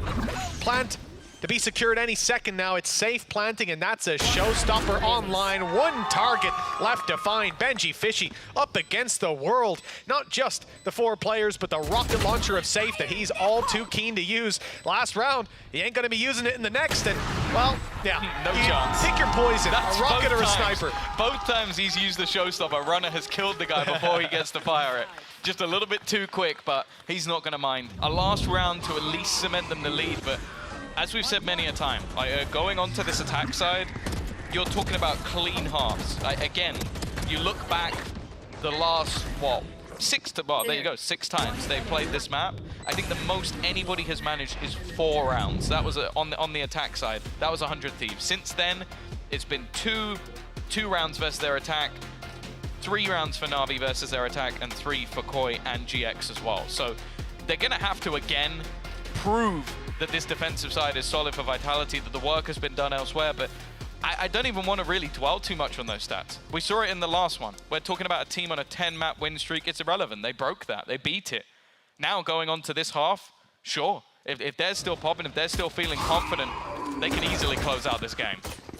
Absolutely. For Vitality, it's gonna carry a lot of weight here in this pistol, and that started out beautifully. Another nade for Safe, but he won't get to fire it off. Luckily, Sender's already here.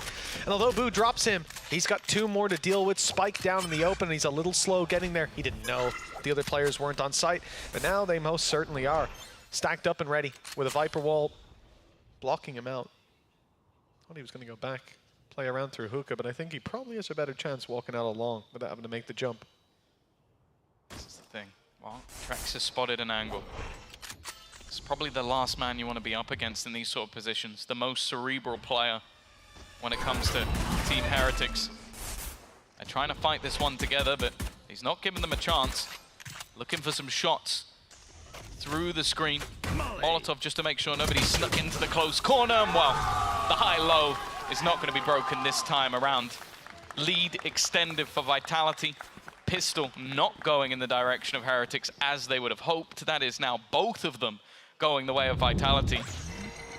And they now find themselves just 5 rounds away from making that trip to Seoul, joining the other 3 EMEA teams looking to fight for the region. But nice, as we've said already, nice. Until it's not over until it's over, and Heretics, well, they want to take that easy route to the grand final. It's where we expect them to be heading.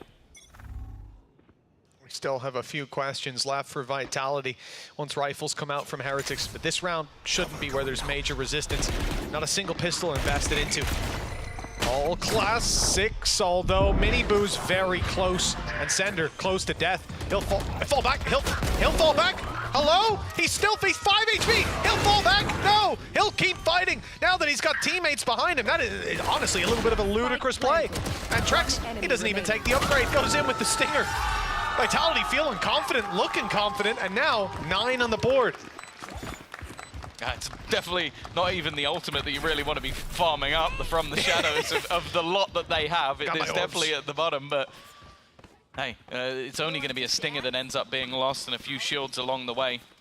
This, though, is where Vitality are coming up against the buy.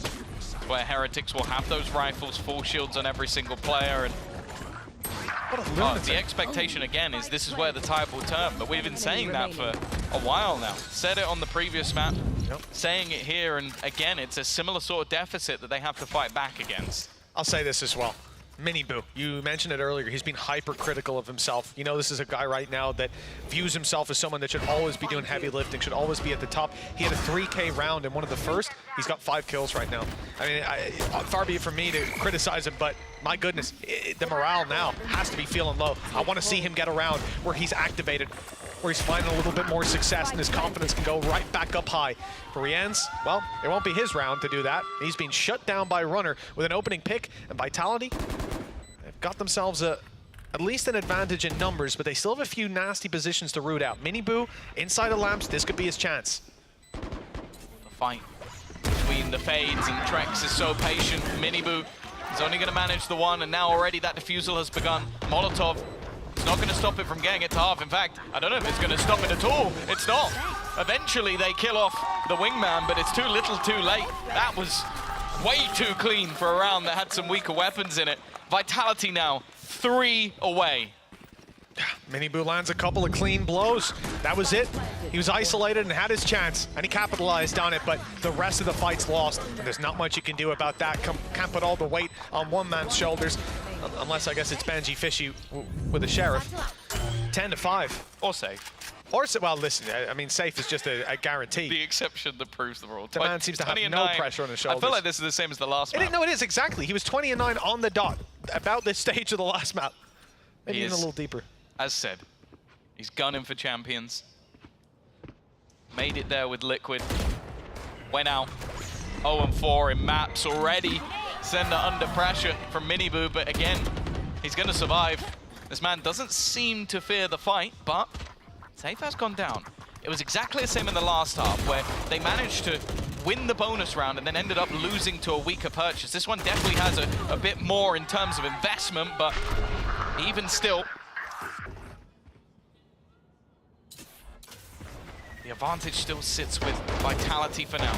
Kicks, fighting, winning those battles, has Sender alongside him, and they clean it up with relative ease. 2 rounds now as Vitality get closer and closer to Champions qualification. I had a lot of questions for Vitality coming into this, and, well, it seems like I'm starting to run out. We're getting close to asking the last one. Morning or afternoon? Which flights would you prefer? Well, the thing is, I know as well that Gorilla is probably going to watch back this demo and just be like, I know you didn't expect us to win Sunset. Okay, well, of course we didn't. Of course we didn't. You know, no, I'll defend that. I'll defend, especially with the veto. You know, we came in today, you're like, there could be a bit of a fight. Heretics have looked a little shakier in some of their matches. Yeah. Vitality have looked good. They're heating up. Not these two it's possible. Once the veto came out, we were all like, well, 2-0 or 2-1. Heretics are winning either way. Question is, do Vitality win Icebox? Vitality lose Icebox? Oh, well, it's going to be 2-0. Easy peasy.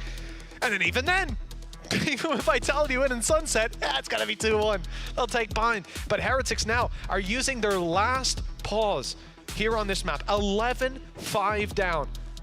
It might not be their last chance. If they start to make the comeback happen, they'll get to talk to their coaching staff when Vitality call a timeout, but this is the last time they can initiate it. And, well, they better be clean from this point forward. Coming into a round where Vitality have not just a showstopper, but Thrash too. What? He's holding up the fan to his ears. Oh. I guess the headset, he's sweating a little bit. It's worn today. Basically, Neil was chatting like straight fire, and so he had to pull his ear downs afterwards. God's sake.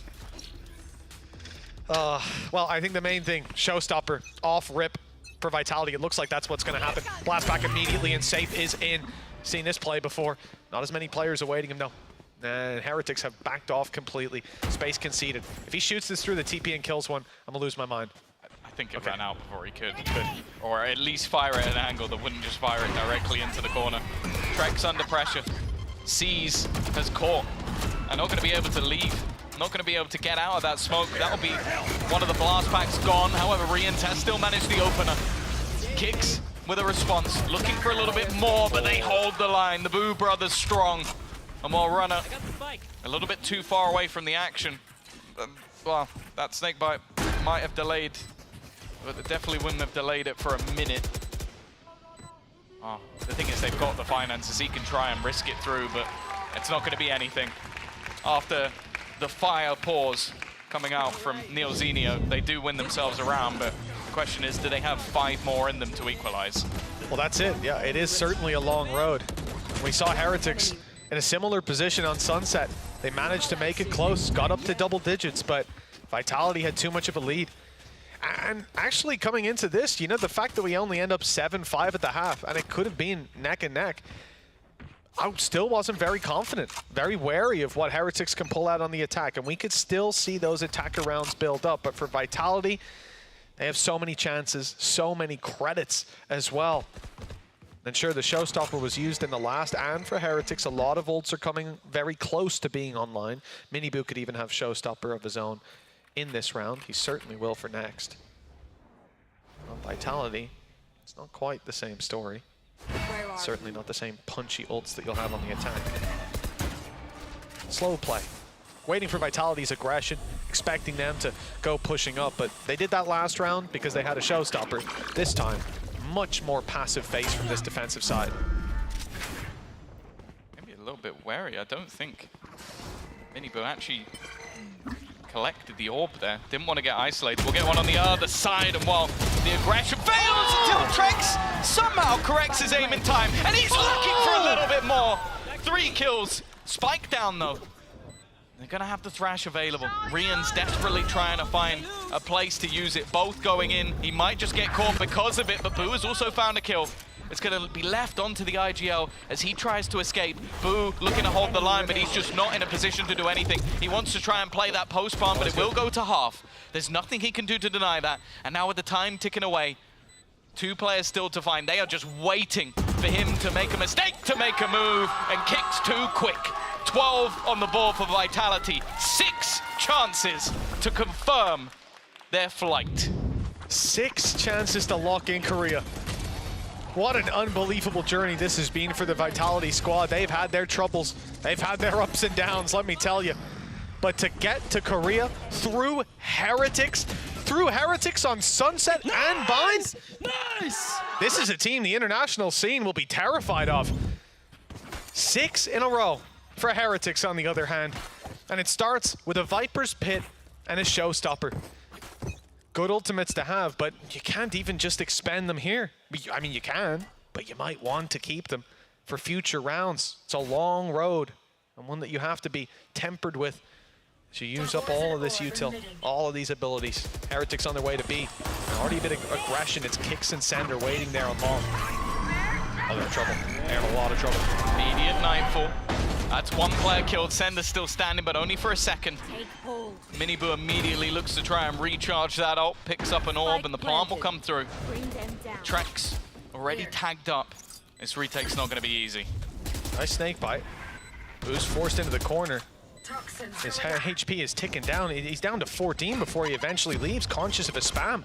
Woot falls, and with Boo low, this could be very scary. In fact, Minibu, he was decayed, but he's getting his HP back. A few points of it tipped off here. He's down to 6 and caught by Trex. Okay, with Boo low, this is getting very scary indeed. The IGL still able to put up 1, and Rienz does his own work. It's safe, having to clutch this all the way, and Boo still survives, thrives in the late round. 5 more for Heretics. It was a bold call to sit in that snake bite the entire time, assuming that it would be certain doom to try and make it out of there, while it was expected, had to make the move eventually, and he ends up being the most important player once again, top of the board for his side, alongside Rienz. There's still been a quieter day at the office for the likes of Wu. Someone with the highest of expectations after his performance at Masters and throughout the previous split. Even still though, many a chance, plenty of time for Vitality to just squeak out that 1 round, and to say that wasn't a close one would be a lie. Immediate aggression through the TPs. It's Woot to catch Sender though. That has not worked. I think they might even have thrown a Paranoia through. At least it looked like they wanted to. Doesn't seem to matter. Heretics land the opening. Ready for the aggression, at least for a moment. But Safe might. Doesn't look like he's caught the timing. Benji's still watching and still peeking, and there's the info locked in. Viper's Pit used by Vitality. They'll try to send them towards the other side of the map, which is much lighter defended. And without any bathroom control, someone has to keep an eye on it. Be a 2-man setup on A, and a 2-man setup on B. They need to land their shots on the way through, or that Viper's Pit could secure the round for Heretics. Even with the advantage, I wouldn't be overly surprised if we see the Nightfall expended by Woot. They just don't have the information to risk this one. Viper's Pit down. Or being used to try and just claim some of that space.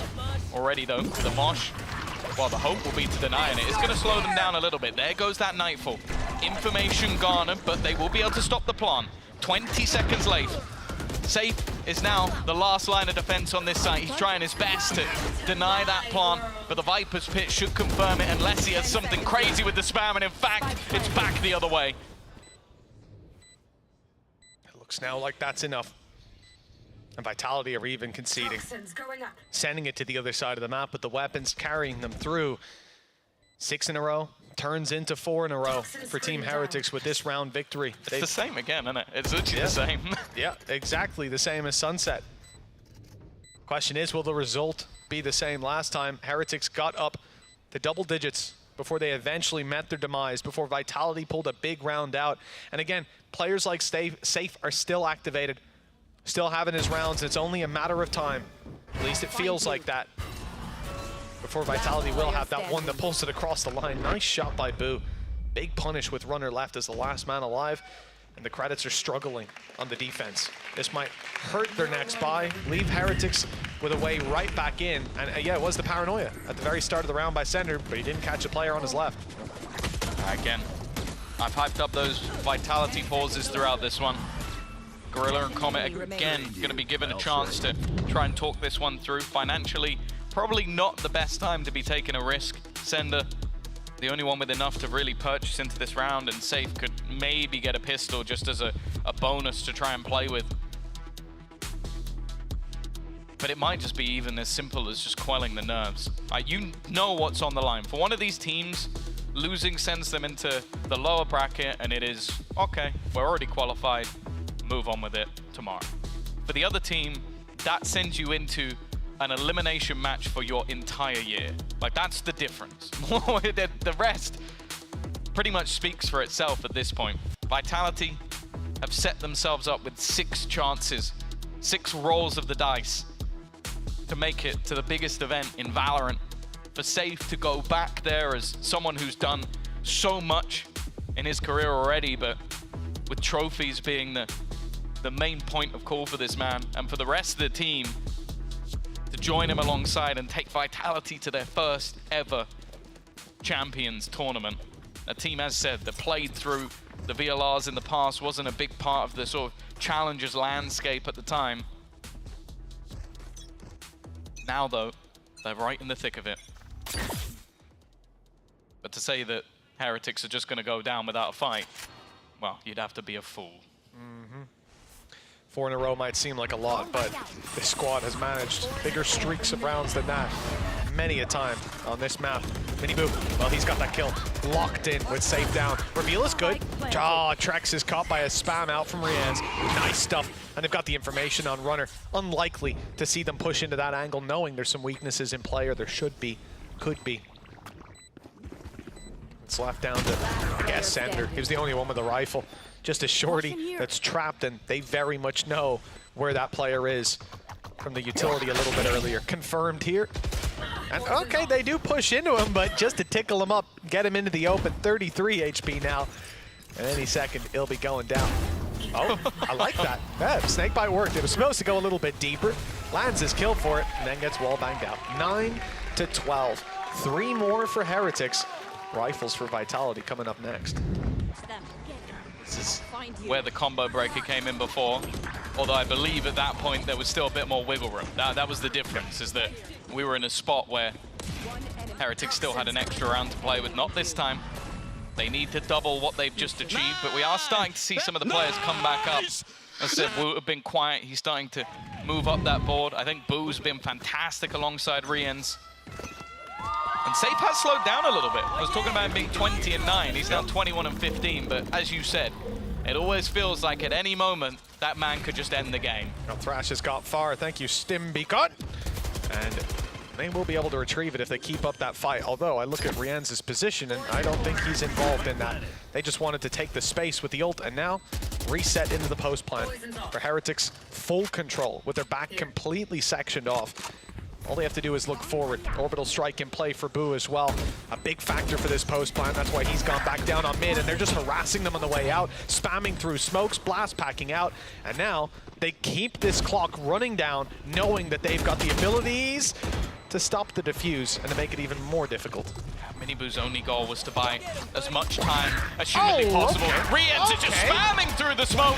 It's like it's not even there! 3 kills! There was a Molotov on the spike, just in case there was any danger. But the only danger in this server right now is Rien's. Trex, nowhere near the action, just trying to hold on to a gun. And what was a 6-round lead, 6 attempts, now comes down to 2. I have to say, Rien's, I'm not sure what that one was.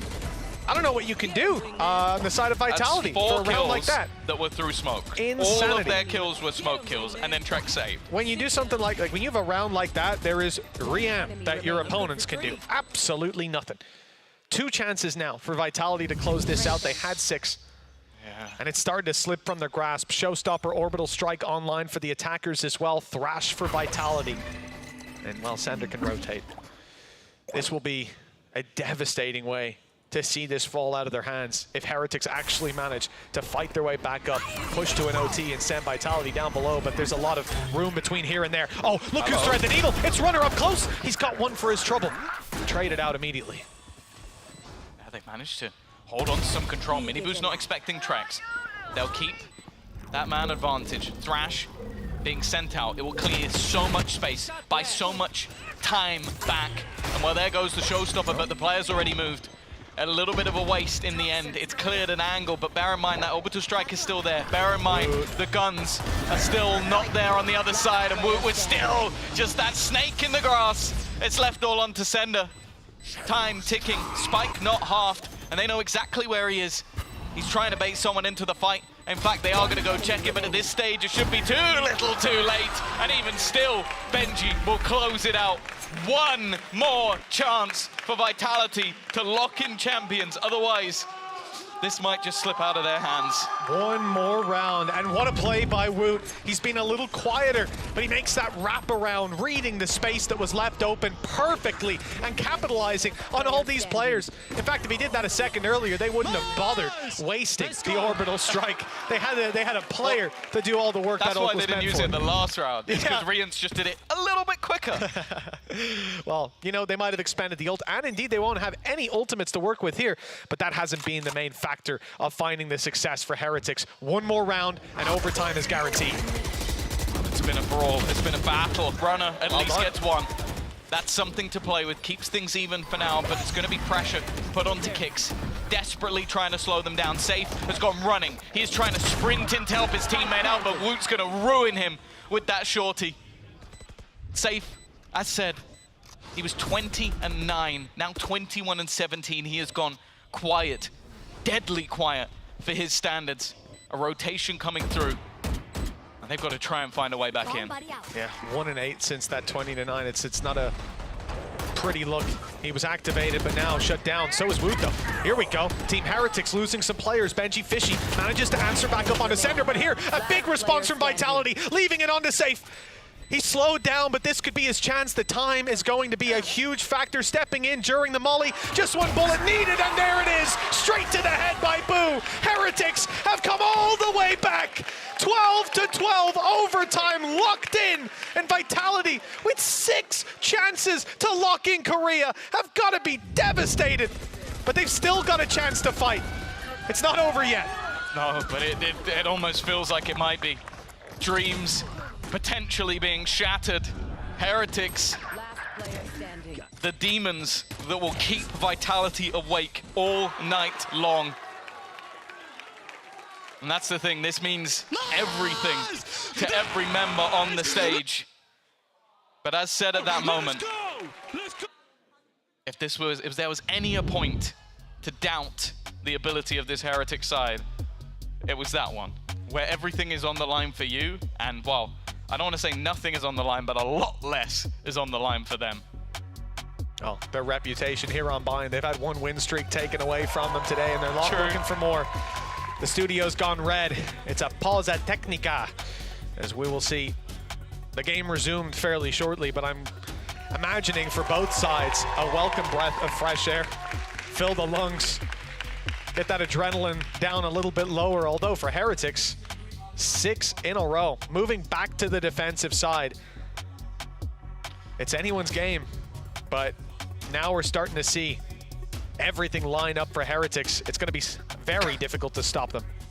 I don't know if he's looking at his monitor or across the stage, but if I saw that, it's like, the thing is, Boo is the nicest guy, but when he's staring across like that, it almost feels like a Bond villain. Like, oh yeah, you were expecting a victory.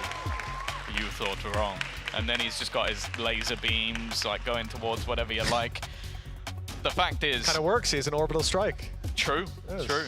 But the thing is, he is someone that just seems to be never shaken at any point of a match. It's someone who, we look back to last year, and there's no doubt that people were calling into question his ability as a leader. The Heretics roster, and I don't want to be mean, but I will be, was horrible. Okay.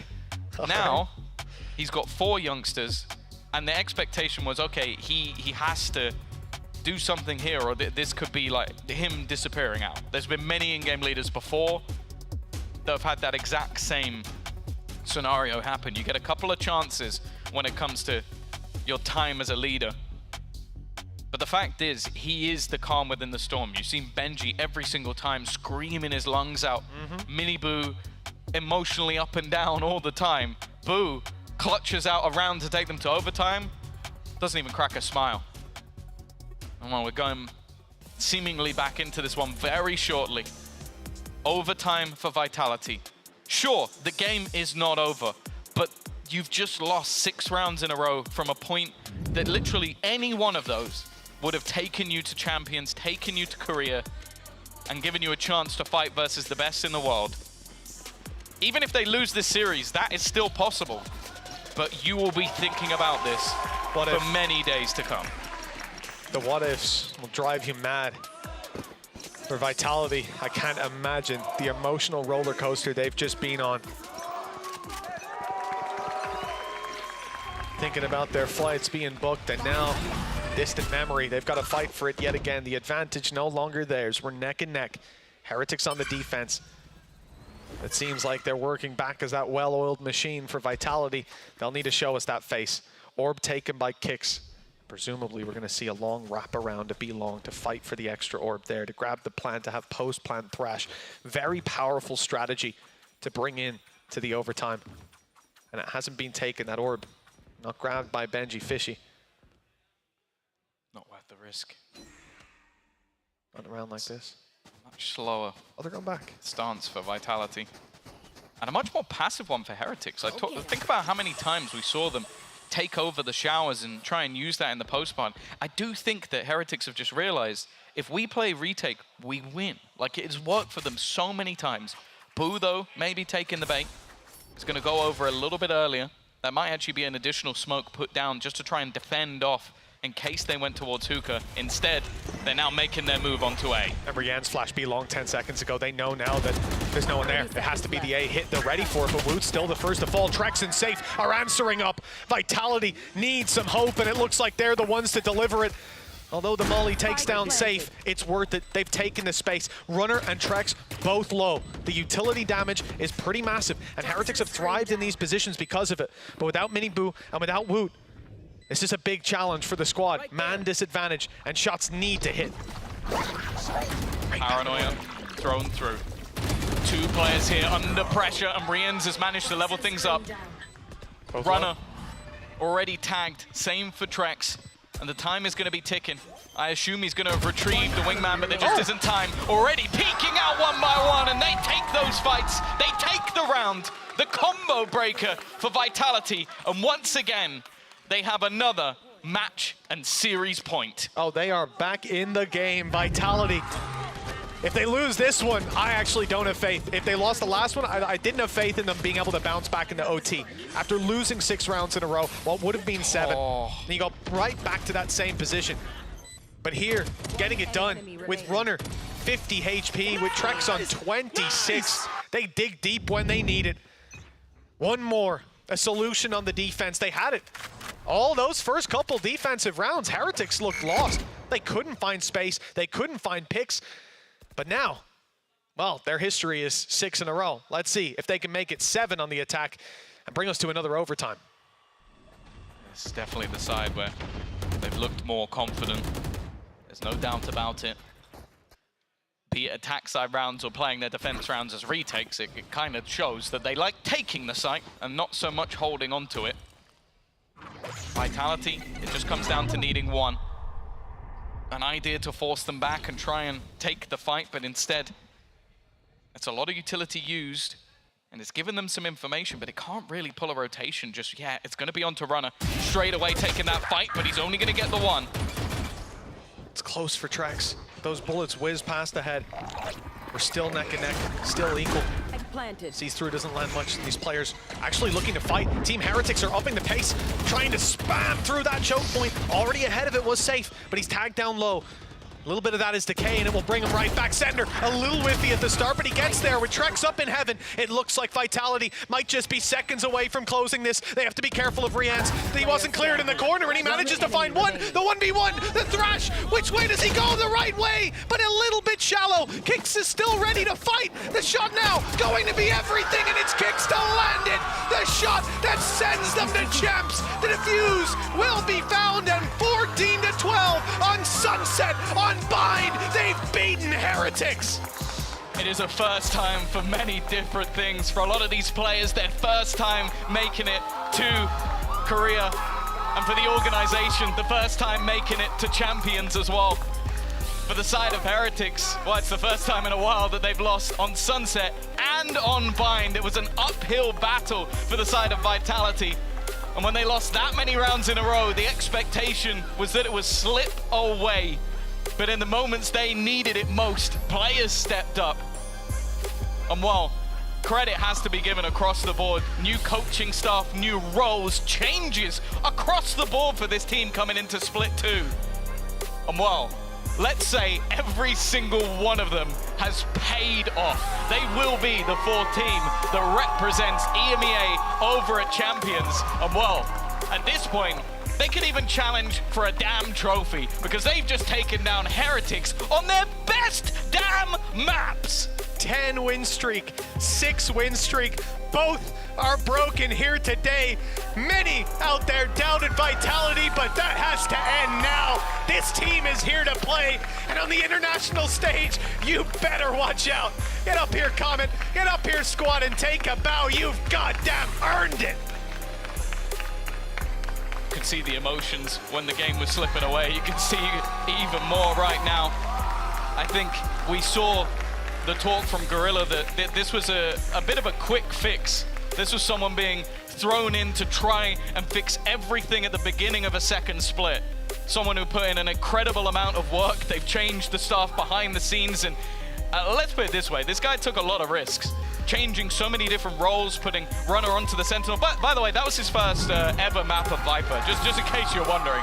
First ever map. And all of those risks have paid off in ways that I don't even think the management behind the scenes could ever imagine. We can ask Rob afterwards if he thought that was going to happen, if they were going to manage to make it to champions after the previous split that they had. Oh, you love to see it. This means so much. And that is it. They are going to be making their way all the way over to Korea. A team that, as I said, last split, I think if you look at the score, they ended up finishing like a 10th or something within the league. Either way, we're going to get to hear from Sender down on the stage right now. Congratulations on champions.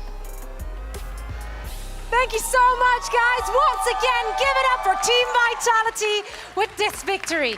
You and the squad locked yourself in for champs. What is going through your mind right now? What are you thinking? It's a long travel to Korea, so that's a little bit, but we have to do a lot of work as well to prepare. I mean, honestly though, this was just such an intense match. It went on forever, but I do want to just hit on a few points there before I let you go and rest, because I know you need some rest after all of that. A little bit, yeah. Sender, this is not just the first time for the org to make it to champs, it's also for you personally. And you've been around the scene since the inception of competitive Valorant, basically. And it's been an up and down journey. What does this mean for you personally to be able to compete at champs? It's just a very great opportunity to compete with my team at the greatest level right now, so I'm very thankful for them. For myself, I want to see and prove myself as an IGL as much as I can and see what we can do in champs. Well, we'll find out very soon. You just said about improvement as an IGL. You know, we talk a lot about IGLs, the fragging IGLs. You always seem just the quiet type, going under the radar, but like you're a steady source for this team and always has been. What do you want to work on?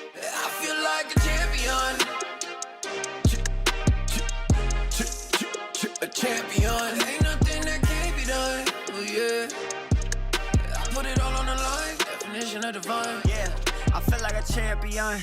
Ain't nothing that can't be done. They told me I wouldn't be nothing. Came on down second to none. I need me a trophy, I need me a ring. I'm not with the bull, but keep it a beam. You know what it is, you know what I mean? Shit, all I do is win, win, win, win. Haters wanna hate, they ain't made top 10. Double, triple team, what they need to defend. I juke left and I'm gone with the win. I'm gone with it. I feel like a champion. A champion. Ain't nothing that can't be done. Oh yeah. I put it all on the line. Definition of divine. I feel like a champion. A champion. Ain't nothing that can't be done. Oh yeah. I put it all on the line. Definition of divine. Feel like a champ. MVP status. Yeah, the win been guaranteed. Snow, let's see about it. If you gon' speak about it, then be about it. If you don't bring that energy, no, I can't be around it. Nah, I'ma shoot my shot. I'ma stick it, watch. At the tippy top, I cannot take no loss. 2 seconds on the clock, they gotta give me the rock. I got a game on wet, yeah, I got a game on lock. I feel like a champion. A champion. Ain't nothing that can't be done. Oh yeah. I put it all on the line. Definition of divine. I feel like a champion. A champion. Ain't nothing that can't be done. Oh yeah. I put it all on the line. Definition of divine.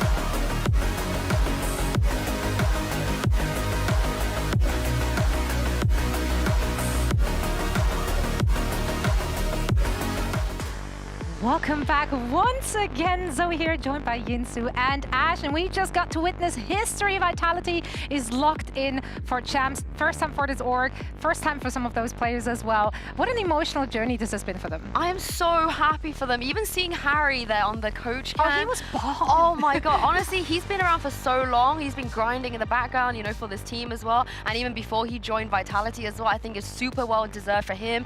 For the boys as well, they worked so hard. As I was saying before they started playing, on form, it would have been a travesty, in my opinion, if they didn't make it. And I'm just so happy they made it by taking down Team Heretics of all teams. Hey, everyone else that's watching, I know you are. You want to see what's up, what Vitality's all about.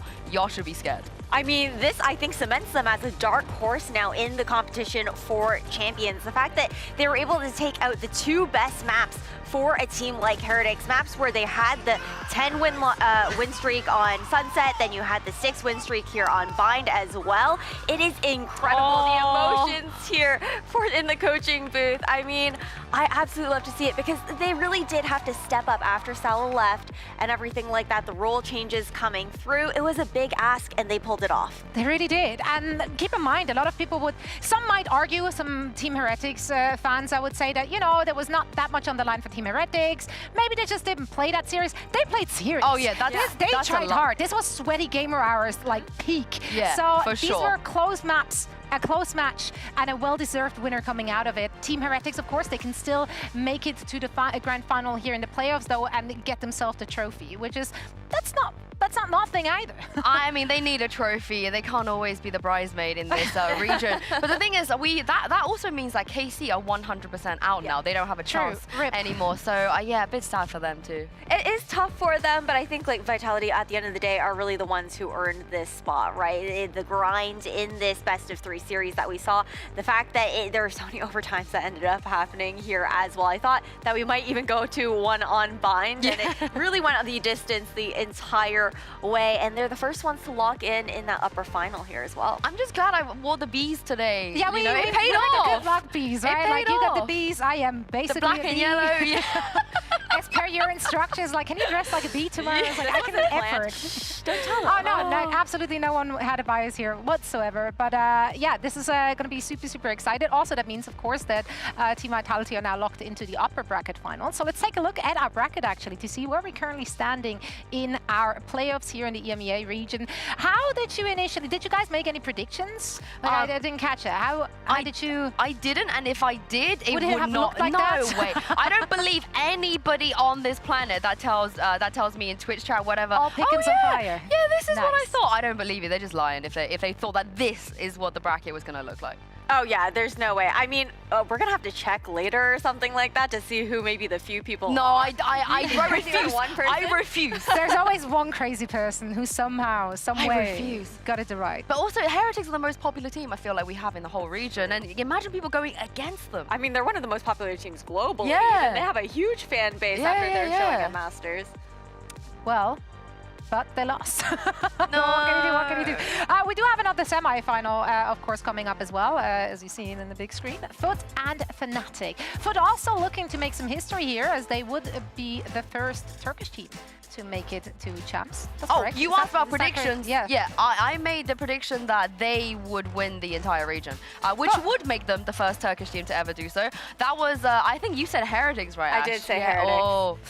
Listen, but imagine if it's Foot Heretics in the lowest, and then both of us will be in trouble. Oh, we'd be cooked. We would. Only one of us would be coming out there. This is the thing. I've been accused of being biased against the Turkish teams, never Fnatic for sure. As in, like, because I love the Turkish team so much. Obviously. Definitely never against Fnatic. I'm never biased in that department, not one time. But I really do think that this is the chance. This is the chance for Foot to not only make it all the way in a EMEA tournament. If they are able to win here in EMEA, I think they have an incredible chance at champs as well. And I really, really believe that. Well, I think they've also just looked at like the most consistent team within our region throughout this entire year as well. And even, I believe there is one of the post plans that we did with CNED, he was talking about how the fact that he doesn't feel like they've actually reached their ceiling, that they still have a lot of room to grow, and that they're working hard towards it. That's a Foot to be scared of. I know you're a Foot fan, like you were talking about. Yeah, not as much as Mitch, but yeah. Not ever. We did ask you to wear a Mitch wig of some sort for this one, but you know, he's with us in spirit, I say. Foot, however, they are one of the teams who showed us some different looks there as well, because they're one of the only few teams which don't play that ISO. We haven't seen Neon from them as well. Why is it working for them? I like that they haven't done that. I feel like a lot of the other teams, they're relying on maybe bringing something new, having that surprise factor, and also it helps that there are players like Miniboo that just play the Neon already before he was buff. But I do like the way the Foot have this identity where they're willing to cook, but in some areas where CNED is clearly one of the best Jet and Raze players we have in the region, why are you sacrificing that for the sake of the meta? There's no need. There's no point in doing it. I think that also you see some teams maybe even trying to shoehorn those Neon ISO picks sometimes when it's, and just try and play into the meta that's been developing, even though it might not be the strongest suit. And I mean, I don't know. Jet, CNED, Operator. If anything, I remember Mr. Fowler mentioning, if anything, it would be cracks, right? I don't want to see CNED ever play the Neon or ISO and sacrifice the Jet or Raze. It makes no sense.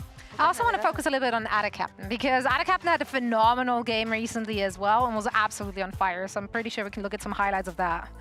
I mean, Ada is always on fire, realistically. I feel like he just has so much to prove in the server, and he's so consistent as this smokes player here for Foot.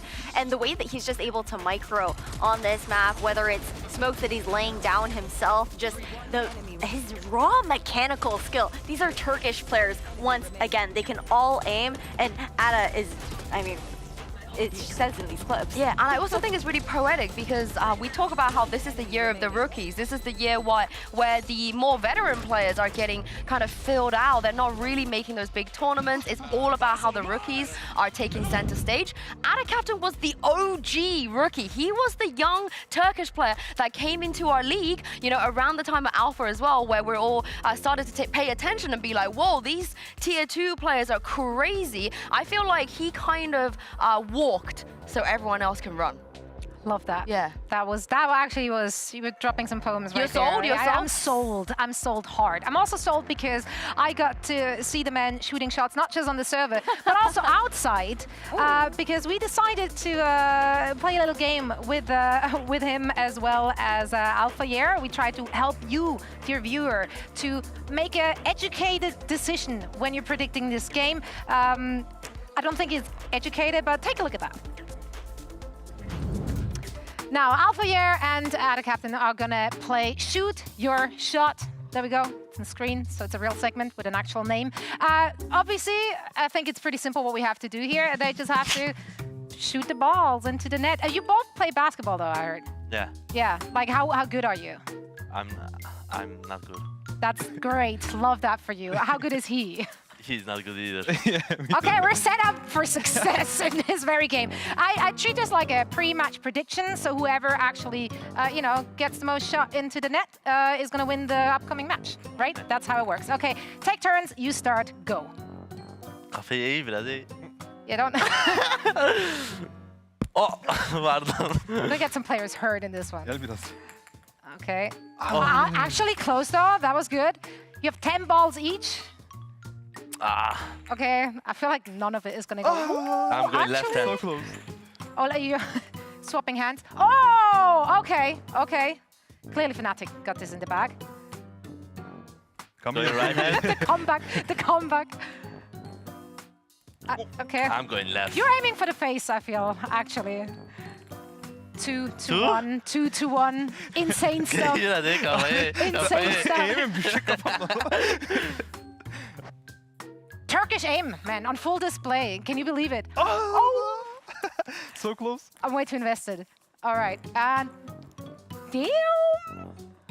They find their groove. Okay, 3-3. Wait, how many balls do we have left? Oh! I heard that one. Think A headshot. clear, exactly. Oh, you said it, it's in, but it was, yeah, it's 4. It's 4 against 3. Four You and have 3 three, yeah. left. You have 2 left, 3, no, 1 in the hand. Okay. Oh, I thought that was over-aimed, but it was good. Oh. The wide swings, you see that? Wait, how many do you have now? 5-5. 5? It's 5-5. Yeah, this last. Oh, last one. Last Oh, one. man. Box breathing. That was so my bad. God. That was actually so bad. Everything. This is about everything. Well, what does this mean now? Well, there you have it. It's gonna be a draw, overtime, and then One more ball, please. and then nothing happens. Actually, yeah, I don't accept this. There we go. Okay, I'm not accepting overtimes. Okay. You go first. Go first. Kafayı. Okay, this is happening. What a segment. Content. He's aiming for the face, I swear. Oh. Oh, I think we're running out of time for this segment, actually. Well, maybe everyone at home watching, you might be better at predictions. Clearly, we didn't nail it. 5-5. It's going to be a nail biter. It's going to be a close match. Gentlemen, thank you so much. Best of luck in your game.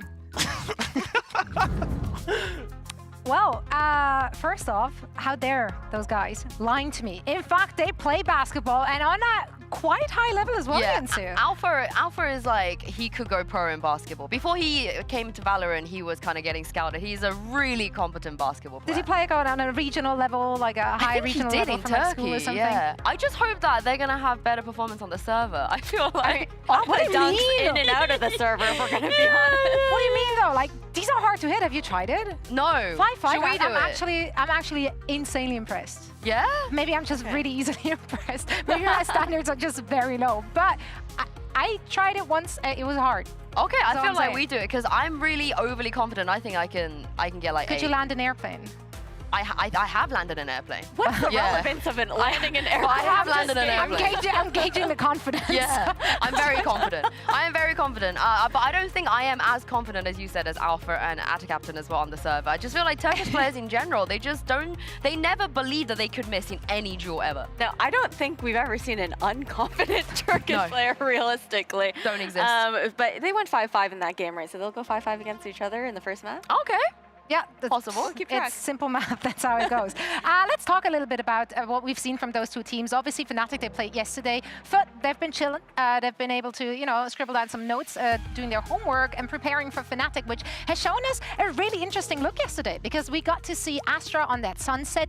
This is the first time we've seen this comp ever, I believe. I mean, we got to see Sunset full stop from Yeah, there is Fnatic, that which is also, crazy. yeah. I feel like we're now in a very peculiar but very interesting situation because obviously both teams, they qualified already, and I'm just going to theorize, you know, maybe the reason the Fnatic left Sunset open is because they want reps. They've never really played this map in general. They have Hero as well, who's going to be going to Champs with them. They want as many reps as possible. And what better than to be able to play your permaban before Champs against other very, very competent Sunset teams. They did against KC, who's always been pretty good there as well. And I can't help but feel that Foot might have a similar approach. This is a golden opportunity. This is also an opportunity to throw off your opponents at Champs. They might now kind of like rethink the vetoes a little bit and feel, oh, maybe this isn't Fnatic's permaban. The next time they leave it open, do we even want to pick it? Do we even want to take that risk? I love the mind games. I mean, quite frankly, when we talked to them after their match,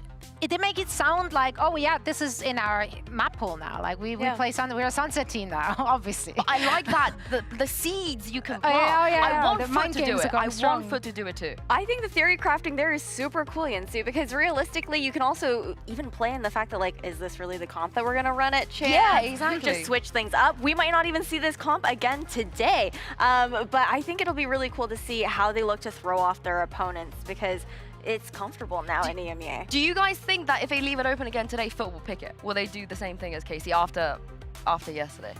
I probably would. I would probably. I think they do. With Turkish confidence, I'd pick it. For sure. I think you would also want to maybe even try playing against a comp like this that is so different from anything else that we've seen globally on Sunset, and see how they're able to kind of work around it, adapt to the micro plays that Fnatic were pulling out, because they had some really cool combinations that they were throwing out there. So what kind of compositions do you see playing well into that Astra comp? Because yesterday, KC, they were running that double duelist. It was also more uncommon composition we saw from KC on it. Obviously it didn't work, but what do you think Foot is going to pull out of their sleeves? What do I think Foot is going to pull out of their sleeves? Or what do you want them, what do you want to see? Specifically against this composition? This one. This composition. I don't even know what I would say up against this, to be honest, because I think that a lot of the ideas were like these micro plays that Boaster was throwing out there with his utility on the Astra. Miss Sage. Put in the Sage. Okay. Get them on a wall. I feel like get them on the wall. You have a lot of footage already of other people working out the kind of sneaky things that you can do already on this map. I don't think they should be scared of the Astra personally at all. I feel like the kind of the ultimates that we saw, there were some cool ideations behind it. I also feel like Fnatic probably aren't 100% happy even with the way that they managed to play it, because there were a few rounds they should have played retake. They were kind of left in untradeable situations. But if you really wanted to kind of slow the pacing down and be in control of it, do the gentlemate stuff. I feel like it could work. Hey, that's fair. I mean, we've seen Yedajay on the Sage as well on that map here on Sunset, and I wasn't so much saying that it would be the Astra that we'd be afraid of, but I just can't think of, like, there's no real, like, hard counter that you're looking to go head-to-head with that in particular, realistically. But I think there's a lot of opportunities to throw out something new here for Foot, because they also have done some wonky comps here and there. I'm thinking about that Lotus one. I mean, if they play Neon now, if they just pull out the Neon, why not? Maybe. I mean, but again, like this stage is set for opportunities for them, because I'm sure both of them would love to take that EMEA trophy home for this playoffs, but they can try things out. And honestly, also, you can argue that maybe some teams don't want to show anything in their playbook. I think they have, because you provide tape for everyone else. I think they have more of an incentive, as you would say, to kind of like try hard and be sweaty, because if you don't, you're playing Team Heretics in the lower bracket. I don't think anybody wants to do that. We talk about wanting to avoid Fnatic in the playoffs. I think Heretics is probably a team I would personally want to avoid more, especially considering they're on the back of a loss. They're probably very, very hungry for a win again. Yeah, I mean, that's a team that comes back with a vengeance to Yeah, bite you don't want to go to the lower bracket against them now, yeah. I think any of these teams, though, that are in playoffs, you don't really want to face in the lower bracket in any sort of elimination. But I am looking forward to this matchup. Honestly, though, my bet is that for Foot, if we do see that sunset, they'll keep things same old, same old. I think so too, yeah. They're not going to overcook there, I don't feel like. But I think the vetoes is where they can have a bit of fun because, I mean, when Breeze got taken away, we were all thinking about what they're going to ban next. I mean, they were banning the Haven as well. I want to see that open. I want to see them just have fun. Is there a chance we get to see Abyss finally, maybe, hopefully? No. I don't know. That your face says no. It could be a Fnatic thing to ban Abyss yesterday and then leave it open today because they want to throw people off. Yeah, maybe. Mind games. They're living rent-free. Would you like to see Abyss? You think? Yes. Yes, of course. Yes. Yeah. We would love to see Abyss during playoffs. Get rid of Ascent now. Just like bring back Fracture, you know. Jimmy Lin's Pearl Guide is ready. We're chilling. Yeah, Jimmy, he's everywhere. What a guy. What a guy. Actually. Well, we're super excited to get this one on the way, and the teams are ready to take to the stage in just a little bit. So let's see what they have in store for us for the second semi of the day.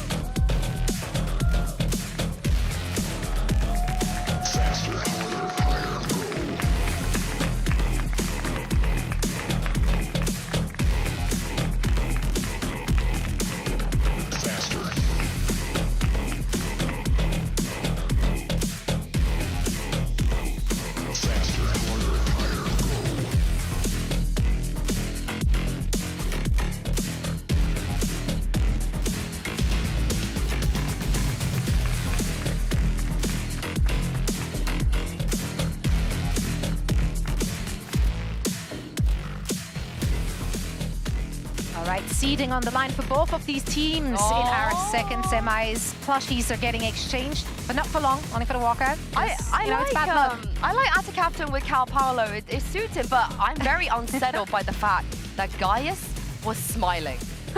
He was so...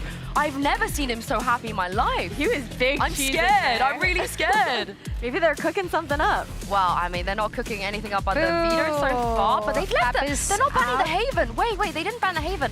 Banning the Icebox against Fnatic, and they instantly picked the Haven. Yeah, I like it. And we don't get the Ascent either. No shenanigans. This is a fun set of maps. I like it. Yeah, we get the opportunity to see both these teams cook, and then especially looking towards that Haven. I feel like it's the same idea that Fnatic have as far as being able to play that Sunset, get those reps on it, because we haven't seen Foot try this map out, and what better team than to do it against than Fnatic. I think that they're probably currently the best team on Haven globally. Yeah, I mean, currently, of course, in this stage, they have a 100% win rate on it. They played it 3 times, always look good. I like the Sunset pick here from Foot, personally. They, lost it once this stage against Team Heretics. So I actually like this Sunset pick more for Fnatic, purely because of the fact that they get to prac against Foot. Yeah, they get to run it back. Do you think they're actually going to run back the Astra? I think they will, for sure. I think they will. The Haven, though, I'm interested because we haven't seen Yutajay and CNED on Haven with this team. It was Mosh and Kiwi the last time we saw them on it. But again, I don't think they're going to get too weird on this. Probably going to be a Cypher Jet, let's be honest. Yeah, I think realistically. Boring. Unless CNED goes Chamber. Yeah, I could see that. I could see that. Just for funsies? But I think it's going to be boring.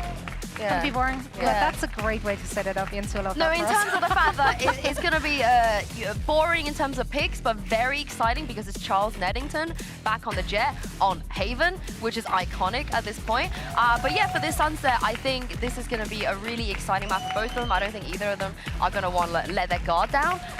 Obviously, at this point, we're talking about seeding. There is a very important big trophy coming up at the end of this tournament as well. This is the thing, though. If Fnatic can take down KC and on Sunset, and then Foot on Sunset as well, at this point, I'm going to be annoyed as to why they perma-banned this map this entire year. Right, Astra is back in the mix, just as we predicted. And yeah, on the other side, same old for Foot, just like you predicted. Yeah, nothing too surprising there. So it'll be a nice litmus test once again here for Fnatic to be facing up against Foot with their composition. Foot have looked really good on it. Yedajay has some of the best timings, I think, on his lurks, especially through mid. That's something to always look out for here for the side of Foot. I'm interested to see what additional depth we're going to see out of Fnatic with this composition as well. I also need to see if the Alpha year incredible Breach performance wasn't just a one-off. I need to see some consistency here. Mr. Farland has always been consistent on this agent, so Alpha has a lot to go up against here. Does indeed, and we don't have to wait to see it too long, as we're now heading over to our casters for this one. It's Pansy and Steel. Yeah, thank you so much, Zoe, the desk, everyone. This is a pretty fun matchup on paper here, Josh. I think both of us are quite looking forward to this. It feels like it's a battle of the vetoes, really. Kind of, you know, puffing up the chest a little, showing off like, hey, we definitely play Sunset. No, we're not worried about Haven. Both the teams bringing out picks that they don't really lean on traditionally in a match where they can show off a little bit. Where does your mind go to now looking at this? Yeah, I agree with you there. I suppose that when we're looking at these teams, they're going into champs already. Yep. So why do they want to show and reveal their hand too early? They get to kind of pocket some of these maps. Yeah. Sunset, yeah, cool. We run that. Hide their abyss. Well done. Pretty much. Pretty much. Now, the fun factor of all of it is we get to see the actual validity to this. Another test, another practice environment for it. We get to see the form from both sides, looking at champs on the horizon. Obviously, a huge congratulations to Vitality for their work just a moment ago. Fabulous to witness. Already, but being quite concise in approach and catching Durka. Yeah, that was a big find, but Boser looking to equalize. Oh, not clean enough on the first attempt, but he's shown his hand now. Yedajay just peeling away. The rest of Foot with that control over a elbow, waiting for their abilities to come off cooldown. They've got the stun now. They've got two smokes. Dizzy. Smoke comes for spawn. The site's going to be free. And Fnatic going to have to look to do this regroup. And we saw this yesterday from them. They often went for these retakes, and it used the flank.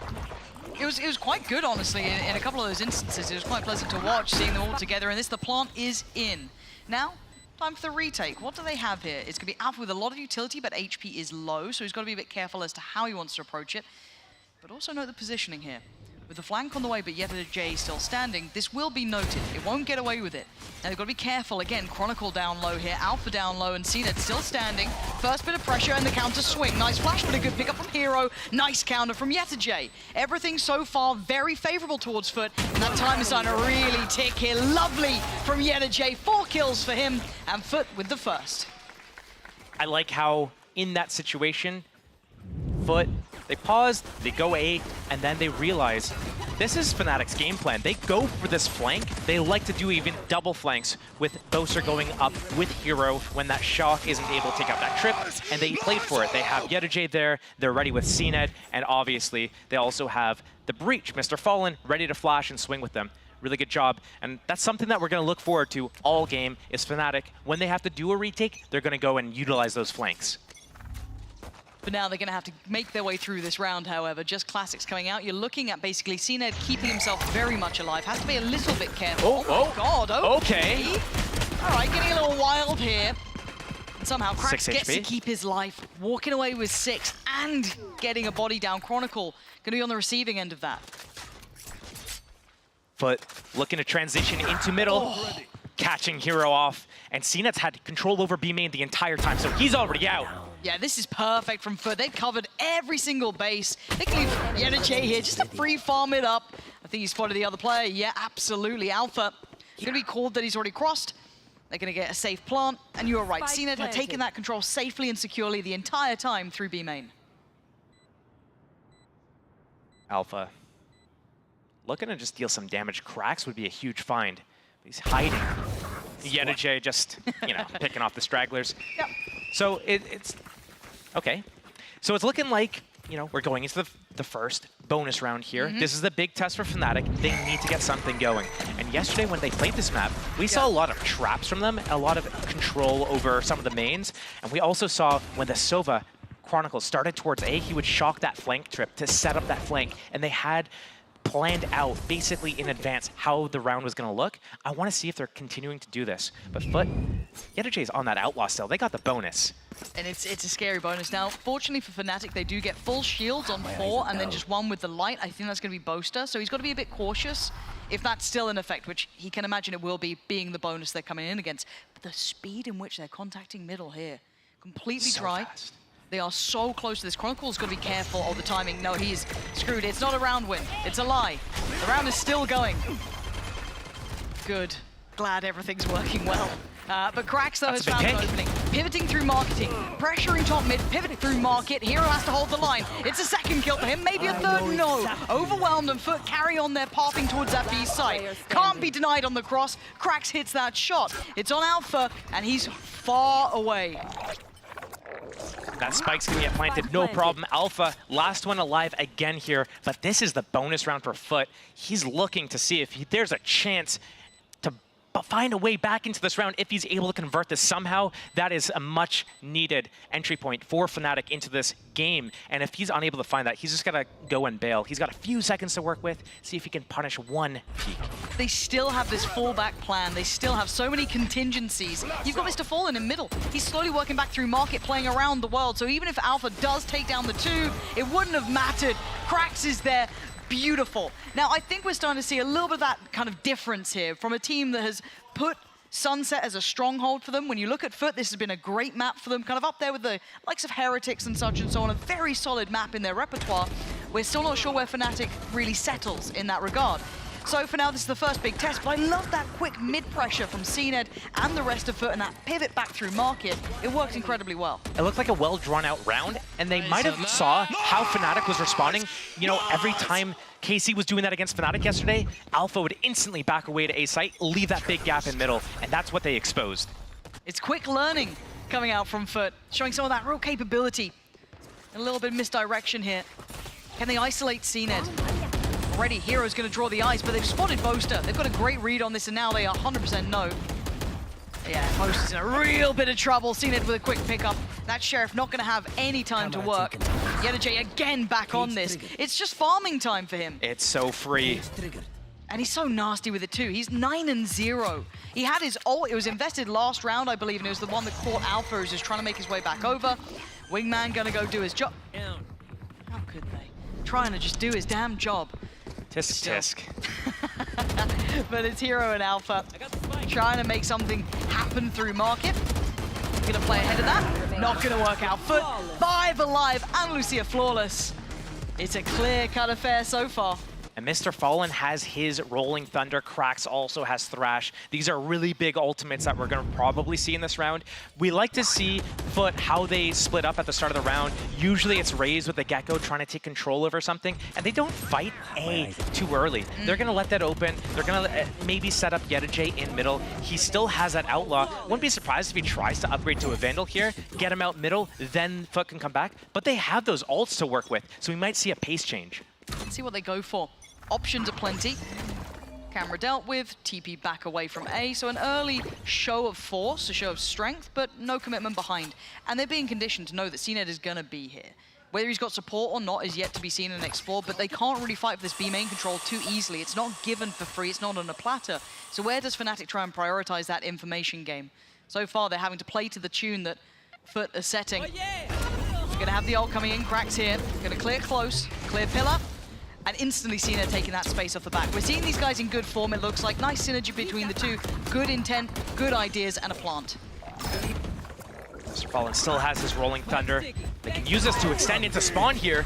They could, and the ult's now coming down. CNED going to lean a little further forward. This is dangerous. It's a precarious play, but it might just work. Yetterjay trying to buy them the time, keeps them some safety from market. CNED turns his eyes, gets a second. Third too far. Durka plays back in, through from CT. Hero's detained. He's out of the round for the moment, but two still standing up against the two. Krax and Mr. Fallen. Durka still firing. So's Chronicle. Beautiful play back in. Bulldozing through from Boba, and the defuse will be coming out. Fnatic get there first on the board. I was convinced that Foot was going to convert that round once they had that Rolling Thunder extend through spawn. CNED gets those 2 kills coming out of market. That should be a freebie for Foot. props to Fnatic for turning that around. It was a really tall task, and now they get to stabilize a little bit. They get their foot in the door, the first round on the board, and Durka has his showstopper. That's 2 ultimates invested for Foot in that round as well. So maybe we're starting to see possible swing into Fnatic's favor here. And you're right, when you kind of pause it at when Cena got those 2 on market, you've got to think, well, Foot got everything they wanted, right? You'd imagine that was teed up. You're on the money there, seeing it swing around, and maybe the first time we've seen them fight back. Couple of ults very nearby for Fnatic too. 2 away for Chronicles. Dirk has got his, 2 off from Boasters, and 2 from Alphas. So with that investment, they aren't going to be... Oh. Are we forgetting about this? That seemed a little lackadaisical, a mistake. Forgot about the Iron Fleet. The quote game is off the chart, but sorry. No, you're fine. It's a great meme there. Well, Durka just got shut up. The voice line ain't even going to be able to finish on that. Cracks quick with it. But still, this feels very here and there. Breakout fights, individuals, no trades. There it is. But Hero probably didn't need to overextend on that. They had everything they wanted. They've controlled the extremity at the very least. At a captain in a 1v3. Spike just got denied there. And it's just out of the smoke, so it could be tricky. He's trying Lovely. What an attempt. He didn't get it. Ah, that would have been so cool. And our position noted, he's got 2 up against him. Oh boy. Stunned up 2, and look at that, the creeping death of Alpha. And a messy round there. Josh, it felt like there was just a bit of a fumble in middle. Don't know what happened with them pushing up so deep top mid and just being completely caught. That was a little bit of a blunder, not just realizing that Chronicle could be there. He's been pivoting from this position frequently. So just tunnel visioned on that market position for Boaster to be in there. That is the most likely player, I believe. Yeah. And just to completely ignore it, maybe a little bit of misplay, maybe a little bit of misread. But if you ask me, the main thing that stuck out to me that round was the fact that in that 5 versus 3 for Fnatic, after getting those first 2 opening kills, Durka decides to use the showstopper and extend into middle. They already have that advantage. He goes down, they lose the showstopper, and now it's a 4 versus 3 instead of a 5 versus 3. That could have been a turning point for Foot to be able to punish Fnatic and be able to steal that round away. And those types of misplays could cost later on, or if Foot's able to capitalize on that, that's dangerous. But we're also talking about teams going to champs. And you're talking about now the best in the world will be in Korea. You can't have those little mistakes happening more than once, right? This is the time to tune it up. This is the time to identify. I'm sure when they watch it back, they'll go through and go, hey, this is another chance where we can't let that happen. Yeah, luckily enough, Foot didn't manage to punish us on it, but Team Internationally probably will. We can't leave that chance open. So some small learning lessons here for them. And maybe just, you know, a response that was made, maybe not thought through so clearly. But you're right, losing on that showstopper is going to be a bit of a loss there for Fnatic. Could have been nice to be in the back pocket, and a quick timeout just happened. The way that they're setting up makes me think that they're going to do a fast play with that showstopper. I've seen them do a market split before, unless I was maybe a Team Heretics. I wonder if we're going to see that same sort of play towards B here. The high trip, expecting it. They're trying to kill. Oh, but CNED straight away delivers it to the fleeing hero. And now they're being denied here. They're trying to just spam them out, slow them down, try and keep some control. Bolster the numbers almost, because it's only Boaster here. He's got to give up sight completely. He can't challenge this now. The rotation too far away. Rolling Thunder for Alpha. And Ada Captain stays on the site. He wants to bait out that Rolling Thunder. He can teleport away to safety into B main. He's got 1 left. He needs to time it perfectly. Here we go. Let's see how it looks. And he doesn't even get affected. That's so perfect. And he even gets the shot as well. Boaster's gone down, turns a flash, a follow-up. You can't ask for more than that. And Chronicle, the guy's great. He had a fantastic performance before. But this is a lot to do. And no real opportunities. But you highlighted it perfectly. But even then, Ada Captain didn't even get affected by the ult. Be able to turn all the flashes. Boaster walked in assuming that at worst someone would be stunned there or falling away from sight. But there Ada Captain was waiting ready for him. It's not common to expect someone to be in the site. You don't want to like risk losing a good spot to ultimate just to get on the off chance that there is someone close up. You rely on that flash, the double swing to be able to clear him out, but the spacing wasn't there. It wasn't good enough. 2 flashes used, and the trade just did not come out. But a fast round for Foot, a little bit of a switch up. Usually they've been going pretty slow into the rounds, taking that space, figuring out what they can do. But once they get those ultimates, that's when they're just like, okay, let's go. But now I looked at Boaster's ultimate. That is the ultimate retake tool. So is this a change-up for Fnatic? Are they going to break that trip early, shift over to B? But I'm scared of Yedache, even with that Outlaw. He has been so pivotal in impact when it comes to these rounds, and there's light shields galore. They are struggling. Only one player with the full shield, which is Chronicle.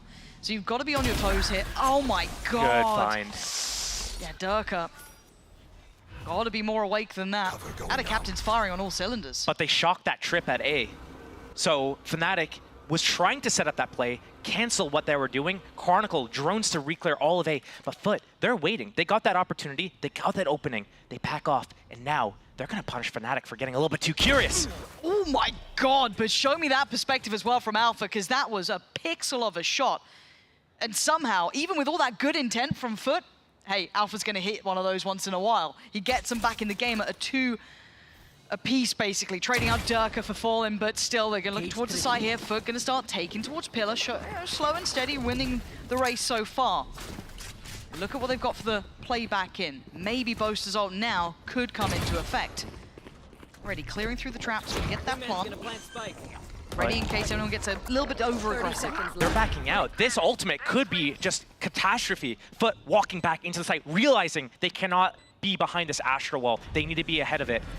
And I'm looking at the timing on middle. At a captain and the two players who've just gone through towards market, that late presence could be the knife in the back, and breaking the door is enough paranoia. They have to deal with it. They have to keep an eye towards it. They can't completely forget about it, but there's still a fight on the site. Boaster and Alpha, 2-for-1 trade. Yedache and Ada Captain, they noted one towards middle. Now he shows his hand. Ada Captain's timing is devastating, and Hero called upon. These final moments are so difficult to make that choice for. He's got the first, maybe still a chance, but time is running low, and Ada Captain is trying to play to it. He's got half, I don't think he's got the time here. I think he does. Has he got the time? Oh my god! Look at it! Look at that! Outrageous! You couldn't get closer! And just a small grin creeps on his face. That's all you get from the Red Bull clutch. That was so damn close. Oh, this is why I love EMEA's production crew. Love you guys out there. The EVS team and the observers, you guys always catch those moments. Adore you for it, but let's pause here. Yeah. Let's just simmer down a bit, because that was a nuts round. We even got the ooh-ah-ee from the crowd. You know what I mean? Just vowels only.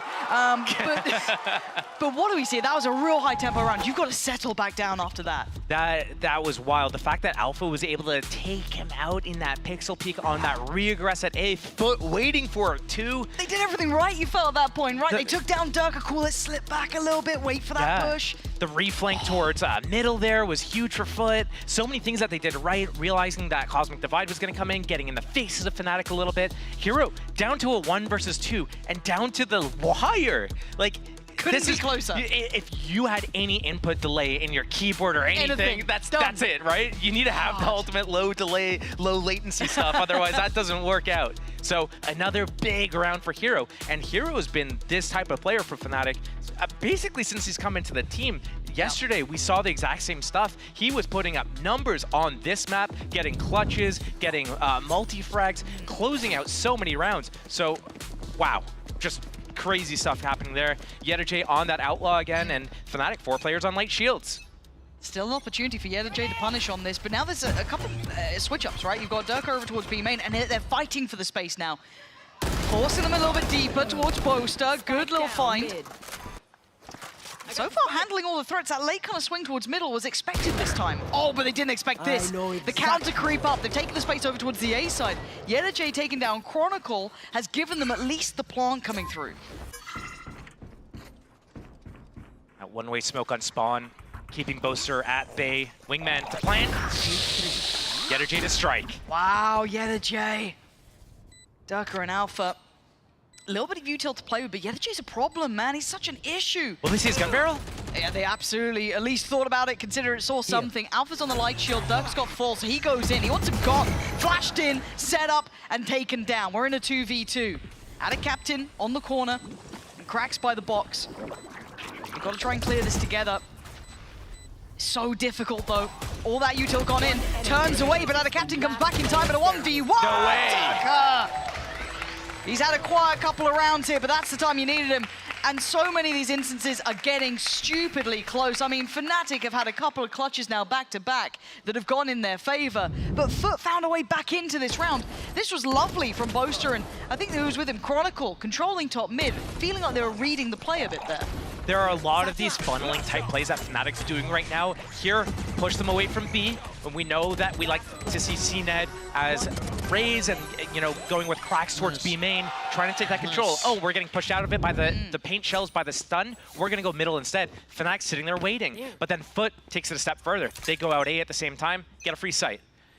Lots of ults on the board, an aggressive opening for Fnatic here. Yeah, straight down middle. Durka wants in. Hunter's Fury as well. Keep going. I'm going to set you up for I'll clear the path if I can, but it's seen it. And Chronicle has got his man, so a trade did come out in the end.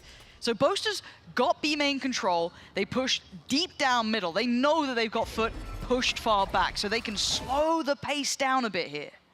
This is a great retake setup with the trips, with the camera on that A site, so a lot of focus towards B for Fnatic, and it looks like that is exactly where Foot is trying to regroup towards. They do have Ada Captain with his ultimate, so he can shift away if he needs to, if things get a little bit messy. You can see Foot prioritizing clearing middle a bit there, even the kind of tap on Dizzy, bringing him back up just to make sure that Durka wasn't lingering around. There was that question mark towards middle. Even an Aldro now sent through towards tiles. That's cleared here. So where does Fnatic rotate towards? This needs to be a perfect bait from Durka for Boaster. Maybe even investing that showstopper to secure this round. It is a must-win round. It's such a deadly position. Feast or famine for Boaster here. But you're Dizzy. right, it's on Durka to do this, and Dizzy could be such a devastating investment as well. Are they clearing him? Oh my god, he's still got one here. Smoke goes up, Spree goes in, but Boaster goes down. Durka couldn't save him, and now he's vulnerable. He's so open to this. A little bit of a misplay between each other, but the plant's gonna come down. And it's a 2v3. Chronicle on the way, but only with a Guardian, but Hero's here. And of all the players... Looking for that hat, get that info, but the thrash from Cracks as well is going to come out at perfect timing. It's going to force one of them off the spike. 2 shock darts, nothing to scan with. This is so difficult here. There's the tap. There's the ult as well. They're making no mistakes here if they can avoid it. Already Chronicle going down. Oh, go for the knife. Do it, do it, do it. Oh. Just staring down, condemning him to death. Foot take back the lead after an explosive attempt from Fnatic at the start. It was a very ambitious opening from Fnatic. They had that showstopper.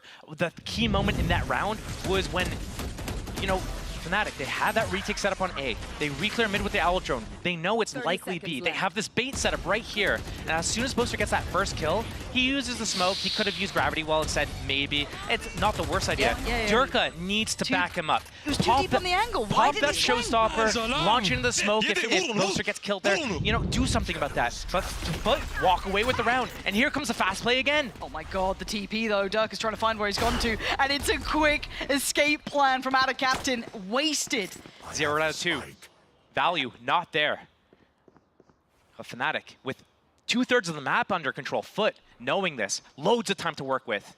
You've got to look at Alpha as being the danger man. Just that Phantom. Everyone else on pistols. Okay, contact. That's all you're going to get. He's not going to outstay any of that one. And again, you look at the map control, you look at the information, Boaster's got a great deal here. They can keep faith in this, almost stacked towards market. Chronicle's chomping at the bit. He wants in, he wants to apprehend the target. Maybe snag a rifle, bring that in. Oh dear, that's a problem though. They found the man who was keeping all that control. Now they can pivot back. But knowing that Fnatic's whole game plan is funnel, funnel, funnel. They're realizing this, going back to A, finding the free one. But Durka, 2! Go on, get a third! If he does. Oh my god, Durka!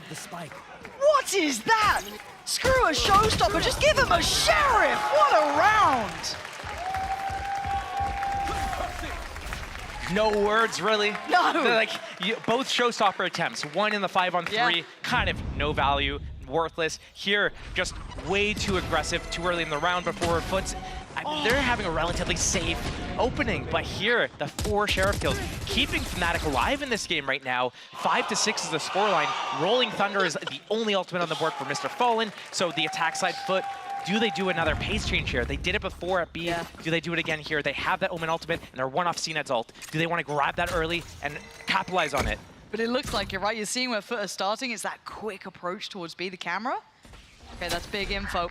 And do they go off it? Well, they're trying to. Hero trying to swing in. Make them fight for that space that they want. Put some pressure behind it. Just looks like a normal default from Foot, but they have Yedajay in that tiles position, waiting.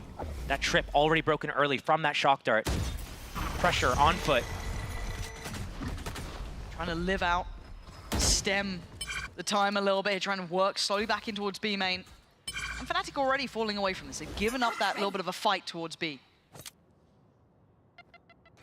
Yedajay's got a big task. He's looking for that A. His camera watching mid, but it just goes down now. And that drone reclear from Chronicle realizes mid's open. Foot has the time to change their plan right now. They have that Omen ultimate, Rolling Thunder, Showstopper. Yedajay. This is big. This is the biggest fight there's going to be. Good info. Oh my Here god, comes the trade. the unison is perfect! You don't... It's so good! It's so well done! That's info, and now they can just pour forward. It's Hero on the cross. He's already stunned up. He's already been forced away, smoked out, and just exploded! Left in tatters over market. And they've got the plant. That was gorgeous between the two of them.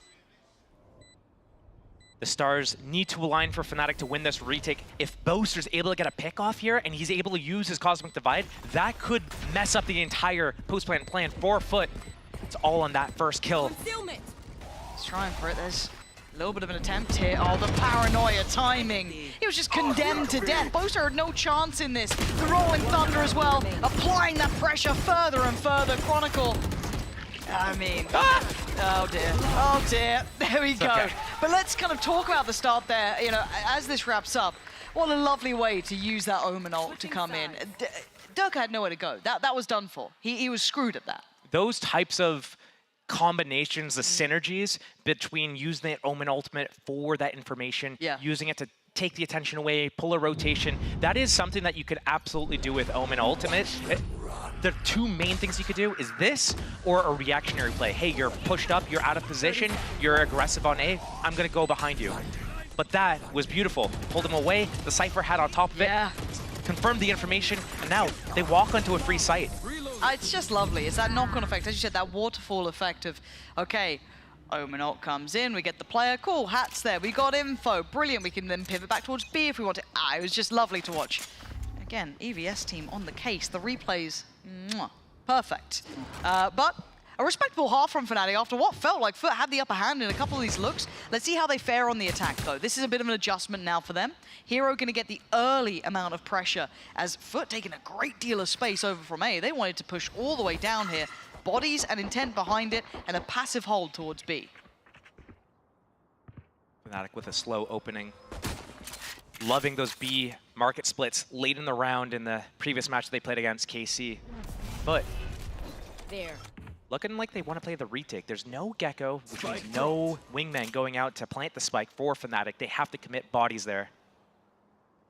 Prioritizing market space, A-Link, controlling that top middle area. Fnatic inching into position. They're going to fake towards A little bit through that A-Link, but then come back market to B. But Dirk, but Timing. CNED, yeah. Yeah, the timing on this is mad. It's just a fake, it doesn't matter.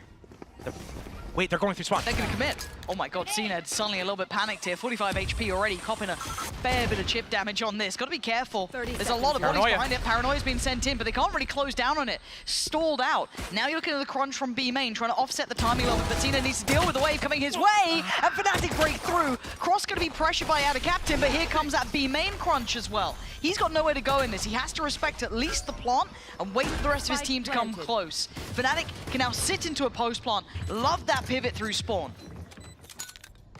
Great post-plant positions for Fnatic. They have the numbers as well. Aftershock from Mr. Fallen needs to be perfectly placed. Smoke from Ada Captain probably on top of that box in main or on the spike. Guess is right. Yep, here we go, Durka. Oh. Beautiful reclear. Yeah, this is starting to get a little bit worrying, but look at Chronicle's position. Don't forget about Chronicle. And oh, that's clean from Alpha, but the plant, he can stay around the corner. Oh, the Sucko! He gets sucked further forward. This should be fine still. It's a 2v1. There's nothing more to be done on this. That was actually really well played by Fnatic. People forgetting about how much value comes with that Astra at times. That was really well played. The abilities were perfect from both teams there. Foot getting that nice combo with the Mosh, with the Aftershock, the one-way smoke on the box as well to get that opening find. But Fnatic coming in there, yeah, Ghost, or doesn't even have to. He could be in Anywhere he wants. Timbuktu. He can pop that gravity well and pull them off the spike. I do hate the fact that I just said, oh, the suck. You know what I mean? Like, this is my life. Nice. Let's go. Absolutely hate myself, but here we are. Listen, Thanks for not bringing it I'm up, showing man. a lot of restraint right now from do you know going what? farther with this because I understand the setting that I'm in, and I'm going to play a cautionary and I'm so proud of refrain, you know? He's growing, he's A little bit changing. But 6 to 7, we're looking at the buy coming out here now. It's going to be the Bulldog and 2 rifles and then the 2 pistols. So you could afford to lose 2 players if you're Fnatic. Danger Man on the other side, CNED. Sheriff is there. Does he get the chance to use it? Fnatic, let's see what they approach with already. Slow and steady to start this race.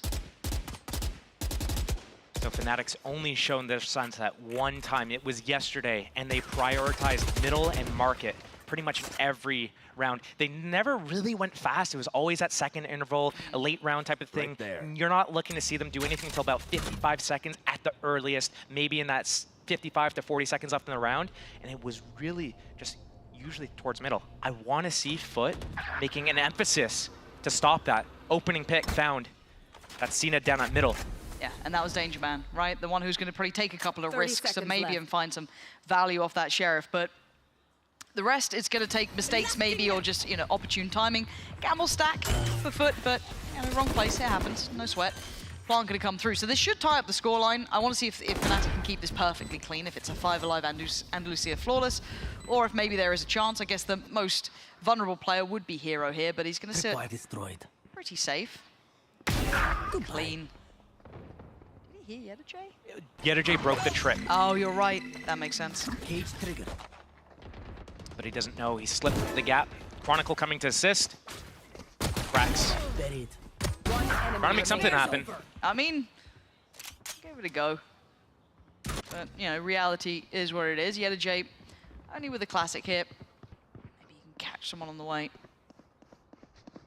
By the donation bin, just hanging around. There he is. Going to take 1 away, and that's all he can get. But that's fine. That was already accounted for. Fnatic, perfectly okay losing 1.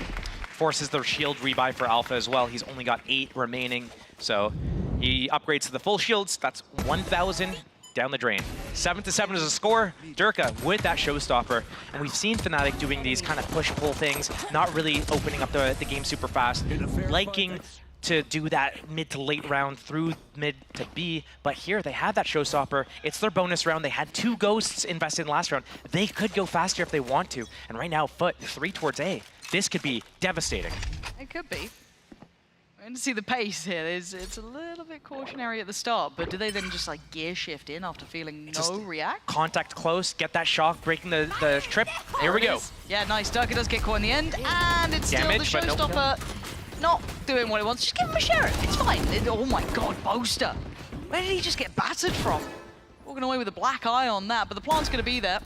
We're in a 5v5 post-plant. How does Fnatic decide to play this? They've still got Durka near pillar, but it looks like he's trying to fall away, but he's got to be careful from market.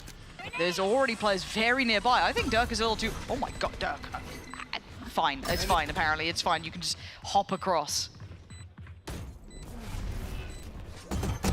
Okay, CNED with first here. The smoke's gone up, and CNED is kind of playing aim training, it looks like, and the diffuse going to have to get started, going to have to get some pressure towards it here.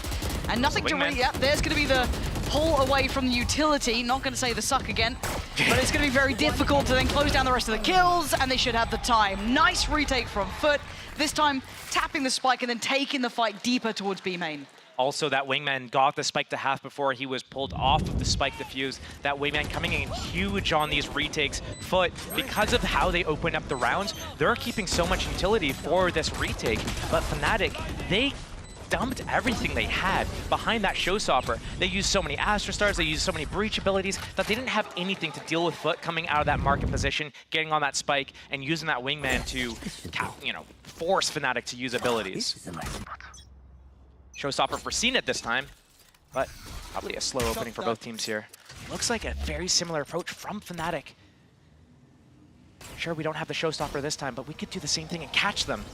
Yeah, away we go. And the pace change, right? It's a little bit of a speed up here. Not by much, but just enough that you get the fight on the site itself. Back pillar. Actually, Mr. Fallen's found a little bit of a gap to play into. Okay, Dirk has noted it now. Oh, God, scramble. But Yetajay then just sweeps him up. Push from one side to the other. Just leaning through market apparently is more than fine for it. Ult there on top. They know the depths of what Fnatic are trying to bring now. Everything's been spotted, and this is hard. Oh, boy. Cena got out of there in time. Almost punished, but still, where do they pivot to? But already we see Yetajay trying to steal that ground at middle. Control that rotation back towards A. There's no trips, no camera. Here comes the camera. I must wait a moment. Okay, quick find on that. Bit of info. The rotation already coming towards A. You're gonna need like an alpha moment or a hit. You know what I mean? Like one's got to get you 2-3 kills or something. And you've got Cena there. He's not really allowing much play to come through, already matching all of this adjustment for Fnatic, trying to kind of slug their way in up mid. Not gonna work out. Yeah, look at this. Every step they take, there is someone watching that next cross point. Hero, he's surrounded. It's like a tower defense game. You've got players left, right, behind the door, revealing what. Oh my God, he's so clean with it though. He's got 15 seconds, it's fine. My brain goes, wait, is he doing something? No, it's 15 seconds. No chance. All good, all good. 10 seconds One left. thing that's impressing me about what Foot's doing that I didn't see towards the beginning of the season, split one, even kickoff, that they have been doing so well towards this stage and all throughout stage 2 is that they are just, their teamwork and their fundamentals are on point. Yes. They are doing so much stuff together. We saw that high-low, they get that kill, and they instantly back off together. There's no misstep there. It's not one person's waiting, the other person's backing. They're backing off together. Right here, he gets a kill. Mr. Fallen gets his kill, backs off to the next angle. Makes it very difficult for Fnatic to be able to punish that or to get a revenge kill. So really well done in the micro fundamentals from Foot, and that's what's keeping them above all these other teams at the moment.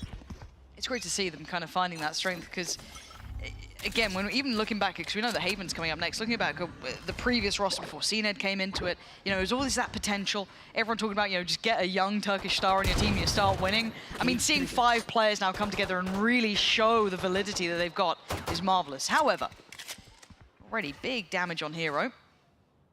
So Alpha, give me the one with that rifle. Venn diagram over the HP there. Well done. Look at you. Okay, another step towards the ult that Dirk can't use today. All good. Hey, look, he had his sheriff moment. It's fine. Like Alpha's one off of his ultimate. If he gets a crucial entry kill and then they're able to follow up with that, that could be a turning point. Fnatic down a couple of rounds, using this round as a little bit of a low investment economy round, looking at the bigger picture, looking to get that regroup, but Alpha with that spike towards B here. Maybe a little bit of a fake towards A, using Chronicle's Owl Drone, maybe a smoke to push them off. Boasters here. They're able to get that pick. Hero can put his hat as well, and then that's confirmed info. Low on time, though. They're going to have to commit somewhere at some 30 point. seconds left. But this scares me that Yetajay is here doing this, right? Because, again, there's such squishy target. Oh! The trade? Hold on. We got an alpha round coming, because look at top middle. Look at Boaster as well. Boaster's positioning. This could still be good. He's got his ult here. Does he send it to try and help out Boaster? But the timing's everything, because there's a flank on top of that. 12 seconds. Plant coming in. Oh! Frenzy moment. It ain't what you want to be seeing, but Alpha, a 1v4. The Wonder Kid himself gets his man on the other side. CNED, but he's surrounded. 7 HP. Look at the pressure that he's under. Give him a fair fight, and he can't. Add a captain. Takes him down. It was just pandemonium at the end there, but Foot gonna up it towards 10, get the numbers on their side, and every round's got a threat to it. This has been a fun series already. And if Boaster had anything but the frenzy, he could have had a shorty there. I know. think it would have been better than the even frenzy. Classic, anything. Unironically, though, the classic at that range would probably be decent. Yeah. But the frenzy is just like, just pray. Just like, you know, just pray. So sad. So sad. So timeout for Fnatic. They get to use a gun round here. Unfortunately, they invested that Rolling Thunder. They have 3 ultimate orbs back on Alpha there, though, already going into this because he got that spike planted, a kill, a death. He's almost halfway there, but we see Rolling Thunder and Thrash for Foot. Now, I don't think we're going to see anything crazy from them. They've been winning doing what they're doing. I don't think they might even give Fnatic a little bit more space just to lure them into a trap and then collapse on them with these ultimates, not really force anything, because if they leverage these, they're in a really good position. But the fact that Fnatic's taking a timeout here might indicate that Foot do switch something up, whether it be just a little bit of a micro change, maybe start CNED somewhere else, show a different look, a different opening, but then transition back into their default standard.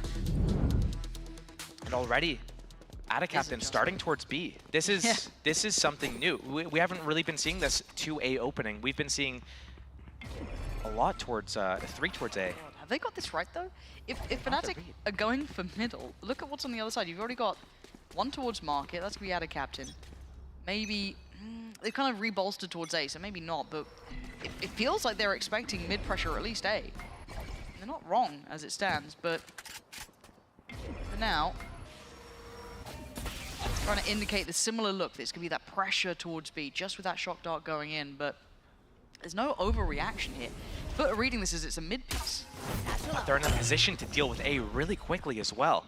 But it does look like it's a little bit of a fake from Fnatic. We see Boaster towards tiles. Hero stealing that control of B main. Yeah, Durkee got spotted by that camera. Chronicle still has his drone in this position. Fnatic want to pull off a heist, a little bit of a fake. But Foot are so good at like feeling this out, and with that Rolling Thunder in the pocket and the Thrash as well, there's so many kind of keys that they can depend on late. They don't have to overly fight for early space. The retake is very available to them. So unless Fnatic can draw blood on the way, it still feels good for Foot. Late mid pressure, Hero. Looking to find a fight towards top middle. Foot were waiting for this. The Rolling Thunder. Oh my God, they're committing to this. Hero is in danger. Does he get cleared? Yes! Foot completely collapsing through middle, clearing it out, and now Fnatic have to lean back in late towards A. But has Fnatic exactly where they want them, luring them straight into the trap, saying, hey, like, we know what your game plan is. And CNED already walking in. Oh my God, look at this guy, feeling confident, taking the fight. Alpha falling down, yeah, they got the plant, but what do they have to hold it down with? Chronicle on one side, Boaster stuck on the site. Hard for him to back away from this. Spray and pray, and the shorty's not gonna miss. CNED takes Boaster away from the smoke, leaving Chronicle in a 1v5. And yeah, CNED, nice try. But he did do some damage towards Chronicle. He's just trying to back away here. Wingman has done the job for them. Foot making it up to 11. And again, this is credit to just great reads from Foot. They are so prepared and they're proactive in this. Not only were they ready for that mid-pressure or maybe that late intention from Fnatic, they had everything in line for it. Fnatic need to show to us that they have something else in their back pocket on this. They can't have shown us everything they've got, because right now, all they really have is that contact B explode or something with a late round, something through middle, and Foot has them read. So Fnatic either need to do a better job at mid-rounding, or they need to have something in their back pocket that they haven't shown us yet that they still are able to use here. Foot, CNED, already into B main. Oh! Loses. Yeah, an uncharacteristic miss there from CNED. He's been pretty sharp today. So Chronicle gets to keep his life, but the space is still maintained by Foot at the loss of CNED. They hold B main, and now they're funneling towards this A site. This hat from Hero could be used already. Mr. Fallen taking that space at B main, getting the read that Fnatic is posturing towards A. We're seeing the fast flank as well, already clearing deep middle out of Captain. He's right behind them and he's quick to this too. They're keeping control of CT and that's about it. That's where Yedajay's holding still. He's got his cam towards elbow, trip towards A, so he knows that there's still a little bit of timing for out of Captain to get this flank just right. Now you're gonna see them getting worried, yeah. Now there's a problem, they're gonna turn attention. 37 HP in the paranoia. Wide swung, Hero steps to the side and evades it. Now the hack gets invested. Down to 3 here. Maybe Fnatic with a little bit of fight back, but they got to get towards that site with 40 seconds. They should be fine. I don't think that plant's going to be denied. Cracks could be an issue. Play it in here. Plant is in, up on top though. Durka waits for the contact to come through. Alpha will fall for it, but still, Durka to trade out, and they have those numbers up high here.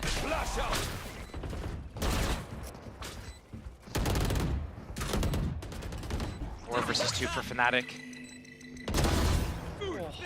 Mr. Okay. Fallen. Yeah, they made this doable. Hold on. Camera taken out. Tricky, yes, but doable. Hero gets a little ahead of himself, but he takes off the head of Mr. Fallen. Anyway, double swing. They find Cracks in the end. They've managed to claw one back here. that felt like it kind of lived and died by Adacaptain's attempt a little bit, but still, Fnatic have managed to at least get a bit of a break in that trend. 4 rounds in a row for Foot. They've managed to fight back for 1. That round is actually salvageable for Foot if Adacaptain doesn't get hit by that trip and try to force that fight. That pressure, once he breaks that trip, is enough. Dying here, getting that hat on the body, getting all the information, that's what sealed the deal in favor of Fnatic. And Foot, showing their hand, going for that aggressive pick and losing that early with CNED, not the end of the world, but that is a way that Fnatic can actually come back into the game. Foot, they don't have to do anything crazy. They're winning this game with their reads right now. They don't have to force anything. And as I say that, set up towards B, ready to trap these guys. The full retake A setup, camera watching A-Link, trip on the site as well. And all the players positioned, waiting for Fnatic to come B again. Yeah, but Fnatic's starting to show presence here. That smoke, Dirk is already ahead of it, so he knows that's been called in from afar. He can disrespect this one if he wants to. He's waiting to see if anyone's going to swing behind it, maybe clear that space, but no one is. So slow and steady progress. When does Foot call off this B main attempt? It's got to be soon. They've got to get over towards A, even if for just that retake. Chronicle's got his ult as well now. Getting a little scary. Dirk is 1 away, 2 for Alpha. But getting this read, starting to reposition towards A. Have Thrash, their only ability really for this retake besides Mr. Fallen. That site looks clear, can't fully confirm it, but I'm looking at J slipping a bit closer as well. That's a bit scary to me. That one way now going to be pretty effective with 2 of them holding that side. They've got sight from elbow, but they don't have safety here. J could be an issue. He could be a problem. This guy can do some serious damage. Wait. And that's what I mean. What? On top, Paranoia sent. The plant's in, but now it's back to the wall. Valorant. Roster's already down low. Durka's got to try to escape, but he's been detained. Oh, it's just perfection between them. Durka left to die. Foot showing off a little here to get up to 12. And Andalusia flawless Now? for Foot? I mean, again, Fnatic walking into the Lion's Den and Foot just completely demolishing them. But right here, I cannot believe Fnatic thought this was going to work. Sit in the cage, try to phase it together as your teammates plan. You know, the enemy's not coming through spawn yet. That Thrash catching Dirk at the last moment there. And Foot getting onto map point here. They have a showstopper on the other side. Fnatic, they are 4 ultimates here. They had 2 of them in the last round, and they were 1 off 2 other ones. And now, what do? They have to use them. Yeah. Yeah, well, it's now or it's probably never, right? Okay. All right. CNED. Ah, what is going on? What is going on? Run for your life. CNED is chasing him. Oh my god. Okay. Sorry. This is ridiculous. This is a ridiculous round. Help me. Someone help me. He's Hero going. is fleeing. Hero is trying to run the hell away. CNED is hunting him. Oh, Okay. Well, sit, I guess. Okay, well. Just type in chat sit, please. Please. Be toxic. What a mad round. That's just a wild one. Like, what are you meant to say about that? That's one of those situations where Foot's probably just having a good time. They know that they're about to close it out. Yeah. Let's get a little wild, a little fun. You know, what's the worst that could happen? And, well, I mean, like that. get sat down. 4 ultimates still on the board for Fnatic, so another chance here. I do wonder if Foot is going to just try to hard punish right now Dirk's aggression towards A, or if, you know, they're winning these retakes pretty well. So setting up these traps, waiting for Fnatic, that's their game plan. So many ults here for Fnatic, though. It scares the life out of me. Hero's nearly got his as well. They might just have the full hand. And they're a mile away from Foot. It's going to be that B crunch, right? You've already got early mid presence as well with that 3-2 split. I was thinking about that too, that Rolling Thunder kind of line like this. Spotted him out in the middle. And now here come those ults. J going to be able to keep himself unaffected. Obviously, Fnatic have no idea that the site is completely clear, so they're going to go for this now. Timing's everything. Boast is in mid. He's got to be cautious. Mr. Fon's on the other side. It depends who wins this fight. Opens up so much of a big avenue on the map. That's beautiful. I thought he was on for a follow-up, but no, it's Fnatic in the back lines holding this still down. It's on CNED in a 1v3. Plants in Chronicle. Not letting it happen. 10-12. Game's starting to heat up a bit here. Foot's economy looking a little weird, a little shaky, but a few ultimates invested to secure that round, that Rolling Thunder, Hunter's the Fury, Showstopper, yeah. the Hunter's Fury, that all 3 ults just to secure that round. And if we look at the past rounds that Fnatic were winning as well, it's kind of Foot doing, you know, giving it away in a sort of way. So right now, Foot, they have 2 chances to close out this game before it goes into overtime. And they have a pretty good read on Fnatic. Sure, what are you going to do when they send 3 ultimates at you? But as long as they don't force something to happen, they should be sitting pretty. They know what Fnatic's game plan is. Here's another mid to B split. They use the ultimates. Probably we're going to see Fnatic resetting into either a slower approach or using Durka to look for that A opening. Yep. So maybe send Mr. Fallen over towards A, punish Durka if he goes quick there with a stun or a flash, capitalize on that, reset afterwards. That is something that I'm thinking maybe is in the pocket of Foot, because we've seen them open up with these 4-man B starts, 4-man A starts, really just taking these gamble stacks, hoping that Fnatic come into that. I was kind of like imagining it was you saying that as the person. You were kind of like I was doing, you know, I was mirroring his hand motions as he was talking. Maybe he called that. I was talking, but I was doing the exact same hand motions as him, actually. But hey, let's see if the call was right. Yeah, let's see. Well, I mean, Mr. Fallen is going towards A, but it might be instead they fake it, they send the Omen one-way smoke, they send the Dizzy, they send the stun, fake that they're strong over on that A side, but they actually have 3 towards B, including CNED, who's in this position ready to fight again. Paranoia, maybe? Oh, smoke for B main instead. Yep, okay. So early control sits in Foot's hands here. But loads of question marks across this map. Middle, currently under the banner of Fnatic, and the lean late towards A. 2 on site this time. Mr. Fallen, one of them, and cracks the other. Both with rifles. The players who don't have rifles is YellowJ and Ada Captain. They're on the other side, well, top mid right now. So Fnatic slowly creeping over. They're going to use the Cosmic Divide. They have to. It looks like they're posturing to do an all-in towards A. Heavy through elbow. They get a good ultimate line off. I haven't seen them use it on A yet, but maybe they do something across the site. I'm worried about short here. Fnatic faltered last time by trying to approach it from that side. It was that double that came in for, I think it was YellowJ, waiting on that Cage's fade. So they've just graft. Okay, that's freebie. It's free. It was just a spam in the smoke. He's got out of Captain. Hat on top, though. That's a bit of an issue here, because now they know about cracks. Now the divide comes in, but I don't know if they carry on this way. Oh my god, Chronicle! Stunner from him. 3 in this round. Who gets the gun out first? It's Hero. And he might have found Mr. Fallen. We might be going OT. Bloody hell. Hopefully the co-streamers out there, mostly Sleggy, have been writing the chances, you know, give us the update, please, once we get back into game. Got to get them working for us, Josh, you know what I mean? True. They're out there just having a great day, chilling out, chair streaming for half of it. Got to be writing the chances. That was another low investment round for Foot. Yep. Sheriffs are across the board. Now they get their Vandals out, the Phantoms out. No ultimates on the board for either team. Mr. Fallen the closest, 2 off of his Rolling Thunder. But again, that's 2 ultimates used from Fnatic to get that round. No ultimates here, the closest 3 away for Hunter's Fury.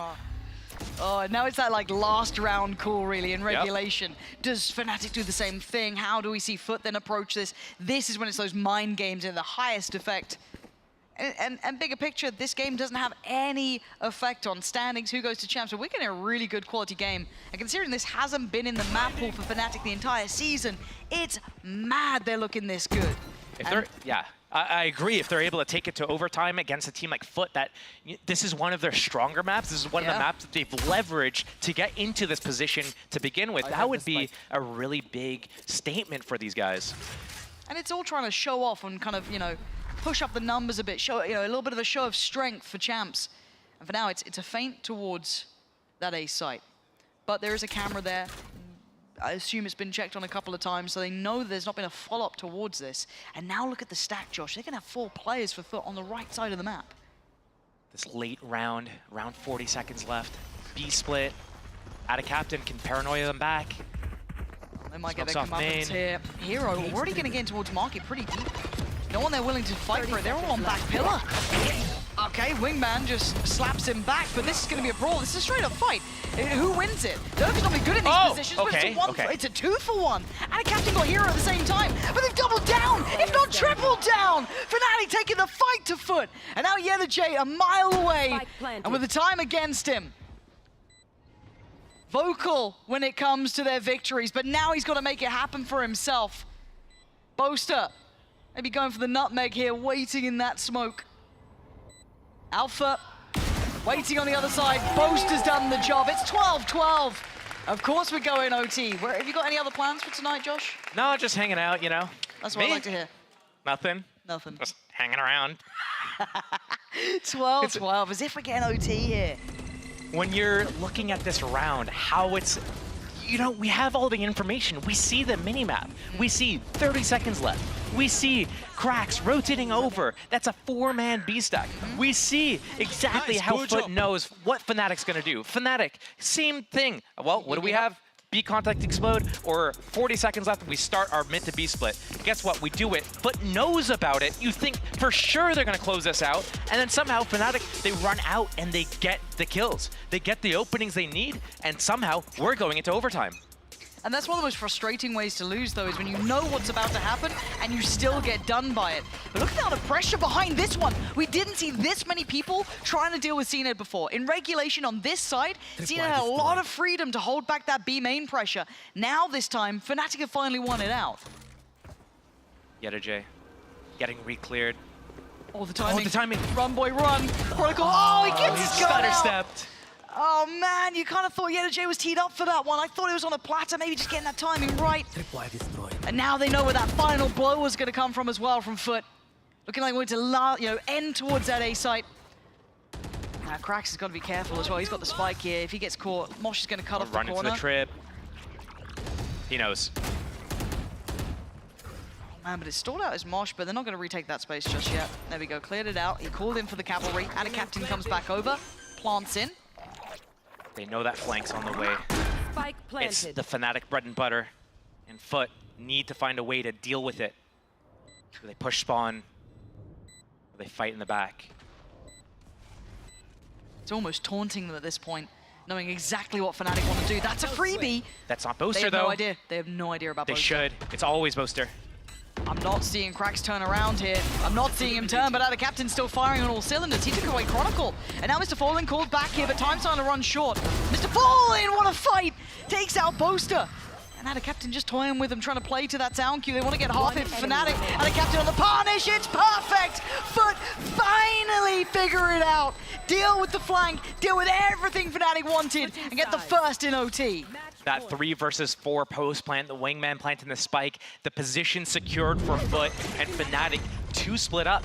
Yeah, you're right, this B main opening. CNED's not been going that quick into B main all game, really. Wait for that Dizzy, maybe do a shift walk in, use that Boombot, but here he gets caught. And this is gonna be something that we're gonna start seeing crazy things happening in this late game because, you know, it's overtime. There's no ults on the board, everyone's got guns. Everything gets weird in OT. Because it's all the lessons you learn through regulation, and then you get to OT and sometimes it just goes completely out of the world. Start running at them randomly, yeah. Honestly. Well, they were doing that in the regulation. Yeah, that's true. That is true. They were testing the waters for overtime. Okay, well, Fnatic, you've highlighted their 2 pieces that they like to run. What do we have now? Over towards A main with the flash. Looking at where the spike is, though, I want to see what the end goal is, because it may not be this. But they're sitting pretty close by. CNED is clearing behind this. A lot of utility traded. Not a lot of ground secured. But restabilize, and that's a lot of abilities gone. That was a gravity well. They're running. Are they just Flash. where are they going? Straight up mid? Okay, that's This is fake pressure, but they're actually going to use it as a fake. They're going to go back to the spike's out middle, but there's 2 players towards A. They're going to get caught. Alpha, where are you going? Alpha, They have to go you A. have spike. Please remember it this time. What? I hate it. It worked, though. It absolutely has worked. Foot's off the site. Fnatic have a freebie. It's really nice. It just felt really dangerous, right? You're hoping they respond accordingly. And you've got to get a move on as well, because they're about to kind of backfill the space that you've claimed so handily. Chronicle caught Ada Captain that time. Don't know if that was straight through smoke or he actually saw him. CNED, you don't win that angle anymore. They're going to be allowed to cross. The plant's going to come in. I'm looking at mid as well. Plant stall. Okay, stalled 8 out. seconds. Now they're going to go for it. Cena tries to go for the pop-in swing as wide as he can. Boaster catches him before. Hero going to deny it on the follow-up as well. It's looking like maybe double OT here. As now, yeah, the J last one alive. Long way off. 1v4. Very unlikely here for him. Time against him too. And just the jump spot. Keep that information. Even the boom bot on top. Yeah, this is very, very difficult. It's nearly impossible. Just because it's Fnatic doesn't mean it's impossible. Nice try, Josh. Nice try. Nice try. I thought you were meant to be the analyst, the smart guy. You saying that's possible, huh? You want analysis? Yeah, talk to right me. here. Talk to me. Hit me with it.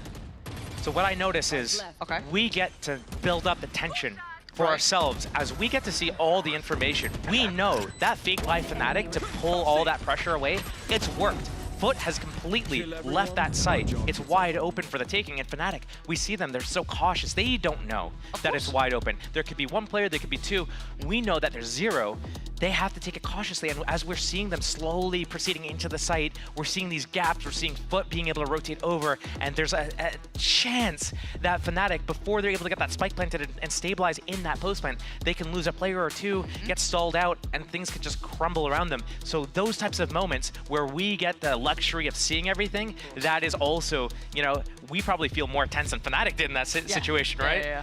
No, you're absolutely right. It's a big difference. And then we've actually got a timeout for Foot coming in here. Maybe just wanted to kind of simmer things down, identify what they're seeing now as we're into OT, because the playbook shouldn't be that deep for Fnatic. Let's be honest here. Yeah. Even if they have been pracking this map, we haven't seen it played out in regulation of the season. We haven't really seen it to this point. Obviously, we saw it in the last series they played, but this hasn't been something they've found comfort in over a long time. So eventually, you should, if you're, you know, playing to the numbers, you'll assume that Foot do have that deeper playbook to lean on. So I'm wondering when that kicks into effect here, because so far, Fnatic are keeping up. We haven't really seen Foot with a fast opening towards A before, and Fnatic is actually stacked forward towards A, and they have that stun ready. Stop it. Stop it. Okay, There's no way they read the this. contact, but then the stun's gonna trap them. Oh my god, but they don't know about Boaster. He's on the corner. He's deeper. Stun's there. Didn't affect the player he wanted, but Alpha is the man behind him trying to back him up. Wait. Oh, the shot! Mr. Fallen is just a straight-up death match over towards A. And now with the Aldrone, they've secured a bit of space, and Chronicle is taking it, both hands. This is why you want Chron, though. Now finally decides to take his time, but he's ready. He's ready. So goddamn well. That was outrageously good from Chronicle too. Just feeling there was that gap to it, knowing that YellaJ was that last player, taking all that space away. But how the hell are you saying they don't see what we see? But it felt like Fnatic did. They had 4 players there. When you're getting into these overtime rounds, you have to do these gambles. What has Foot been trying all game? Well, they have the slow openings. The last OT round, what did we do? We stuffed CNET at B. Yeah. Okay, well, they don't want to get stuffed at B again, so they choose to go A. And this is kind of one of those like super simple, boil it down IGL moments where it's like, oh, we destroyed them at B, let's go A this time. I mean, Foot got to be better than that. They can't walk into those traps. And here, Fnatic stealing mid early, a little bit of fake pressure towards A. Okay, I'm still waiting. I'm waiting for that penny to drop, right? It's just like such a tense game. And Boaster's got the spike, and he's at top middle. They really like stressing this middle. It destroys the rotations from Foot, makes them a little bit slower on their game. Yeah, becoming Boaster. kind of labored in it. Hold on. Krax is here, though. They've got no idea about this. They're going to get punished on it. Oh, wait, hold on. There was a little bit of a moment of chance here. They've already broken through to Boaster! Finding Krax is huge. Now they get to pinch towards the site. There is still YellaJ here, but he's towards Market. So either he commits towards trying to catch the cross, but the spike went through CT. This was wild. Okay, YellaJ, position noted, has to back away. They don't have complete safety in that CT side, but the paranoia and the space taken away from CNED means they do. But caught a little up here. Spray works out for Durka. They are teed up to win this map. I really didn't expect it. YellaJ goes down. The final man that might have to fall, and a captain in a 1v4. This was absolutely courageous work from Fnatic to go for this map at this point. Unbelievable, unbelievable. Sunset in the pockets of Fnatic, beating Foot of all teams. That is a tick in the box. Maybe kicking themselves for that aggressive push down that gave Fnatic the opening when they could have closed out. And it's gonna be Foot that need to come back in this next map. Yeah, and they got Haven coming up, something we've not seen from them. This is gonna be a wild ride. Don't go anywhere.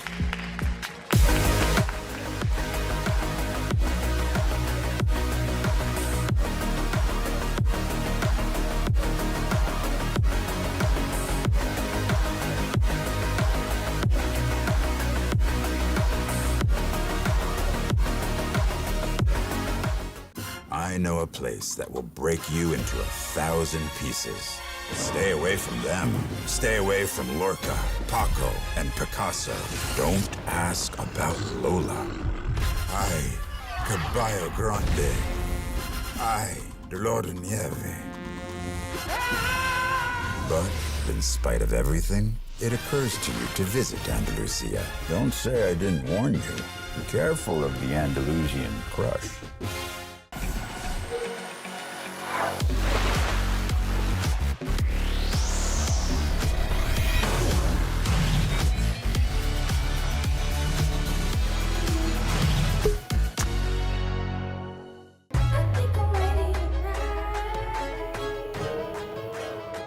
Hey guys, it's Jimmy Lin.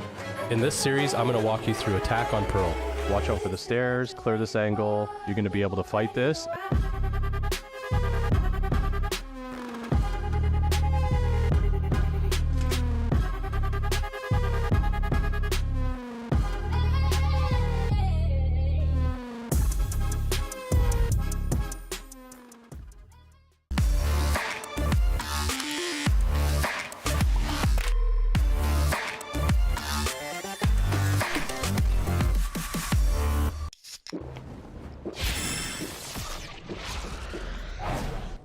Red Bull gives you wings.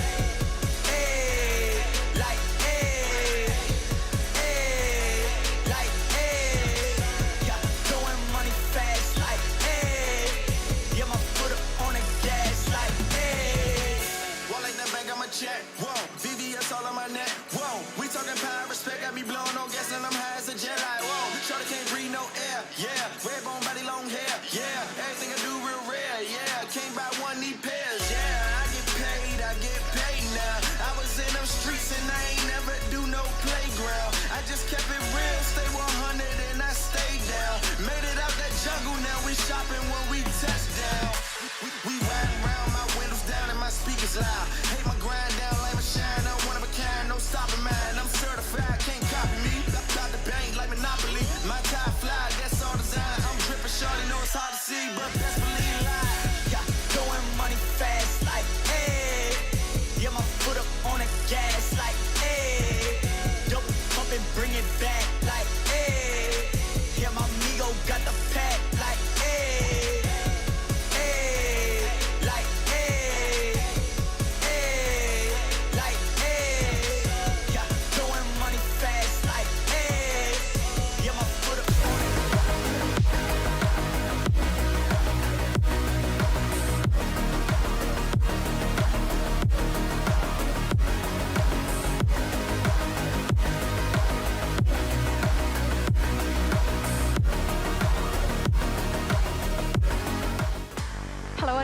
Welcome back, one and all, from perma-ban to undefeated in the playoffs on Sunset. Fnatic, why have them been banning it in the first place? Saving strats, Zoe. Is that Saving strats. They were in for the long haul. They were on playing this 4D one. chess. Okay, yeah.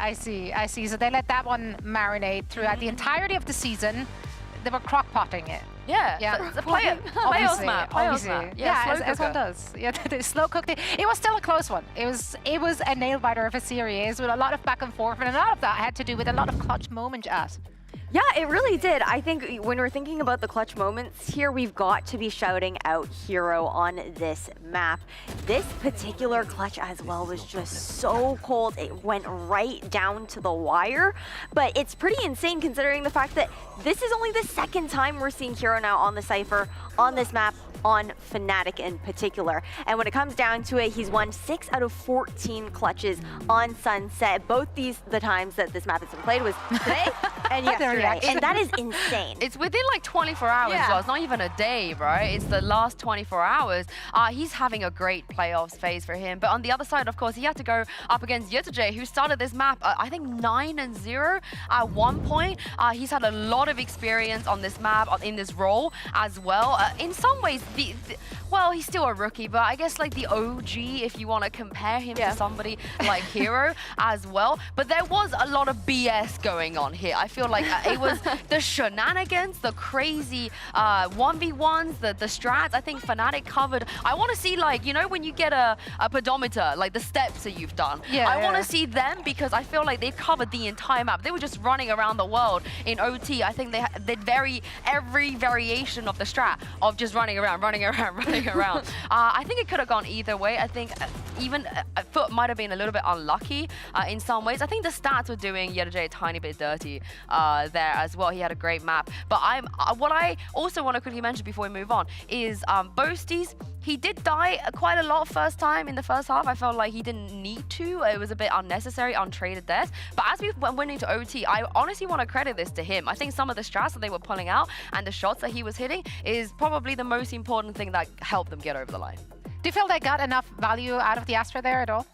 I think in the second half we saw it a little bit more because I think it comes down to those first deaths, right? Not really enabling yourself to play that Astra in the late rounds. But I'm really interested to see now, knowing that we're going into Haven next as well, how we're going to pivot over there. Yeah, I'm interested to see what kind of compositions we're going to see out of those two teams as we're heading on to Haven. Of course, there are some individuals that we know what we want to see from them. CNET, one of them earlier today, we got to see him warming up in our aim laps. And what do you want to see from him, Yinsu? Well, that's a very different, I'm going to give you a very different answer to what I think he will play. What I want to see is shenanigans, but it's Charles Neddington. He's not on Na'Vi anymore. There will be no Omen.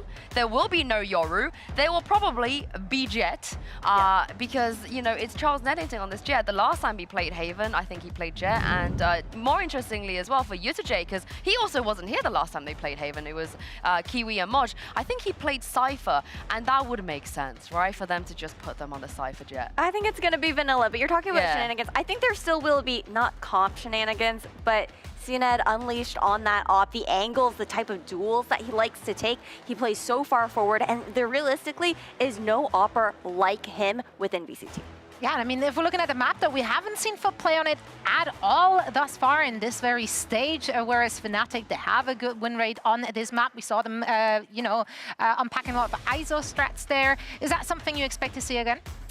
Probably, yeah. I don't think they're going to change anything, but I want to see the cracks. I'm not going to see the crack Scarecrow, but we are going to see the crack stage. Yutuje, he has played Killjoy here quite a lot as well in the past. Of course, Charles is going to be on the Jet, Farlan on the Sova. This is like comfort, really comfortable for them. I definitely agree, and I like the Sage pick. We were talking about it potentially coming out on Sunset, but here on Haven, I think what's really cool about it is you're looking towards this double duelist comp in Fnatic, right? Cracks will have that ability to really slow down a lot of these pushes. I think that's also why we're seeing Foot electing to go on the defense first, because Fnatic has such a strong attacking side here on Haven. It's a great litmus test for them to see this on their first Haven together here this year. This is also not a weird pick for Cracks. He picked Sage a lot on Haven in the past. This is back to basics for him. I wonder if he's going to do, you know, the wars we expect, though. Is he going to war Garage? Is he going to war A short? Or is he got something more tank-esque? Well, we'll find out in just a second as we're sending it back over to Pansy and Steel. Thank you, our lovely analysts. You are right. We've got a little bit of a change here and a little bit to talk about. Fnatic doing what we somewhat expected. I think they're running a comp that we've seen before, and that's fine. Tick in the box, cool. We can leave that as it is. But Foot, talk to me about this stage. Talk to me about what we're seeing. How do you feel about this one? One of the strengths of Fnatic's attack side was how they were utilizing Durka to get around into Garage, bait out a lot of these traps, disable the Killjoy setups, and then teleport back to safety. And they really worked the map sort of how we saw them do it on Sunset. So they do that in a very similar manner here. If Foot perfectly timed their walls at the right locations, it might block Fnatic from being able to get back and get into sites that are free. So that's what I'm looking for. Not really fighting on the wall, you know, the tank style. I'm thinking block off rotation points so there's less stuff that they have to focus on. Slow opening for Fnatic into this pistol round.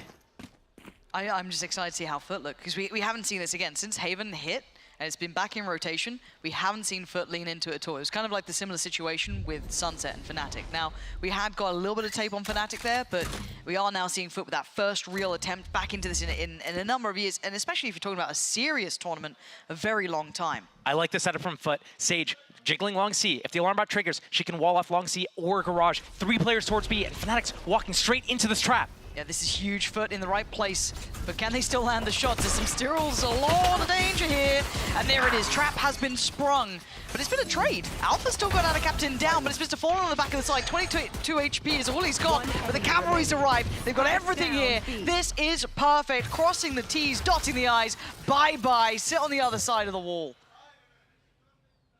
Chronicle wants it. Come peek me. Please. Great setup from Foot here. That was so good. 1 versus 4 again. Maybe seeing if you can get any orbs out of this, find out what the setup is, finds this alarm bot. Oh, cool. Okay, we know that this is a possibility. They haven't spotted this Killjoy turret though yet. They don't know if it's A or at C. Revealing area. Chronicle. Oh. Not much you can do. No. Go accept fate there. Yeah. But let's talk about that setup though, because I think you teed it up perfectly. That felt like it was so well considered from the offset. This, you know, you had Cracks kind of jiggle peeking over towards C long. They had that stack towards B, ready to be sprung. That trap being there. Everything was right. Fnatic's gonna have to do a really good job of being able to disarm the traps, bait out that Sage wall early enough so that they can go back and do all their cross-map, you know, around the world type plays. Because if they don't do it early enough, we saw when they started executing their plans on Sunset, it was around 40 seconds left. That's how long a Sage wall lasts. So Fnatic needs to do everything a little bit expedited and beat that out. And if Foot have a lot of things, it's gonna be hard. Yeah, seen it. Just that Sheriff, but everyone else well equipped here. At the very least, having the SMG with the J. So, yeah, a couple of Bulldogs, but still. I think looking like they want to go for a contact piece up towards A. I'm waiting to see if they fully commit to this. I feel like they will, but any chance of danger, damage. CNED's got to be careful to not get caught out here. On the other side, the only real threat is going to be Alpha on that ISO. There we go, first contact. That's not clean enough from CNED. He might have to respect this enough to give up the angle. Oh dear, Rotates here. This is getting a little bit questionable. They are going to get towards the site, and Doug's going to get towards the back of the site. 1-for-1 trade, but then the rest of the pressure comes in from long. Divide and conquer the attention. That's probably the pivot point. There shouldn't be too much. Oh my God! Hold on, okay. I lied. I'm so sorry. I've told you, Porky Pies. They're low. They shouldn't win this, right? They got classics. They got classics. But they're going to pause and make Foot get a little uncomfortable. They probably don't even plant off the first spike tap. Here goes the Bulldog. Cover me while I plant. Just grabbing those weapons. Doing a stealth mission here. Look at him. Got the Bulldog now. Plants there. The other J's starting to get curious. In towards the corner is Chronicle. They're going to know this. Oh, the crunch. You've been hurt. Oh! It's not good enough. It's an individual Surely fight. not. No trade. Nothing. This is unbelievable. Unthinkable. What has just happened? That should not have been winnable by any means. Even in that 2 versus 2, you would have to give it to Foot there. Surely. Just like knowing, especially when Chronicle shoots his dart. Okay, one's by short, the other one's on sight. Falls out of heaven, crunches his knees. I mean, it should still be easy. He's so low, you have a Spectre. Just aim. But that setup, I mean, it sounds simple, but like, I know. That setup though was Boaster using that paranoia onto Mr. Fallen on that site default box, and then the teleport from Durka behind him, getting that opening. That was just sending everything spiraling. Oh, this is nuts. Okay, okay. For now, though, shoes on the other foot, ready. Oh, God, shoes on the other foot. Ah. Unintentional is the I best. hate it. I hate it. It makes my brain hurt, and there's not much going on up there anyway. CNED's got the rifle. That's about it. So... Pressures. Uses the classic. They don't know that. They shouldn't expect him to have a Vandal there. So gets played in a bit, but going to back away. There should be a tell if they do want to go back this way. They'll have to re-clear with utility, but it looks like Fnatic have got their eyes set towards C. Now, quite a few players there, but it's early enough in the round. It's still a minute to play with. Right here. They're going to deal with that turret towards Garage at any singular point. They're going wait and see. Fake a C split and go back to A? Here. Fnatic realize they've lost that A line, realize that it might be weak, and that C might be the one that's stacked. Shot dark. Revealing area. They're committing. They are fully committing to this one. 35 What? What? Huh? Was he had to have a smoke out. He had a smoke out. He had to have been. That is unthinkable otherwise. And now it's pressure time, and now they are running. They are pivoting. They are getting the hell out of danger because they feel that stack. It's all on Chronicle to deal with the wave that's coming his way. Great shot on the first, but he took so much damage for that. Mr. Fallen still handing out haircuts. Spike planted. But they've got 4 alive, and CNED's not all that enticed in towards this. We already see the panic. Hero knows that someone was pushed up A earlier. CNED's got Durka, but that's massive. Alpha shut down the other side of this. He can then reposition perfectly. He's got a little bit of a crossfire still up here with Chronicle. He's just taking the fight. Okay, Vandal removed, threat handled. That got really dicey. It must have been poorly timed on Boaster there. I'd love to see that on the replay if possible, but that's going to be a little bit of a, you can see a little bit of a frown there. Not happy with that. I think as soon as he went to go smoke either garage window or spawn, yeah, he got pushed on that timing. So unfortunate for him. That's a recovered weapon. Things can just get completely out of hand, but Fnatic are able to clean it up. And Alpha has the ultimate on ISO. And what we've seen from these guys, usually like when it was Durka on ISO, they use that off cooldown. So we might see a fast play and he just eliminates one of the defenders right off the rip, opens up the site for his team. How do they use it? How do they approach this? We've seen that kind of intent before, how they like to apply it, but I want to see it in practice. Taking their time in a bit of a default now, just kind of pausing. No early, deeper attempt. I guess Durka the first to really start exploring things here. Already the adjustment on the setup too. Alarm bot towards middle and the turret over towards C. See where Fnatic decide. Foot are sitting really deep in this and not over-exploring the furthest down. They're putting a lot of faith in CNED here to hold down basically half of this map. Took a while to insert him down deep in the sewers, but now that he's there, his teammates don't need to help him. They rotate off, they get to see. Right here. I mean, it looks similar, doesn't it? This looks almost exactly the same, but there's still 3 players here. I'm looking at the slow in the wall to be able to disrupt this right now, because if Fnatic commit, that is the thing that they have to get through. Yeah, okay, so there's the 1v1. He's got it. Krax is there. Who's got this one? Alpha. Up against him. Beautiful. Job done. Back to full health, and away we go. But there's still 2 players on that C site. That wall towards long will deny access for Boaster as well. But do they then pivot back towards B? 30 seconds left. The alarm bot here, and they still have a man controlling back of sight. Mr. Fallen will be revealed and noted. You can see the rotations. They're trying to cut them off with Alpha's late presence, but Chronicles won his fight. And when Alpha decides to swing, he could, but already this is impossible for CNED. A 1v4 here. He's not getting play on this map. Beautiful shot. Maybe I spoke too soon. No. Dirk has got this secure, got this safe. I love that little feint kind of through towards C, that pivot back towards B, and then punish the rotations. I think you're right about how Fnatic is dodging CNED, but they're not dodging CNED because it's like, hey, it's CNED here, let's go the other way. What they're doing is they're establishing the map control so far, they're inserting so deep into that garage window off the back of like a fake C-split. And once they have that garage control, they control those rotations but between C and B, and now B site is very accessible for them, especially if CNED's deep towards A sewers or long. He's completely out of the equation. He's not in that B link, and Fnatic playing with those rotations so well. Yeah, this is nice to see. I want to see 5 HP. I don't know why I sounded French then, but look, last time I made a joke about the French language, it didn't go well for me. The Carmichael fans at the time were they were fuming. They were fuming. Poor old Sideshow got lambasted for a year, but you know, he made melons a thing, so it's all good. But at this point, yeah, Alpha's down low, cool. They've done a little bit of damage. I don't know how much they're going to confirm that. I don't think I was through the smoke towards long, so I don't know if they know what they've been able to achieve, but I like this clear over back here. Chronicle going to show himself. He's chosen to go for that, so maybe trying to keep a player or two present as they already drift away. I saw Chronicle crossing back towards that attacker side spawn. Smoke on Garage. It's a one-way, turret still up, but Durka always clears this. And it is just pretty much a Shiko round, just sheriffs. Much more. Yeah, they got a Marshall out as well, but it would need some big boy shots, and Hero's got a great angle. This now puts an isolated out of captain who's going to need more than one on this, and it's all being... Boy. Oh! Come off it! Surely he was blind, vulnerable. I don't know how he got away, but maybe just expecting it, hitting the shot so well. Give him a little bit of chance. I didn't even realize he broke the shield on the first shot. Nuts. Now, the 3 remaining is to fall in, CNED and Cracks. Trying to find a pixel out of place, but Fnatic shouldn't be given too many opportunities here. Should be trying to keep all these guns up after losing out on Alpha. Oh, that's a shot. They have that Sage Wall for that defuse. Now they got to start the pressure through Garage, so they got to start building up towards this. 2 players still played in on it. That's not pretty enough. Crack's still firing, but Durka underlines the round, doesn't let it get too far, but it was costly.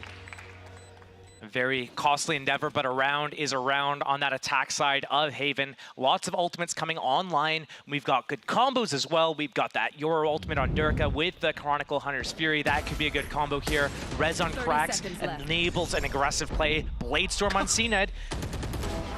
Yeah, that's huge opening kills. I do think Foot need to move around where CNED starts. Getting that A line obviously is important, but right now Fnatic isn't really using A that often. They're doing everything towards the Garage and C. This is going to be a biff, though. This is going to be a brawl, because you want to set up at least CNED to get the line on this, and then you've got Boaster on the others. It's okay. He can move around to the other side of the map if he needs to here. But it looks like Fnatic just want to follow up here. They've got the combos. Spike still towards attacker spawn. Hero will need to pick that up. Oh, no way! He gets 2! How dare I doubt Boaster? That's unthinkable. He takes down CNED and out of captain. I know exactly. So let's save and, let's make a plan for next round. Yeah, they keep using that Sova Dart to Sewers. Maybe someone's to start. Sewers break that dart, make them think I'm playing here, but I'm playing somewhere else. But I don't think the economy's going to be here for Foot. They're going to have to save. They won't have that op up for this next round, but CNED will have Bladestorm, and they still have that res. They could do something a little bit aggressive with it, maybe stealing mid, maybe doing something out Garage. That's what who do we see? It was maybe Na'Vi against Fnatic. Zypin was doing that stuff a lot. Maybe it wasn't. Maybe it was against someone else. Might be right. But my memory is garbage. All right, like I just have brain. It could have been against like Casey or something. Yeah. But I just still can't believe what I witnessed. Yeah, that's an unfortunate lineup right there, and you don't expect the Omen when there's a double duelist to be the one yielding that op and going for that opening pill. But whatever. And Boaster, all players. Boasty boy. Yeah, that's the one. Get the Boasties in chat. Rolling back the years. He's young. Okay, observers, relax a little. Relax a little. They went for a bit of a shot on that. Damn. Thirst traps out here, ridiculous. But let's kind of then talk bigger picture, right? Because we're kind of talking about this veto especially as kind of a show of strength before champs to show that you have these maps within your wheelhouse. Try and give away or not give away what you're really aiming for maybe when you get there. So seeing Sunset coming out for Fnatic, for example. Now, Haven was the pick by Fnatic, but this was left in by Foot. This doesn't quite look as comfortable yet. Now, a couple of these rounds have been a little bit unfortunate or quite well done or an over-delivery by Fnatic, but if we're being honest, how are you feeling about Foot's performance here? Do they look like they're in their comfort zone? Do they look like they've got a grip on this yet, or it's not been long enough for you to really get a beat on it?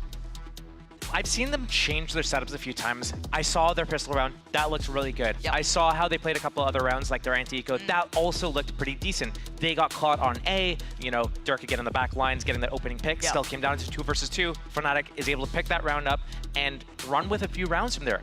Foot is a big momentum-based team, and that works in their favor when they're winning, but it also works against them when they're losing some rounds. So what we need to see from Foot right now is we've seen them change their setups a few times. We haven't seen CNED switch position. It looks like now he is about to, and we haven't seen them be able to utilize their ults that much. So it's too early to tell. They don't look great right now, but it could look a lot different under different circumstances. So let's see. Yeah, still a chance here. Back in we go. You heard the Blade Storm being popped, and I quite like that they're fighting for space. Already going to try and take C-Long. CNED going to go walkabouts down middle. They stole Long C with that Omen, trying to get Fnatic to funnel into middle. That is where CNED is waiting. He is lurking, waiting for this drone to expire. Then he's going to peek after, maybe wait a few seconds before he does it. Over there. He needs to get active. He needs to get into this round. It's a little bit on his shoulders, it feels like, in this. Fnatic coming back to C. They lost that space early. They know they want to re-clear this. If there's one person, punish them. If it's clear, cool. Now we have this access point. But still, good combos. Boaster with that op. They still have that Hunter's Fury. Durka with his ultimate. They could get good info here. And Hero controlling that fallback option. Slow creep towards C.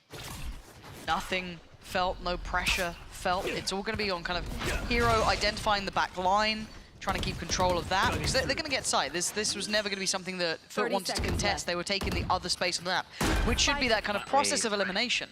They're all backing out. Look at CNED's position on that flank, maybe catching Hero off. The timing, though. He's falling back towards Garage. I think he's lost that opportunity there. That could have been a Oh, Boaster! Okay, yeah. All right, and a 1v1 now, so you got to think about on the site, it's going to be down to a pretty heavy shield down favor towards Fnatic. Alpha's back to full strength here. Crack's still alive, has got the res, but Hero's positioning is nasty. They're thinking about it. You saw Mr. Fallen turn and think about it. The wall goes up, break on this one. Shield goes through, but they're not removing the diffuser. Mr. Fallen is sat on this one. Hero takes him off. It's perfect from Hero. The flank could not have been better. They buy the time. They're trying to get the op back. I can't believe he got off the spike diffuse. That could have. He was closer to finishing it than he was to half. Wow, that could have gone either way. But that opening pick onto CNED, Bladestorm just out of the equation. 1-6, Fnatic just building on this lead. CNED with his op out again, and obviously Tale of Oping is back. All right. Hey, look, I'm deep in HLTV's archives trying to remember if he wasn't AWP, but I do weirdly remember him actually using the AWP in CS, so my brain's like, I don't know, some deep dark archive has brought that back up. Maybe, hey, he's rolling back the years. But it's 6-1. I want to see CNED activated, right? I think seeing CNED on Jet here, on Haven, this is where I want to see him strike. Show a little bit of that kind of finesse that he used to have here as well. A stronger position for him. But over there. A lot of space taken from Fnatic, but this is equally from Foot. They're down middle. That's beautiful, though, reading this play. But do they still consider cracks? They've got a good read, but where do they take this now? Fnatic have identified the intent from CNED, but the response from both teams is everything here. You don't go down there unless someone's watching that. Hey. Oh, the timing. Does he get out? He can wall if he needs to. He's trying to, but he's been caught. I mean, he was caught in no man's land. But yeah, the fact that he even got Durka feels wild. But Chronicle's timing is fantastic here. Slow creeping death over towards a... hello. It doesn't matter. Everything else, everyone else died. It doesn't matter if Adacaptain gets this kill on Chronicle or not. 2 versus 3, but no ground. This next kill. If Hero goes down. Wait, okay, now we have a round. Now it's back on Boaster. Let's see. Are you the Neo? Oh my god, he's actually doing bits here. Okay. It's gonna be one of those days they can't lose. They can't lose. Who is this guy? But walking right into the crosshairs right now. And Fnatic still on those same ults they've had for 3 rounds, basically. Boaster finding that kill down middle. Closing out with the last 2. Perfectly aimed for that wide swing as well. It's so easy. It's so easy, bruv. Reaction time actually takes a really long time for it to fall off, okay? So you're saying that from experience. Well, I'm saying it from experience. For me, it takes a really long time. I think scientifically, it does take a while for it to actually deteriorate. How? Oh my god, he's alive on 4 HP. Mr. Fallen trying to help out. He does get a tag in the end on Kron, but it just feels like Fnatic can't lose in any of these fights. It feels almost ridiculous. What a weird. Okay, there we go. There we go. Come to daddy. You can say that. I can't. When I say it, it's weird. Fine. How am I meant to recover from that, Josh? What am I meant to do? Yeah, Jay? There we go. He's like, Opping Omen? Nah, Opping Killjoy. That's the one. Respect. Based. Boaster can do it. Surely I can do it. Okay. Hiko?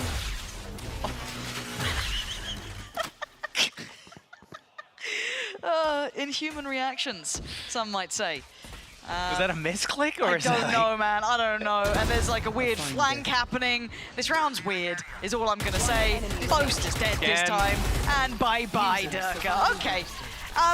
Of all the ways to get to 2 rounds, you know, Take why it when not? you get it. Take it when you get it. You're not gonna be mad. Oh, didn't opt for the double op there. Surprising, really. Could have. Went, nah, not for us. When you're down this bad, I think you might as well go for it. Get that second op. Life advice from Josh. When you're down that bad, just go for it. I'll make like a, I don't know, like a little motivational mug with that on it. Maybe your face. Yeah, do it. What face though? There's so many to pick from. There's a lot of faces to pick from. There really is. Yeah, okay, well, I feel like this game's just getting... Okay, I mean, he's popped up. They want it. Okay. Proc his dash, he does. And walk into this angle. They've been shocking for that trip most of the game. Fnatic, another slow opening here. Relying on this Killjoy setup. Sage ready to respond with the wall or slows if it is a garage split from Fnatic. But Fnatic only just now starting to walk in the middle. Okay, they've got Durka's ult to kind of lead the pathing here.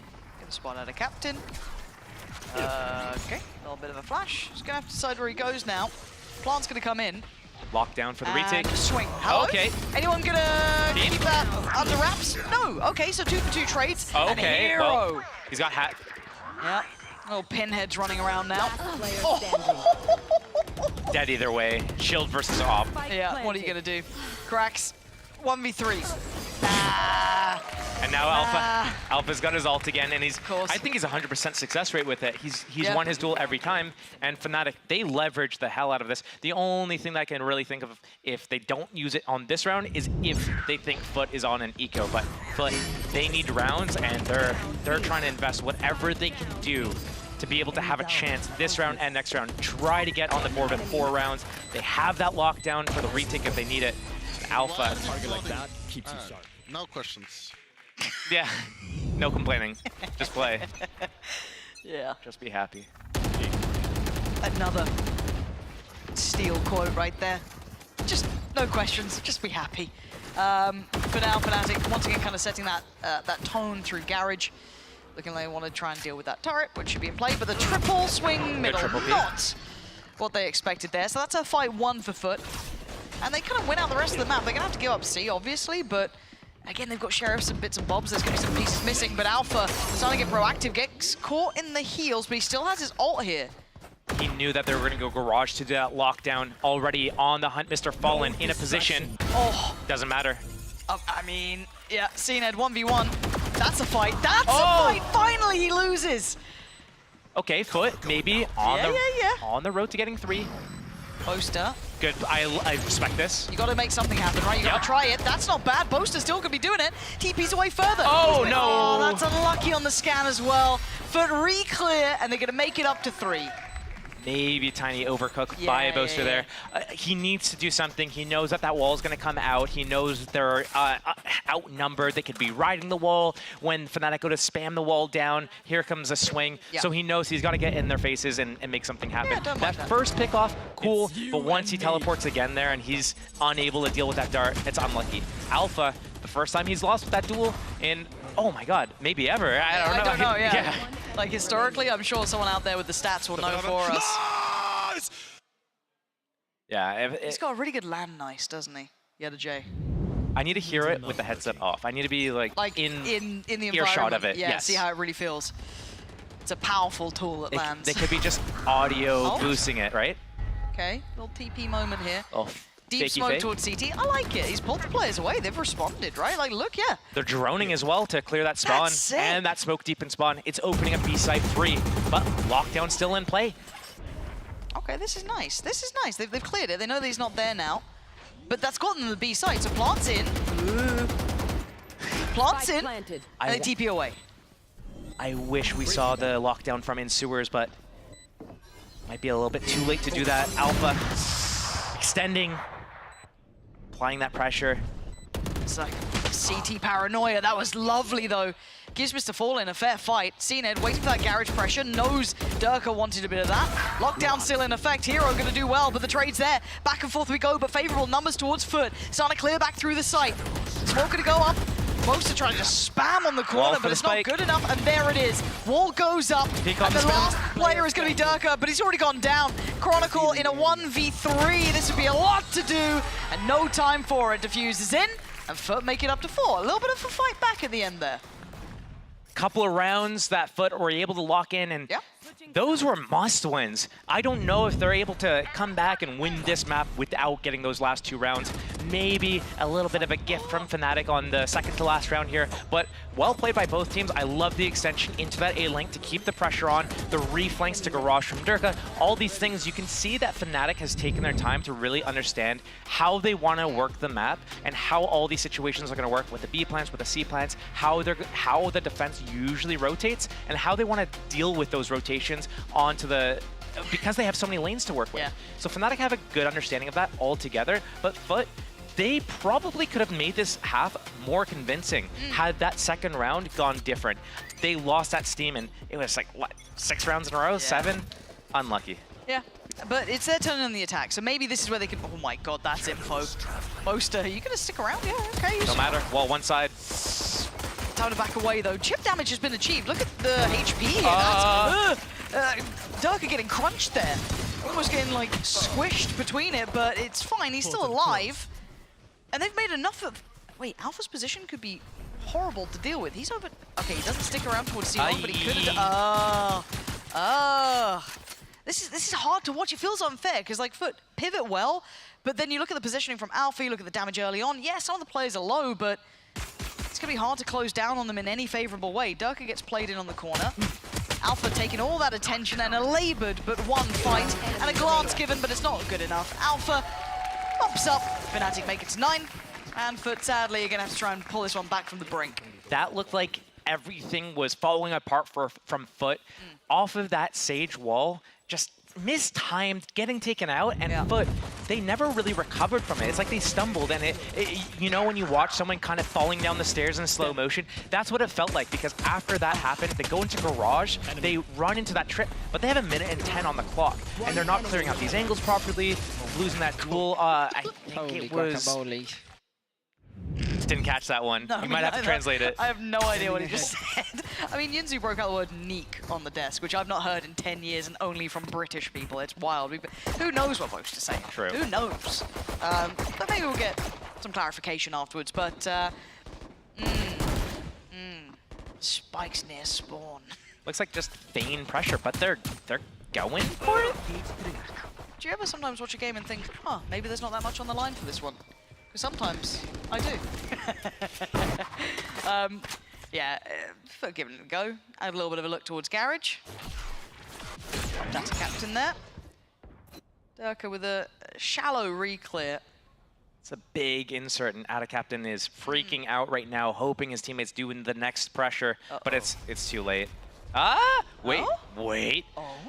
He slunk through. Wait, okay, never mind. I love you, audience. You guys are fun today. Proper reactions. Alpha put in the corner.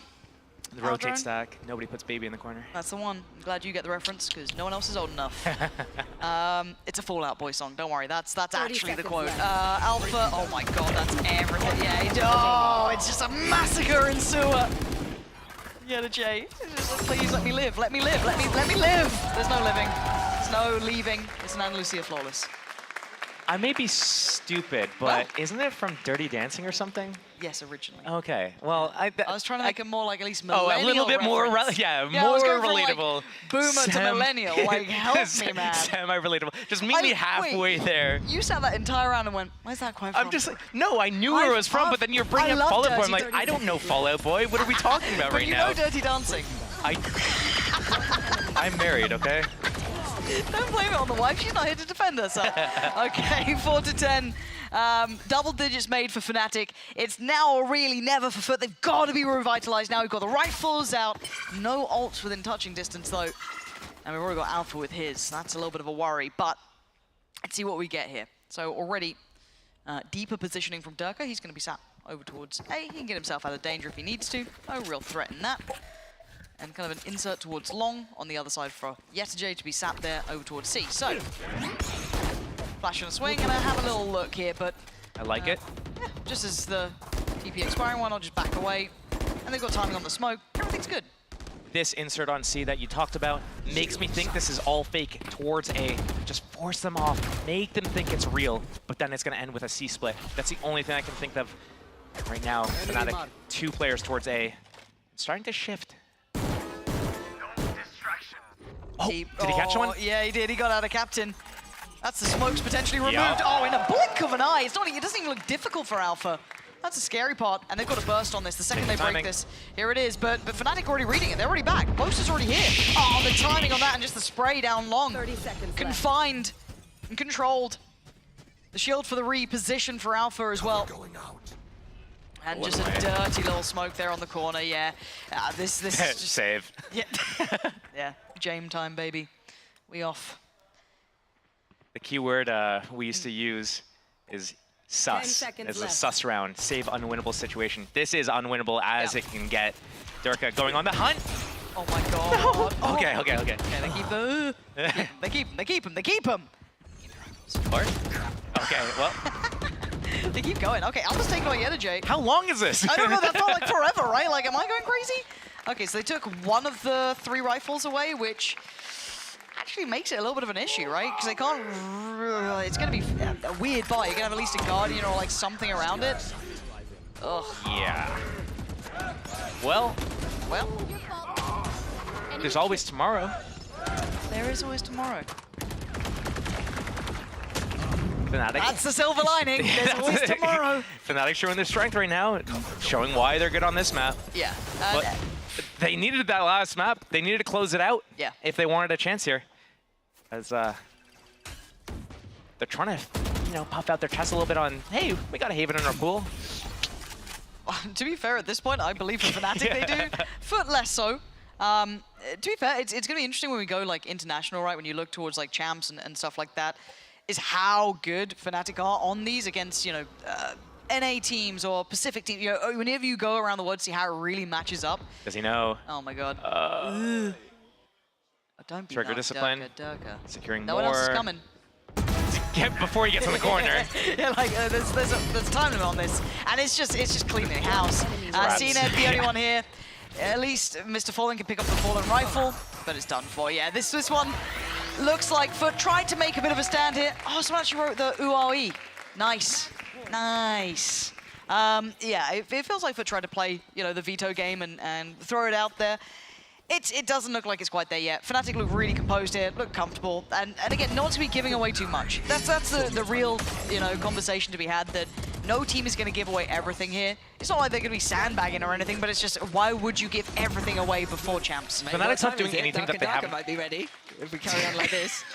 Fnatic's not doing anything they haven't shown before. Exactly. But for Foot, I think they're trying right now. I don't disagree. I don't think they're hiding anything. They're doing everything. Yeah. They're just getting demolished. Yeah, they're getting destroyed. It's how it goes sometimes. Right, so we're going to get a plant here. That's one thing beneficial. Wall is up. CNED's on the side. He's getting comfy. He's getting ready. And a TP back for Durka. So, retake time. So that ultimate for that retake. Here we go. A double flank coming in. Mr. Fallen. Okay, and they know where CNED is. Nice and close. That's a quick find. And the spot on the double. Hero's already going to find CNED. That's the first path opened. And the follow-up from Yetajay is good. So the backline almost pressured there, but not for long. Alpha then leans a little bit closer. The timing on this is nasty. Away we go. Oh, Yedajay, beautiful. Oh, stunning from Yedajay. 3v2. Time. He's like, I'm out. I'm off ski. Okay, hey. Play gets extended. You guys have this round. I have another chance at, you know, maybe get a nice 3 or 4K. Just add it to the, Yeah, you that's know. the tally. There we go. 5 to 12. 5 to 12. CNET with the Blade Storm. Out. Dropping his weapon early, getting that judge. I'm thinking we might That's see dangerous. We might see something with this, but they can't see this yet. But look who's got the up for the defense. And the read here, Hero trying to place his high trip, expecting that updraft dash onto that long C. But looks like the fast B play for Foot here, and Boaster. Oh god, I thought it could have been 2. Did he get a tag on CNET there as well, or was that from Durka? I'm not too sure, but... It looks like... Oh my god. Durka. Flash, this is getting so messy. Already it looks like Ada Captain's trying to create some space through Garage, but Boaster's already here. Oh my god. This might be it. Yeah, this could be it. He hits the shot, that is. How does he play this one? Smoked across the window. Do they try to explode through it? Are they crazy? Careful. Yeah, thanks, Omen. Careful. All the time, yeah, they are going for the burst. Did they see him? Oh my god, a missed shot. Oh, 1v1 by CNED. Have fun. And they're still going to be stalled out on the side. Boaster's still at the back of the side. Oh, the judge had to dive forward with that as well. This is all topsy-turvy. It's all going a bit wonky. But it's a 3v4. And they still need to work towards the site. 45 seconds here. Spike quickly back in hand, but Alpha going to be controlling towards B. The right place at the right time, and he's got 2 potential targets, and he is just styling on them right now. Alpha deadly as ever. 13-5. A quick day at the office for Fnatic after a rather drawn-out map 1.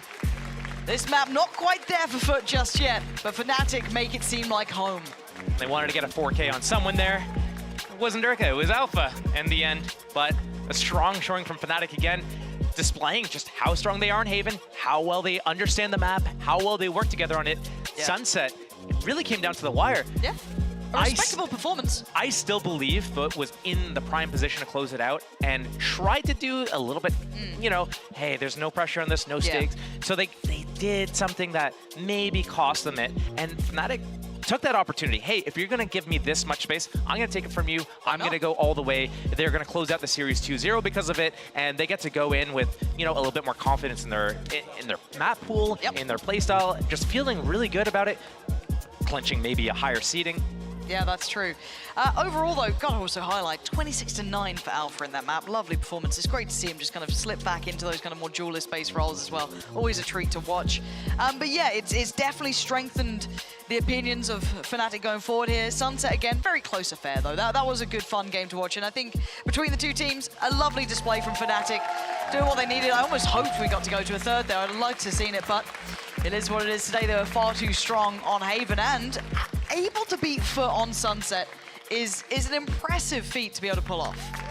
Yeah, we saw it as well yesterday. It's just every time they're playing it, they're winning it right now, and that's looking good. It's scary because now we can probably assume that they're hiding their abyss. They're waiting. They're keeping in their pocket, and if they're able to run even a no veto, no just like permaban. Yep, scary. That's really scary. We're looking at, you know, the form of Fnatic that we saw in previous years that we were waiting to get to this level here. Yeah. And, you know, not to sound like I'm sitting here giving them too much praise and that's my job. That's your my job. Come on. But right now, you can't sit here and with a straight face say, hey, you know what, Fnatic, they're what are you gonna say? They're taking out the top teams. They're winning it on maps that they don't really play. They're winning it in style on the maps that they do pick, like Haven. Everything is, I've seen them win 13-5, 13-4, 13-3, crushing their opponents. So when we look at this objectively, you can't sit there and say, no, it's kind of lucky. Yeah, exactly that. Perfect way to wrap this up for us. But we have a delightful interview standing by. It's going to be Zoe, joined by Elmer Putty, who's probably got a little bit of an idea of what they've just been doing with that veto, but maybe he'll give us some inside info. Maybe he will. Thank you so much, Penzi and Steel. Emma Potty joining me here for a quick chat after the victory.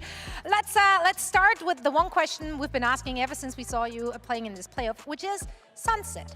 Why ban it all year, slow cooking some weird strats, then busting it out here and going 2-0 on it? Like, walk me through the thought process. I mean, they weren't the cleanest 2-0s. They were both No, 15-13s. That's all right. But I mean, it's just a map we weren't playing all year, but we decided that obviously with the Abyss change coming in, that we need to start playing Sunset. I think it's an important map in the pool. So we put a bit of effort in after we had the luxury of qualifying for Champions, obviously before the finals. So we put some effort into it. It's been our big focus the last couple of days, and I think it's shown.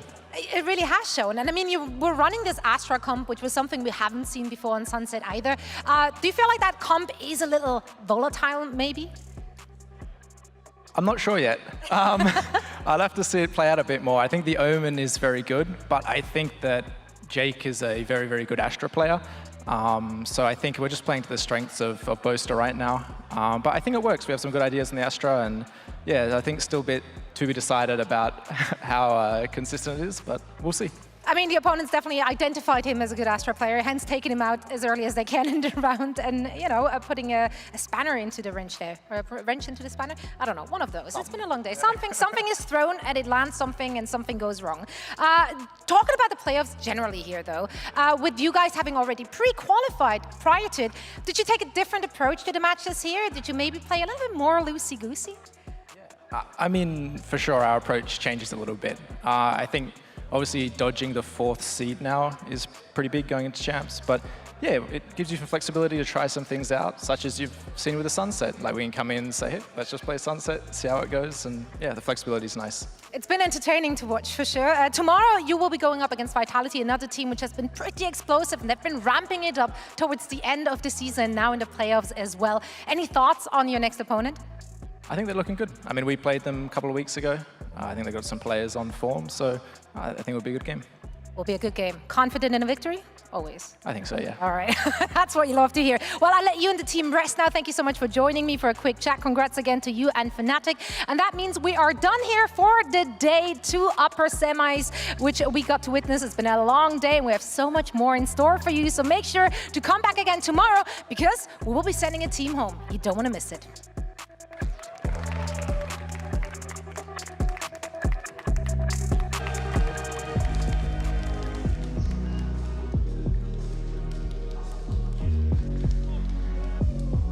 Shotguns!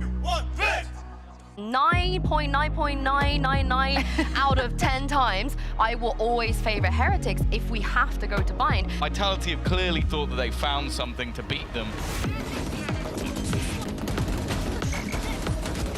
6 rounds locked in already. This has been a great defensive half.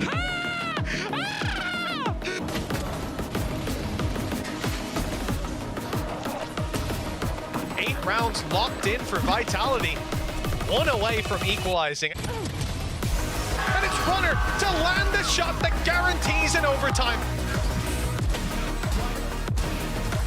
4 kills in both OT rounds. It's Boo and Woot to bring it across the line. Sunset next, Dark Skies for Vitality. This is where their homework is really going to be tested. Guys, we're better than them. No panic. Play our game. We win. Looking for the ace, and he'll find it! There's another aura round, bro. Sit down. Down, boys. Sender will close it. A map that nobody had managed to beat Heretics on in 10 previous attempts.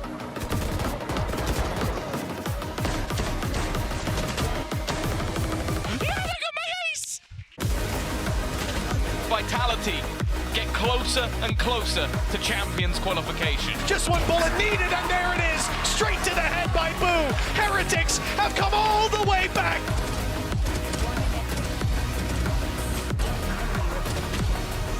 And it's kicks to land it!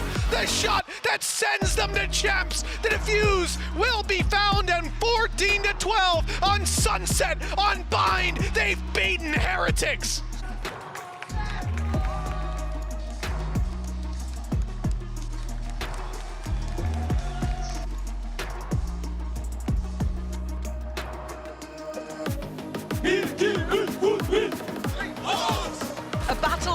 toes, really. Kind of, you know, puffing up the chest.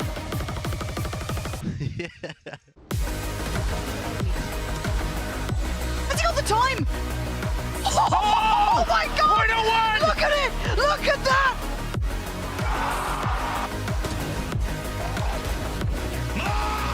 7-7 is a score. Durka with that showstopper. Perfection between them. Durka left to die. Foot showing off a little here to get up to 12. He might have found it to fall in. We might be going OT. Bloody hell. One enemy remaining. One enemy remaining. And a captain in a 1v4. Unbelievable. Sunset in the pockets of Fnatic, beating Foot of all teams. That is a tick in the box. One enemy remaining. Oh, no way! How dare I doubt Boaster? The legendary Boaster, Tail of Orbit is back. Double digits made for Fnatic. It's now or really never for Alpha deadly as ever. 13-5. A quick day at the office for Fnatic after a rather drawn out map 1.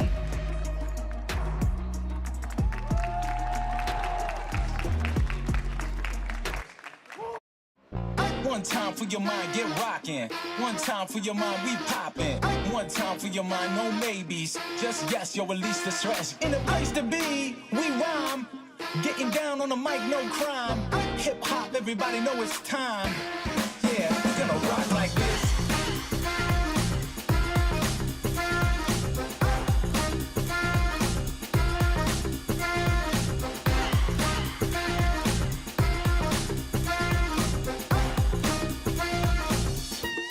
Yeah, we're gonna rock like